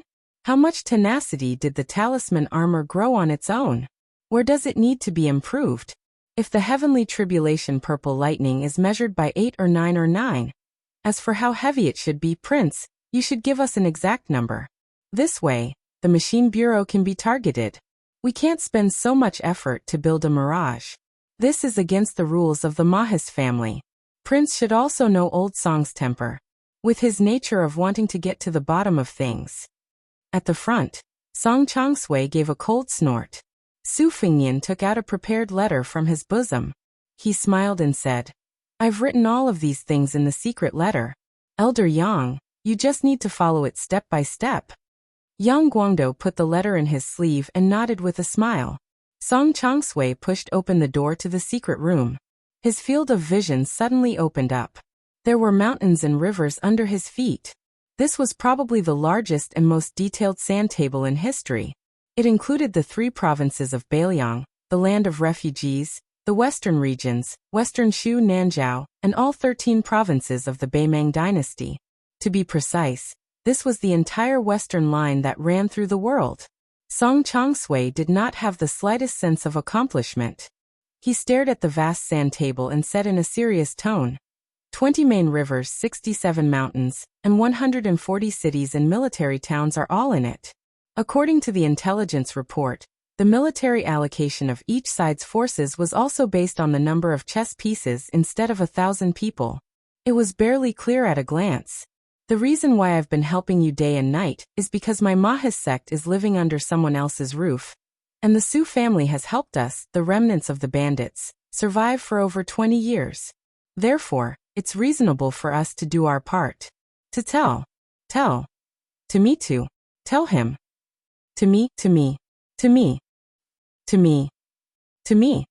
Su Fingyan grunted and said calmly, "The Empress of Beimang said it herself.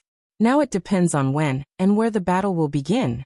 Our Bailiang no longer has the extravagant hope that Bei Meng will break into the quagmire east of Liang with both feet first.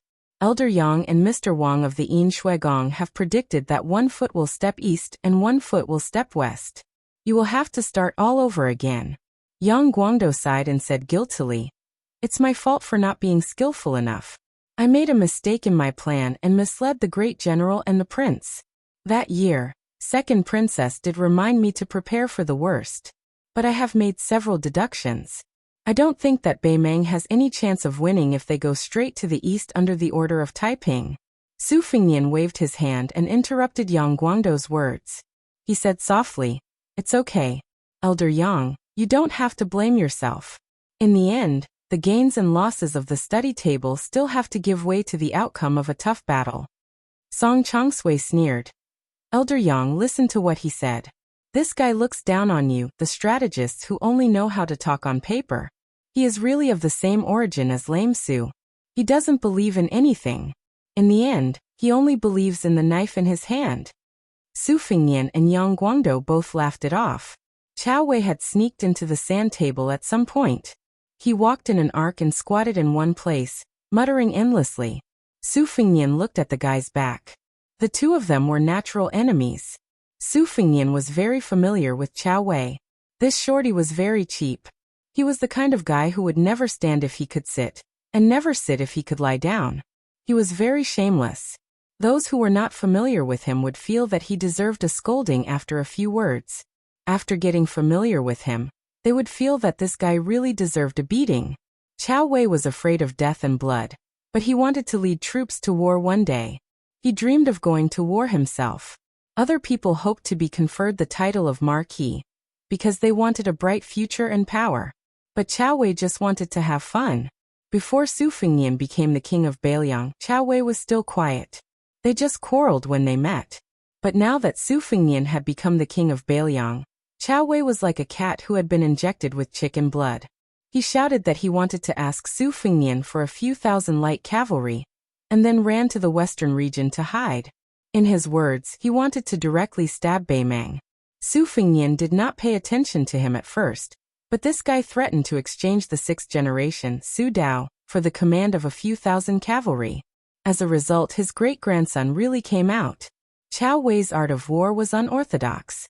Su Fingyan was not sure of his depth, but Chao Wei's style could be described as an example. Just like playing chess, Chao Wei was not willing to sit down and play. He would feel too tired, so there was no need to make the first move and think long and hard. Chao Wei would only look at the two people playing chess with cold eyes, and would not say anything. But when the two sides were about to end the game, he would randomly take out a chess piece that should not be on the chessboard and knock it down. He would say that the game was settled, but he would say that it was a game where he could defeat 200 chess pieces with 1 or 2 chess pieces. Who would not want to beat this kind of rascal to death? However, the sloppy Chao Wei was only afraid of one person. Even if it was Su Weisheng, whether it was fighting, playing chess, the art of war, or quarreling, Chao Wei did not have a chance of winning. He really had to admit that. In the past, Chao Wei was short. His catchphrase was, "Wait until I become the great general of the country. If you dare to look down on me, I'll chop off your head. Then we'll see who's taller." As a result, Su Weisheng coldly retorted, saying that with Chao Wei's height, it was useless to chop off other people's heads. Only by chopping at the waist could one be taller than others. Since then, Chao Wei was no longer willing to say this catchphrase. Before Su Fingyan left, he was scolded by Old Man Song. Song Zhongsui scolded this guy for being a prodigal who did not know how to manage the household. Song Zhongsui scolded this guy for accepting the second imperial edict of the imperial court, accepting the title of pillar of the state, and the imperial court's decision not to revive him. He scolded him for having no backbone, and also scolded Su Fingyan for neglecting the essentials, and neglecting the generals. In any case, this old man scolded whatever he thought of. Song Zhongsui's attitude showed that he was not satisfied with anything. The young king of Bailiang was scolded with spittle in his face, but his smiling face did not change. He also did not talk back. He just stood there and wiped his face with his sleeve several times. If Yang Guangdou did not stop him, Song Zhongsui, who was full of energy, would have rolled up his sleeves and directly pointed at the new king's nose and scolded. Su Fengnian waited until the old man had no more energy to scold him. Then he turned and left with a helpless face. Yang Guangdou stood at the door with a helpless face and said, "Old Song, it's about time. Su Fengnian is the king of Bailiang after all." Song Zhongshui stared and said, "What? Can't I scold him after he became a king?" Yang Guangdou glanced at the young man's back and said softly, "You should at least leave him some face. You and I both know that it is not easy for this young man to become a king. If it was someone else who was scolded by you like this, he would have already thrown a tantrum." Song Zhongshui snorted coldly and said, "He dares." Yang Guangdou smiled and asked, "Do you really think he doesn't dare?" Song Zhongshui was stunned and smiled knowingly. "This kid won't." Yang Guangdou nodded slowly and said, "That's right." Song Zhongshui sighed softly and said, "I am too lazy to scold others, and I don't want to scold them. Nowadays in Bailiang, most of the old men who can scold him have left.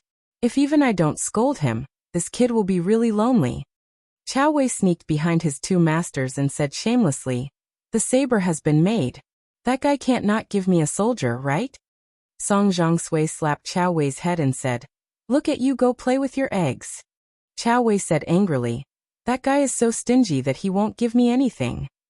He has no shame. No, give me back my saber." Yang Guangdou blinked and reached out his hand.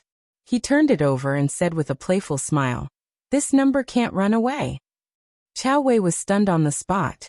Su Fengnian walked back to the ground and carried a new saber from the Su family. He walked along the shady mountain road to the top of Mount Qingliang and sat on a stone bench at the bottom of the building.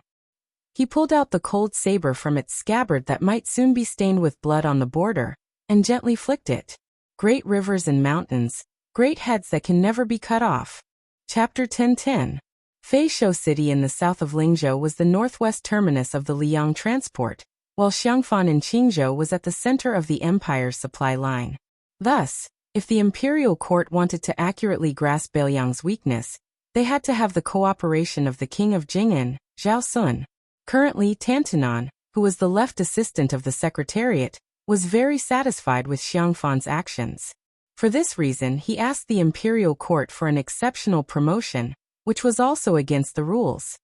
He generously invited Lu Su, who was behind the scenes of Jing'an Palace, to the front of the stage and gave him the opportunity to lecture at the Hanlin Academy, which was what the common people called the Dahuang Gatekeeper. He also specially allowed him to not go to the capital to take up a post. Previously, Bailiang's Chen Shiliang had temporarily stayed in Feishou City. He had stalled for a full 10 days with the imperial court's deputy minister of grain transport, Gu Deshang. He had used all his tricks, but he could not make the deputy minister relent at all. At dawn, a simple carriage entered Feishou City from the north gate and stopped at Shanhai Pier in the south of the city. 3 men of different ages walked down from the carriage. 2 of them were young men of similar age, and one of them was a thin old man in a green robe. The 3 of them stood on the deserted pier that did not have many grain ships in sight. The short young man had a cold blade at his waist. He kicked a wooden stake that was holding the ship and glanced at the temporary residence of the deputy minister of grain transport. He said unhappily to the gray-haired young man beside him, "Gu Deshang and his father, Gu Ling, are known as the great and small Gu Pishio of the river." Back then, Gu Ling recognized the master of the ceremony directorate as his adoptive father. The father and son were able to hold the post of grain transport minister one after another. It is said that the money they earned was enough to fill a granary. However, Gu Deshang is greedy. Now that the imperial court has old man Huan personally watching his money bag, no matter how bold he is, he would not dare to take a single copper coin from Bailiang. In my opinion, this is a dead end. Why don't we just kill the one surnamed Gu? In the future, whenever a transport minister comes, we'll kill them all. We'll kill them until no one from Liang dares to provoke us. When the time comes, our Bailiang can strut around and privately sell our grain. The grain transport from Feishou City to Xiangfan City consists of 16 canals of various sizes, and no less than 50 granaries. There are bound to be places that dare to do business with Bailiang. Even if we take a step back, if we really can't do it, we'll just rob them. Mount Qingliang has raised so many dogs of the Jianghu. Unfortunately, the incognito king of Bailiang and the master craftsman of the Mahis sect, Yang Guangdou, did not agree with him at all. They only strolled along the limestone floor of Shanghai Pier and walked towards the transport minister's residence not far away. The official residence had been built for quite some time and was rarely repaired. Compared to the prefectural governor's residence in the city, it appeared even more dilapidated. It was no wonder that the father and son of the Gu family did not put up a front. If they really overstepped their authority, they would be accused by the imperial censor of colluding with Bailiang to fill their own pockets. That would be a death sentence for them. Even if they had the support of a high-ranking eunuch in the capital, it would be useless. Whoever interceded in this matter would be courting death. The transport minister's residence was surrounded by a fence. The dozen or so armored soldiers felt a little jittery at the slightest sound, and their gazes were fearful. A few naughty and mischievous children who were born locally continuously threw pebbles into the fence. None of the armored soldiers dared to make a sound. They were really bored and could only find joy in the midst of misery. Taking advantage of the absence of the officials, they used their iron spears to pick up the pebbles. This caused the group of playful children to be even more delighted. They went around looking for pebbles to throw. Su Fengnian stood a few feet away from the fence and said softly, "The imperial court is making things difficult for Bailiang on the matter of the transport of grain. It's not entirely to test my bottom line. In reality, West Chu's restoration of the country is imminent. When the time comes, although the troops sent to rescue the emperor from all over the country won't dare to demand an exorbitant price, they still have to ensure that they can fill their stomachs. When the time comes, the sound of a crossbow is equivalent to 10,000 taels of gold. In the end, war is still a competition of resources. Otherwise, without money and without food, even if Gu Jiantang has hundreds of thousands of soldiers, he won't be able to survive the new West Chu with Sun Shiji inside devising strategies and Chao Chongqing leading the troops from the outside. Many people say that if West Chu had made up its mind earlier and allowed Chao Chongqing to take away Yi Baikui's military power before the Western Wall, it would have taken at least 5 or 10 years for Li Yang to completely pacify the spring and autumn period. Yang Guangdou smiled and said, "I have made countless deductions about West Chu's restoration of the country. It will take some time." Chapter 10:11. Su Fengnian nodded and said, 60% of the world's taxes come from West Chu. Over the years, Liang has squeezed West Chu into a miserable state. No matter how rich a place is, it can't afford to kill the goose that lays the golden eggs. However, Yuan Bunshi and Bai Yan have always wanted to force West Chu to rebel. Gu Jiantang and Gu Lu have also dreamed of fighting West Chu. In times of peace and prosperity, civil officials enjoy prosperity, while military generals can only live off their savings. Therefore, the emperor of the Zhao family quickly found something for important officials like Zhao Yuling and Yin Maochun to do, either to evaluate officials or to preside over imperial examinations, so that when the time comes, they won't have too much energy and can only be used as a hindrance. Over the years, the imperial court has deliberately weakened the military defense around West Chu. On one hand, it wants to make West Chu feel that there is hope for the restoration of the state. On the other hand, it wants to be more sinister. Among the vassal kings, not to mention the prince of Jiaodong Zhao Sui, the prince of Huainan Zhaoying and the king of Jing and Zhaoheng, they are all relatively weak vassal kings. However, they still have at least 4,000 to 5,000 elite soldiers in their hands. Sending them to quell the rebellion is an overt plot by the imperial court. They have no choice but to obediently go to West Chu's border and wipe out all the elite soldiers. This kind of sinister move to weaken the vassal kings is definitely Yuan Bunshi's idea. When the West Chu matter is over, the prince of Guangling, Zhao Yi, will have a direct confrontation with West Chu. After this battle, most of the fat that he has painstakingly cultivated will be cut off. If he is unlucky, not a single soldier will be left behind. Even I feel pain for him. Liaodong's Zhao Sui has been suppressed by Gu Jiantang to the point that he can't breathe, so only Yanqi's Zhao Bing and I are still unrestrained.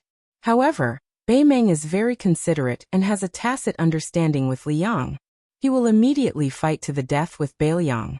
You fight your West Chu, I fight my Bailiang. Everyone is doing their own thing. I even suspect that Yuan Bunshi and the imperial decree of peace are in cahoots. In the end, only Zhao Zhu's father, the great vassal king, can still be free and unfettered. Yang Guangdou smiled gently and said, Nalin Yuxi's ability to avoid disaster is the second in the world. No one can claim to be the first. Su Fengnian muttered to himself. The battle between Liang and West Chu will definitely be fought before us and Bei Meng.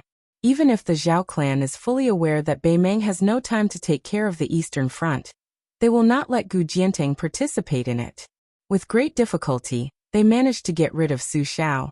They can't raise another Su Xiao. It's not that civil officials can't be given titles or rewards, but military generals mostly need to have their own troops. If nothing goes wrong, it should be Liu Baijie and Liu Xingxiang. One of them will be in charge of the Ministry of War, while the other will go to the south.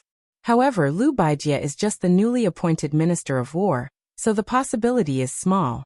As long as Liu Xingxiang can obtain military merits, he can return to the capital next year to contend with Liu Baijie, so that the Ministry of War will not become the only Ministry of War under Tangxi Sword Immortal.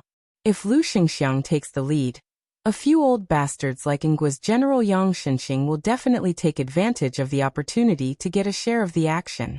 However, whether it's Liu Xingxiang or Yang Xinxing, these old generals, they are all far inferior to Cao Changqing.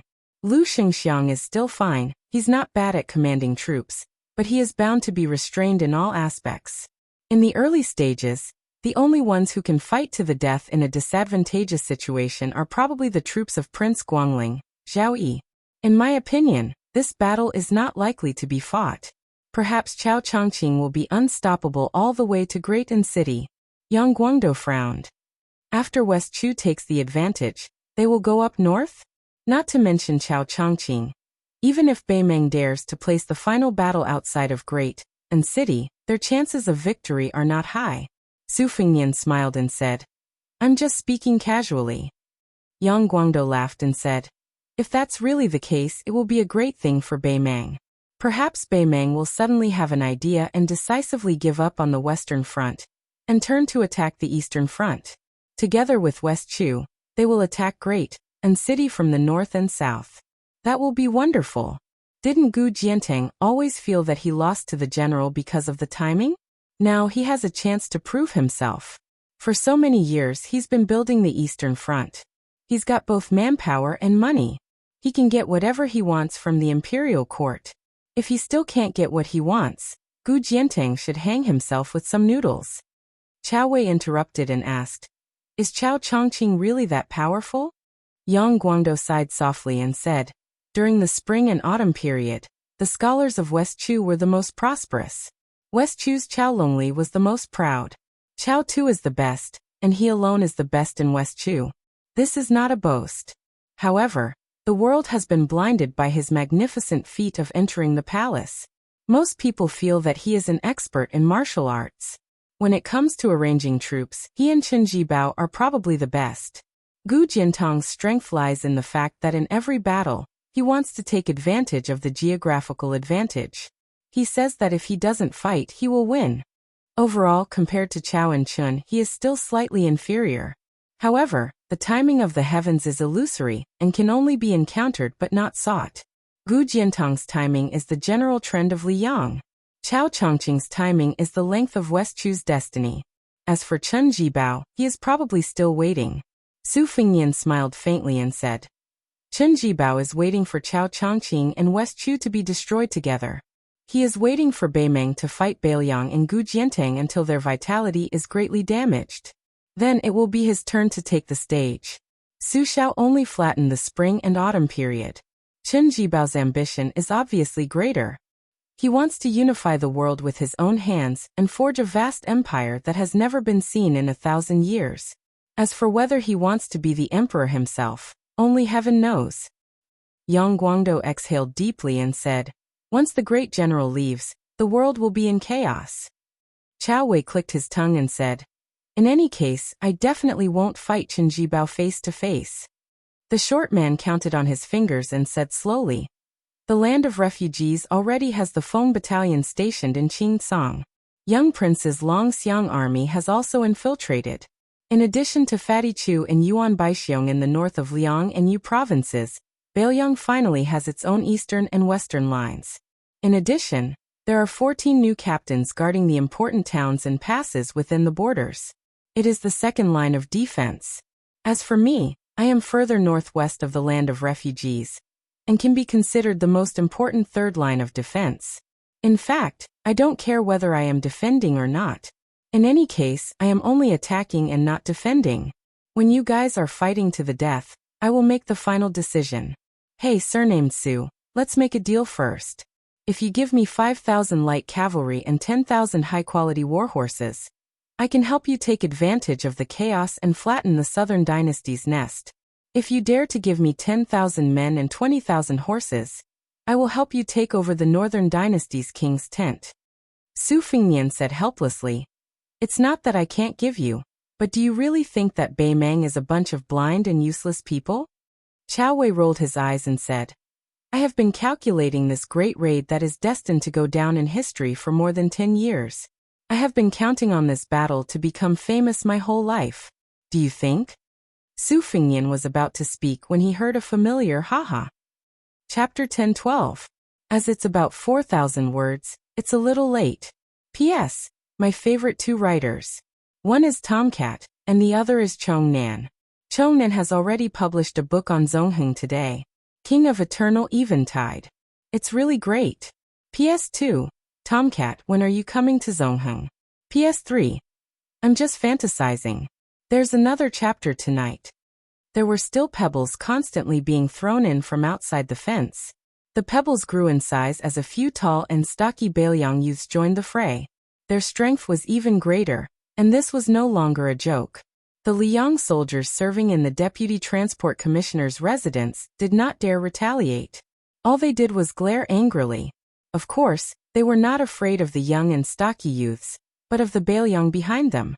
Furthermore, the Deputy Commissioner, Gu Deshang, had repeatedly ordered that no one in the residence was to provoke the locals. Those who violated the order would be stripped of their armor and official status. When a leader who looked like a commandant saw his subordinates being smashed into metal armor, causing a string of blinding sparks, he was probably a clay bodhisattva. He secretly used his spear to pick up a pebble and threw it at the fence. Intentionally or unintentionally, the pebble smashed into a youth in green cotton. The youth failed to dodge in time and subconsciously closed his eyes. Just as his face was about to be smashed by the pebble, a handsome scion with 2 sabers hanging by his waist reached out to grab him. The youth opened his eyes and gave a bashful smile of gratitude. When the commandant saw the young scion, he treated him as an ordinary scion of a wealthy family and did not think much of it.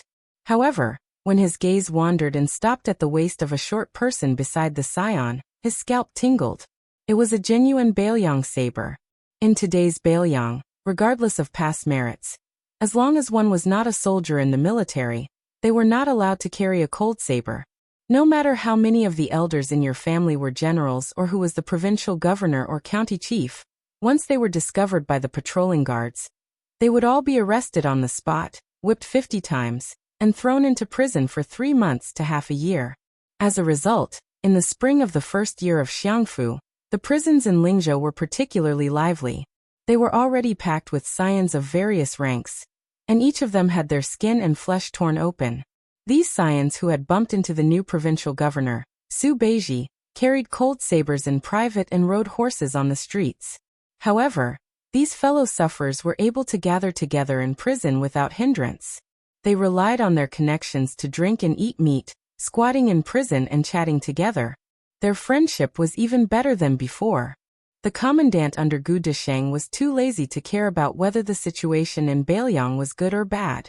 However, if he offended a scion of a general who had the right to disregard the rules in Beiliang, he would be skinned alive by Gu Deshang. If he also caused the Vice Transport Commissioner's official residence to be implicated and caused the Beiliang cavalry to trample over the camp, how could he, a lowly commandant who only received a salary from Liang, live? However, the commandant was a little confused. With the temperament of the Beiliang barbarians, they actually did not intend to make a fuss over a minor issue. The gray-haired young master immediately turned and left. The daring short man with a cold blade also did not pursue the matter. The commandant, who had survived the disaster, hesitated for a moment, and felt that it was necessary to inform Gu Desheng in order to prevent him from settling accounts in the future. Gu Desheng was an official who was easy to remember. No matter how extravagant he was always skinny and skinny. He called himself Mr. A Bag of Rice, and hung a red silk bag filled with rice around his waist all year round. It was said that before the Gu family prospered, Gu Heng relied on someone else to give him a bag of rice to survive. The old and young of the Gu family had been frightened to the bone by the turmoil of war, and did not forget their roots even after they had achieved meteoric success. Both father and son Pichio had the habit of hanging a bag of rice around their necks. Among the large group of officials and grasshoppers on the Liang transportation route, this had always been a joke during their leisure time. There was even a rumor that when Gu Heng entered the capital last year, he had specially paid a visit to Tantanon, who was already the head of the Hall of Governmental Affairs. Everyone thought that such a disreputable lower-class third-rank official would not be able to cross the threshold of Old Master Huan. Unexpectedly, not only did Tantanon allow the great Pichio Gu to enter the door, he also left behind the bag of rice, saying that it was a coincidence that there was no rice at home to cook. From then on, the number of officials who made fun of Gu Heng, who was promoted to Assistant Minister of the Ministry of Revenue the next day, decreased significantly. The joke also gradually became an elegant conversation. When the commandant reported the situation outside the fence, Gu Desheng was sitting alone and sipping tea, listening to his trusted aide's detailed report. At first, Gu Desheng did not pay too much attention, but he suddenly had an epiphany and asked in detail about the appearance of the young man with the double sabers. He did not even leave out the coachman. The commandant recounted it from memory, saying that the young man had gray hair, a slender figure, and had the eyebrows and eyes of a woman. As for the coachman, he was far away and could not be seen clearly. He could only say that he was about 8 feet tall. Gu Desheng had a toothache on his face. His finger trembled as he pointed at the commandant. He scolded him for not being able to do anything right. He jumped off the small bed and ran out of the official residence without even putting on his boots. He was chased by the Vice Transport Commissioner to the group of people at the dock. However, Gu Desheng suddenly stopped and hesitated. In the end, he did not walk out of the official residence. He did not exchange pleasantries with the new Prince Liang. Gu Desheng tiptoed back to the residence and called for 2 old trusted aides. He asked them to quickly write a stamped letter to inform all the transport officials between Feishou and Xiang and Fan that they were going to move. However, it was not a big move. Instead, they were going to use the blockage of the major rivers and canals as an excuse to try their best to deploy a small number of transport ships to transport 30% of the previous year's grain. The 2 aides were puzzled, but Gu Desheng wasn't in the mood to dispel their doubts.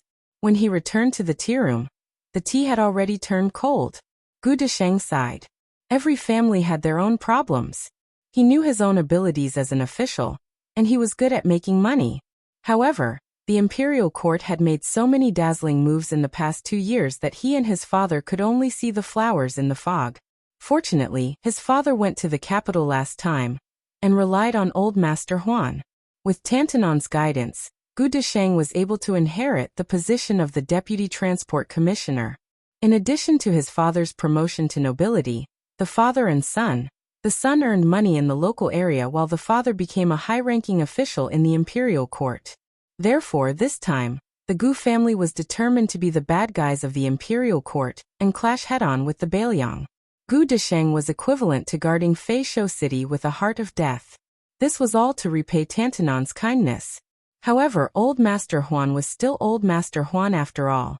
He even personally taught Gu Desheng, and gave the Gu family a protective talisman.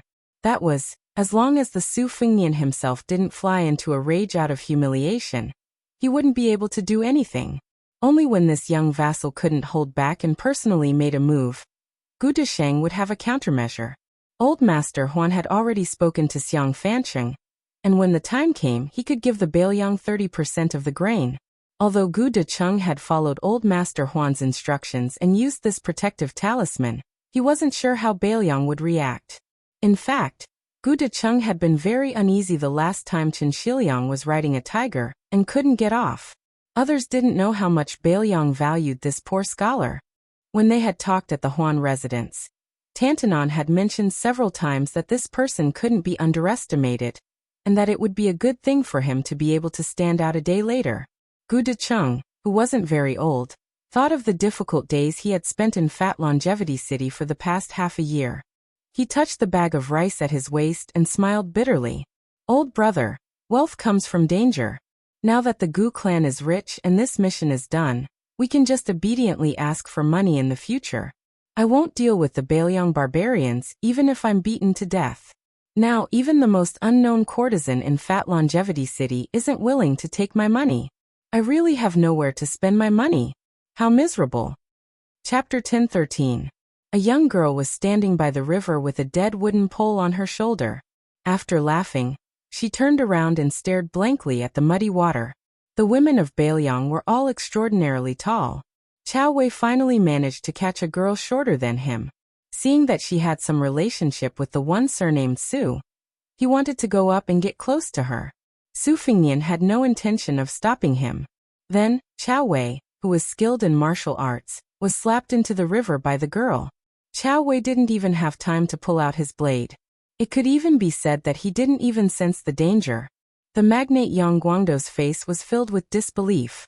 Su Fingnian explained softly, during the Battle of the Reed Marsh, Wang Yin, who was ranked 11th in the world, was killed by her in one blow. Later on, Lu Hao escaped from Shenwu City. She should have secretly killed him as well. Yang Guangdo was both shocked and enlightened.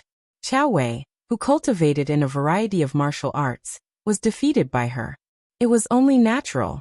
Su Fingnian walked to her side and asked, "Why have you come to Bailiang now? If I remember correctly, it's not yet the time I promised to meet Huang Sanjia." The young girl was silent. Su Fingnian also didn't know how to chat. He smiled and said, "Then why don't you come with me? But right now there aren't any experts in Bailiang worth killing. If that wasn't the case, I wouldn't have asked. In the end, you'll be suspected of borrowing someone else's knife to kill someone. I just happened to want to walk around Bailiang. Before I met you, I had already been strolling around Lingzhou for a month. In these 2 years, I've really been thinking about your spiced beef." The young girl, who didn't know whether to call him Jia Jia or Jia Jia Jia, chuckled. Su Fingnian looked at the dried sunflower pole, and then looked at her complexion. He reached out and held the young girl's arm to check the flow of qi. He said softly, "Whether it was by chance or Huang Sanjia's divine plan, I have to tell you a piece of good news. Back then, you bore the calamity of old Zhao's luck for me. I already have a 60% chance of solving it for you. Of course, I have to admit that it's also greatly beneficial to me. Right now, other than slowly cultivating Han Xingxuan's remaining red threads, I also have dozens of purple thunders in my body that Master Lu Hao has carefully cultivated for half of his life. In addition, I also have a bun that I earned from Beimeng's Grand Preceptor Yuan Qingshan. I'm still a step away from the combination of Confucianism and Taoism. If I also have the purple gold luck of Mount Longhu left behind by Zhao Xuansu and use it for my own use, then I'll be considered complete. Next, it'll depend on fate to see if I can absorb the essence of Buddhism. When the time comes for the combination of the 3 sects, as long as it forms a small kiliacosm, it'll be justifiable if I don't become an earth immortal. I might even be able to compete with the great demon Gao Shulu, who was in the divine immortal realm 400 years ago, or Wang Xianji of the martial emperor city, who proved his Tao through strength. However, to reach this step, I don't know how long it'll take. Anyway, I won't hide anything from you. If you don't say anything, I'll take it as you agree." Yang Guangdo was a little surprised. The king of Bailiang really didn't treat this assassin girl as an outsider. This was the first time he had heard of these secrets. If it was spread out, it would definitely cause a huge uproar in Jianghu. The 3 great demons of spring and autumn, Su Xiao the butcher had died of old age, and Han Diaosi the catman had suddenly died in the imperial palace. 2 out of the 3 had already passed away. Huang Longshi was rarely seen. He was most likely hiding behind the scenes and stirring up trouble. Could it be that the young king beside him wanted to become the king of Bailiang who held power in his hands, and also wanted to become the great demon who could single-handedly silence the entire Jianghu after Han Diaosi? In the past, Bailiang relied on its cavalry and falcons to deter the Jianghu people from causing trouble. It seems that in the future, the new King Liang alone would be able to make the Jianghu people around Bailiang bow their heads and listen to him. The girl retracted her arm and pointed at her stomach. Su Fingnian smiled and said softly, "Okay, I'm hungry too. Let's go to the city to find some spiced beef. If it's not delicious, we won't pay."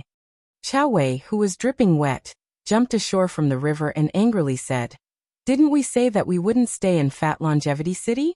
I want to go to Huangnam County where brothels are as numerous as the hairs on an ox. Surnamed Su, if you dare to forget your friends when you see a girl, believe it or not, I'll chop you to death." Su Fingnian raised his leg and pretended to kick Shorty Chow into the river again. Chao Wei, who was very good at finding a way out for himself, cursed and ran to the carriage. The carriage was not big, and it was filled with geographical maps. With the addition of a little girl, it was even more cramped. Fortunately, Chao Wei was very tactful. He sat beside Su Yanbing and was busy twisting his sleeves to squeeze water. Along the way, Su Fingnian and Yang Guangdou had been deducing the direction of the war in the carriage. Liangzhou and Gusai Prefecture were facing each other on the western front, and Gourd Mouth outside Tuma Pass in Yuzhou was also considered one. After getting out of the carriage, Su Fingnian walked and stopped in Lingzhou for the past month. Not all the high-ranking officials and dignitaries would be invited. According to Su Beiji's 19 levels of classification of officials, Su Fingnian had meticulously written an official evaluation of Bailiang that was still considered rough for the time being. It only focused on merit and did not pay attention to learning, reputation, and family background.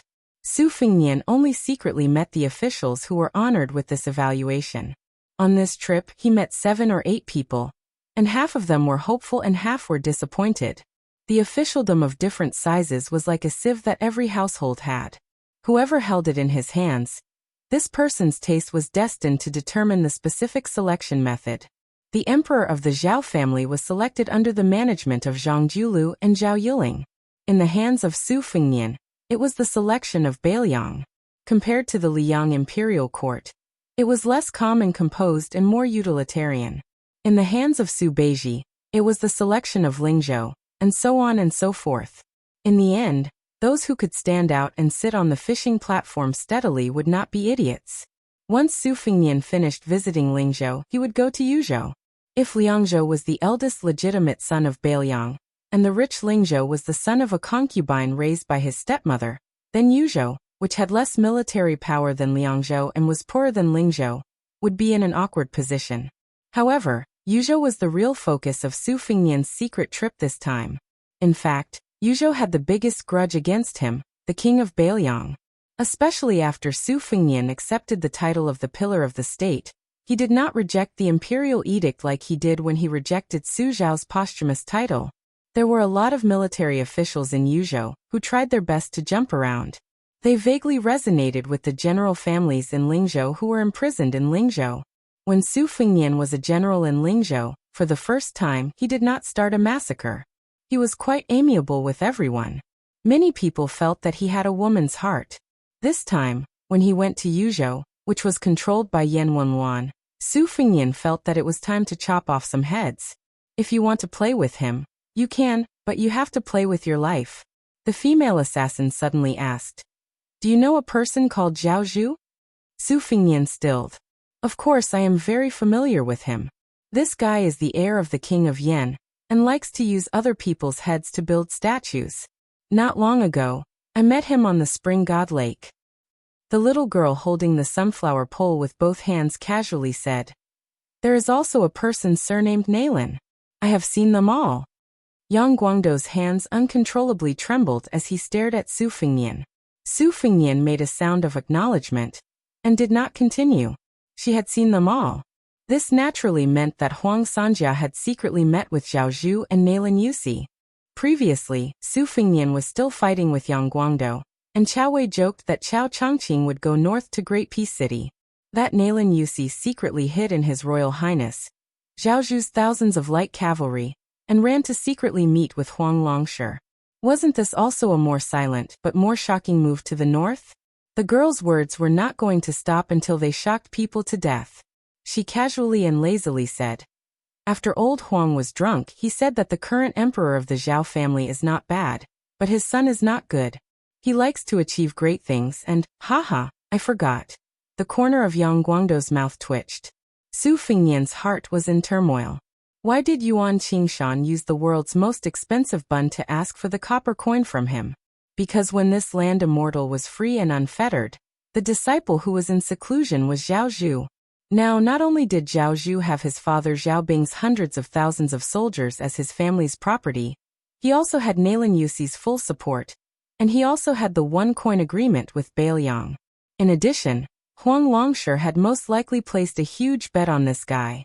Su Fengnian smiled and said, Nalin Yuxi has painstakingly managed the Yanqi Taoism, and has already given Zhao Zhu the geographical and human conditions.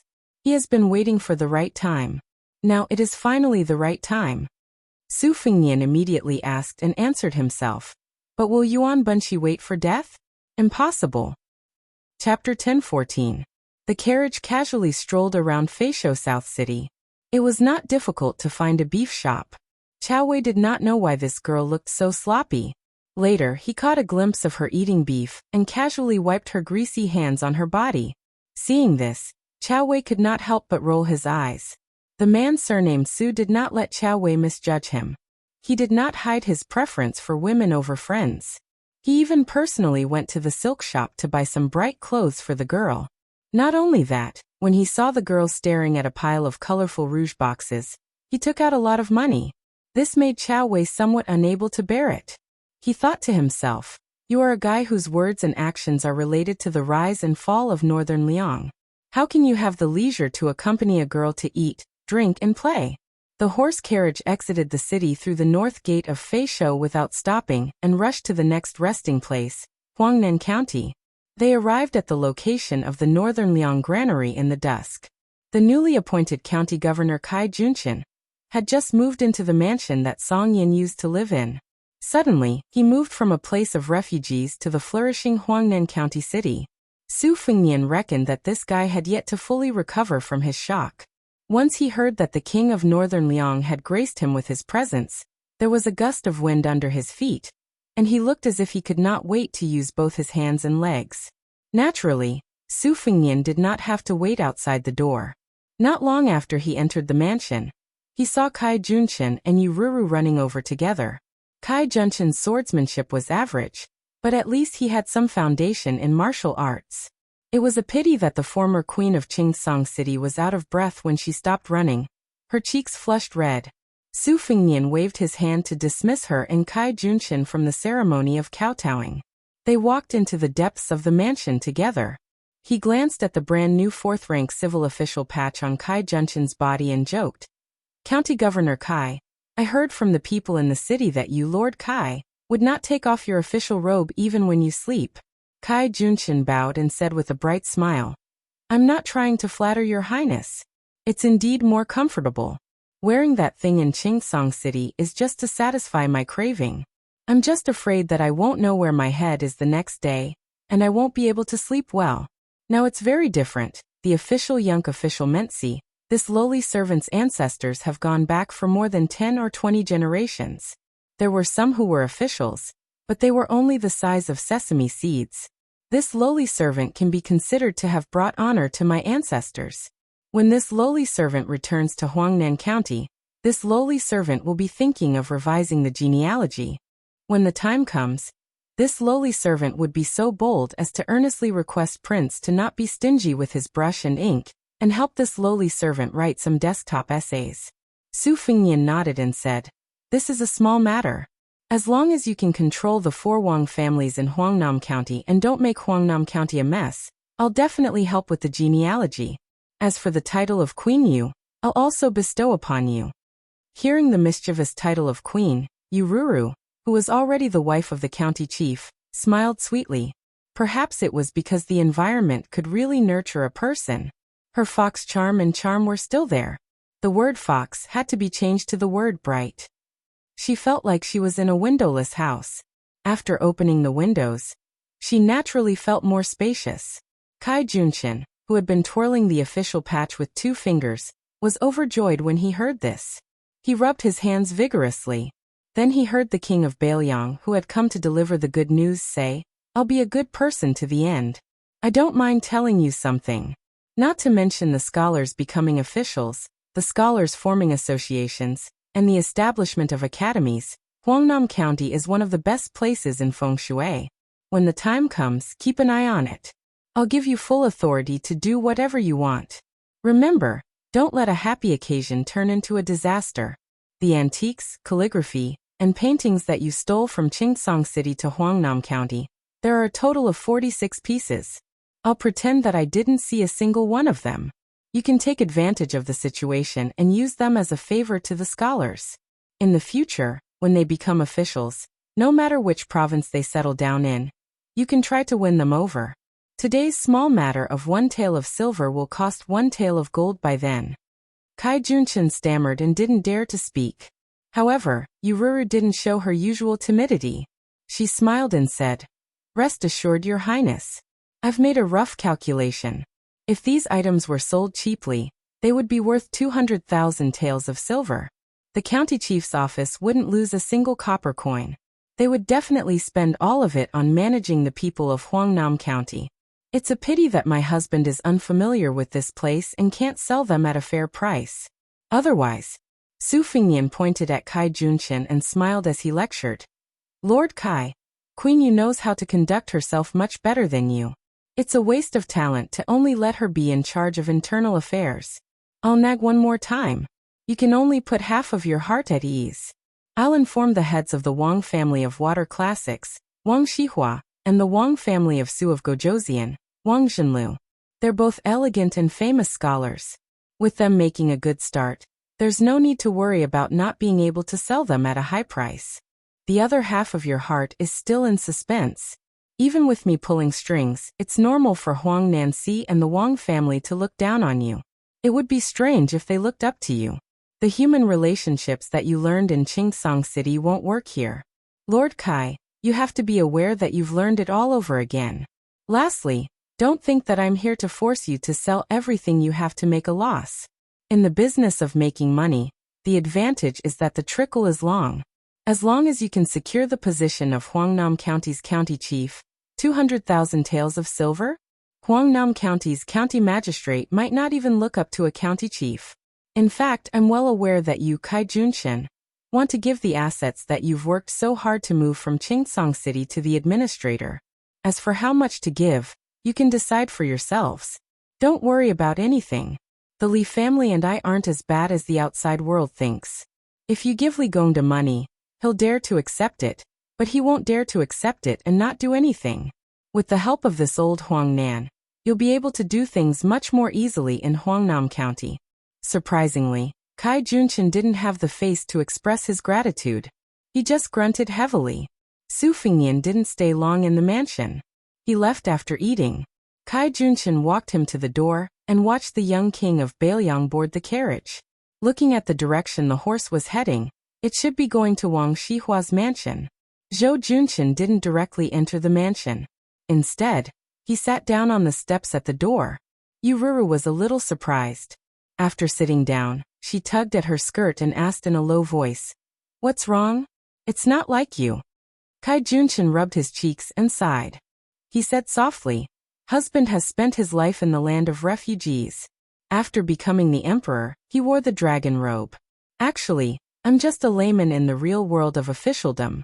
But even if I haven't eaten dog meat, I've seen dog paddle. At the very least, I've heard dog bark, right?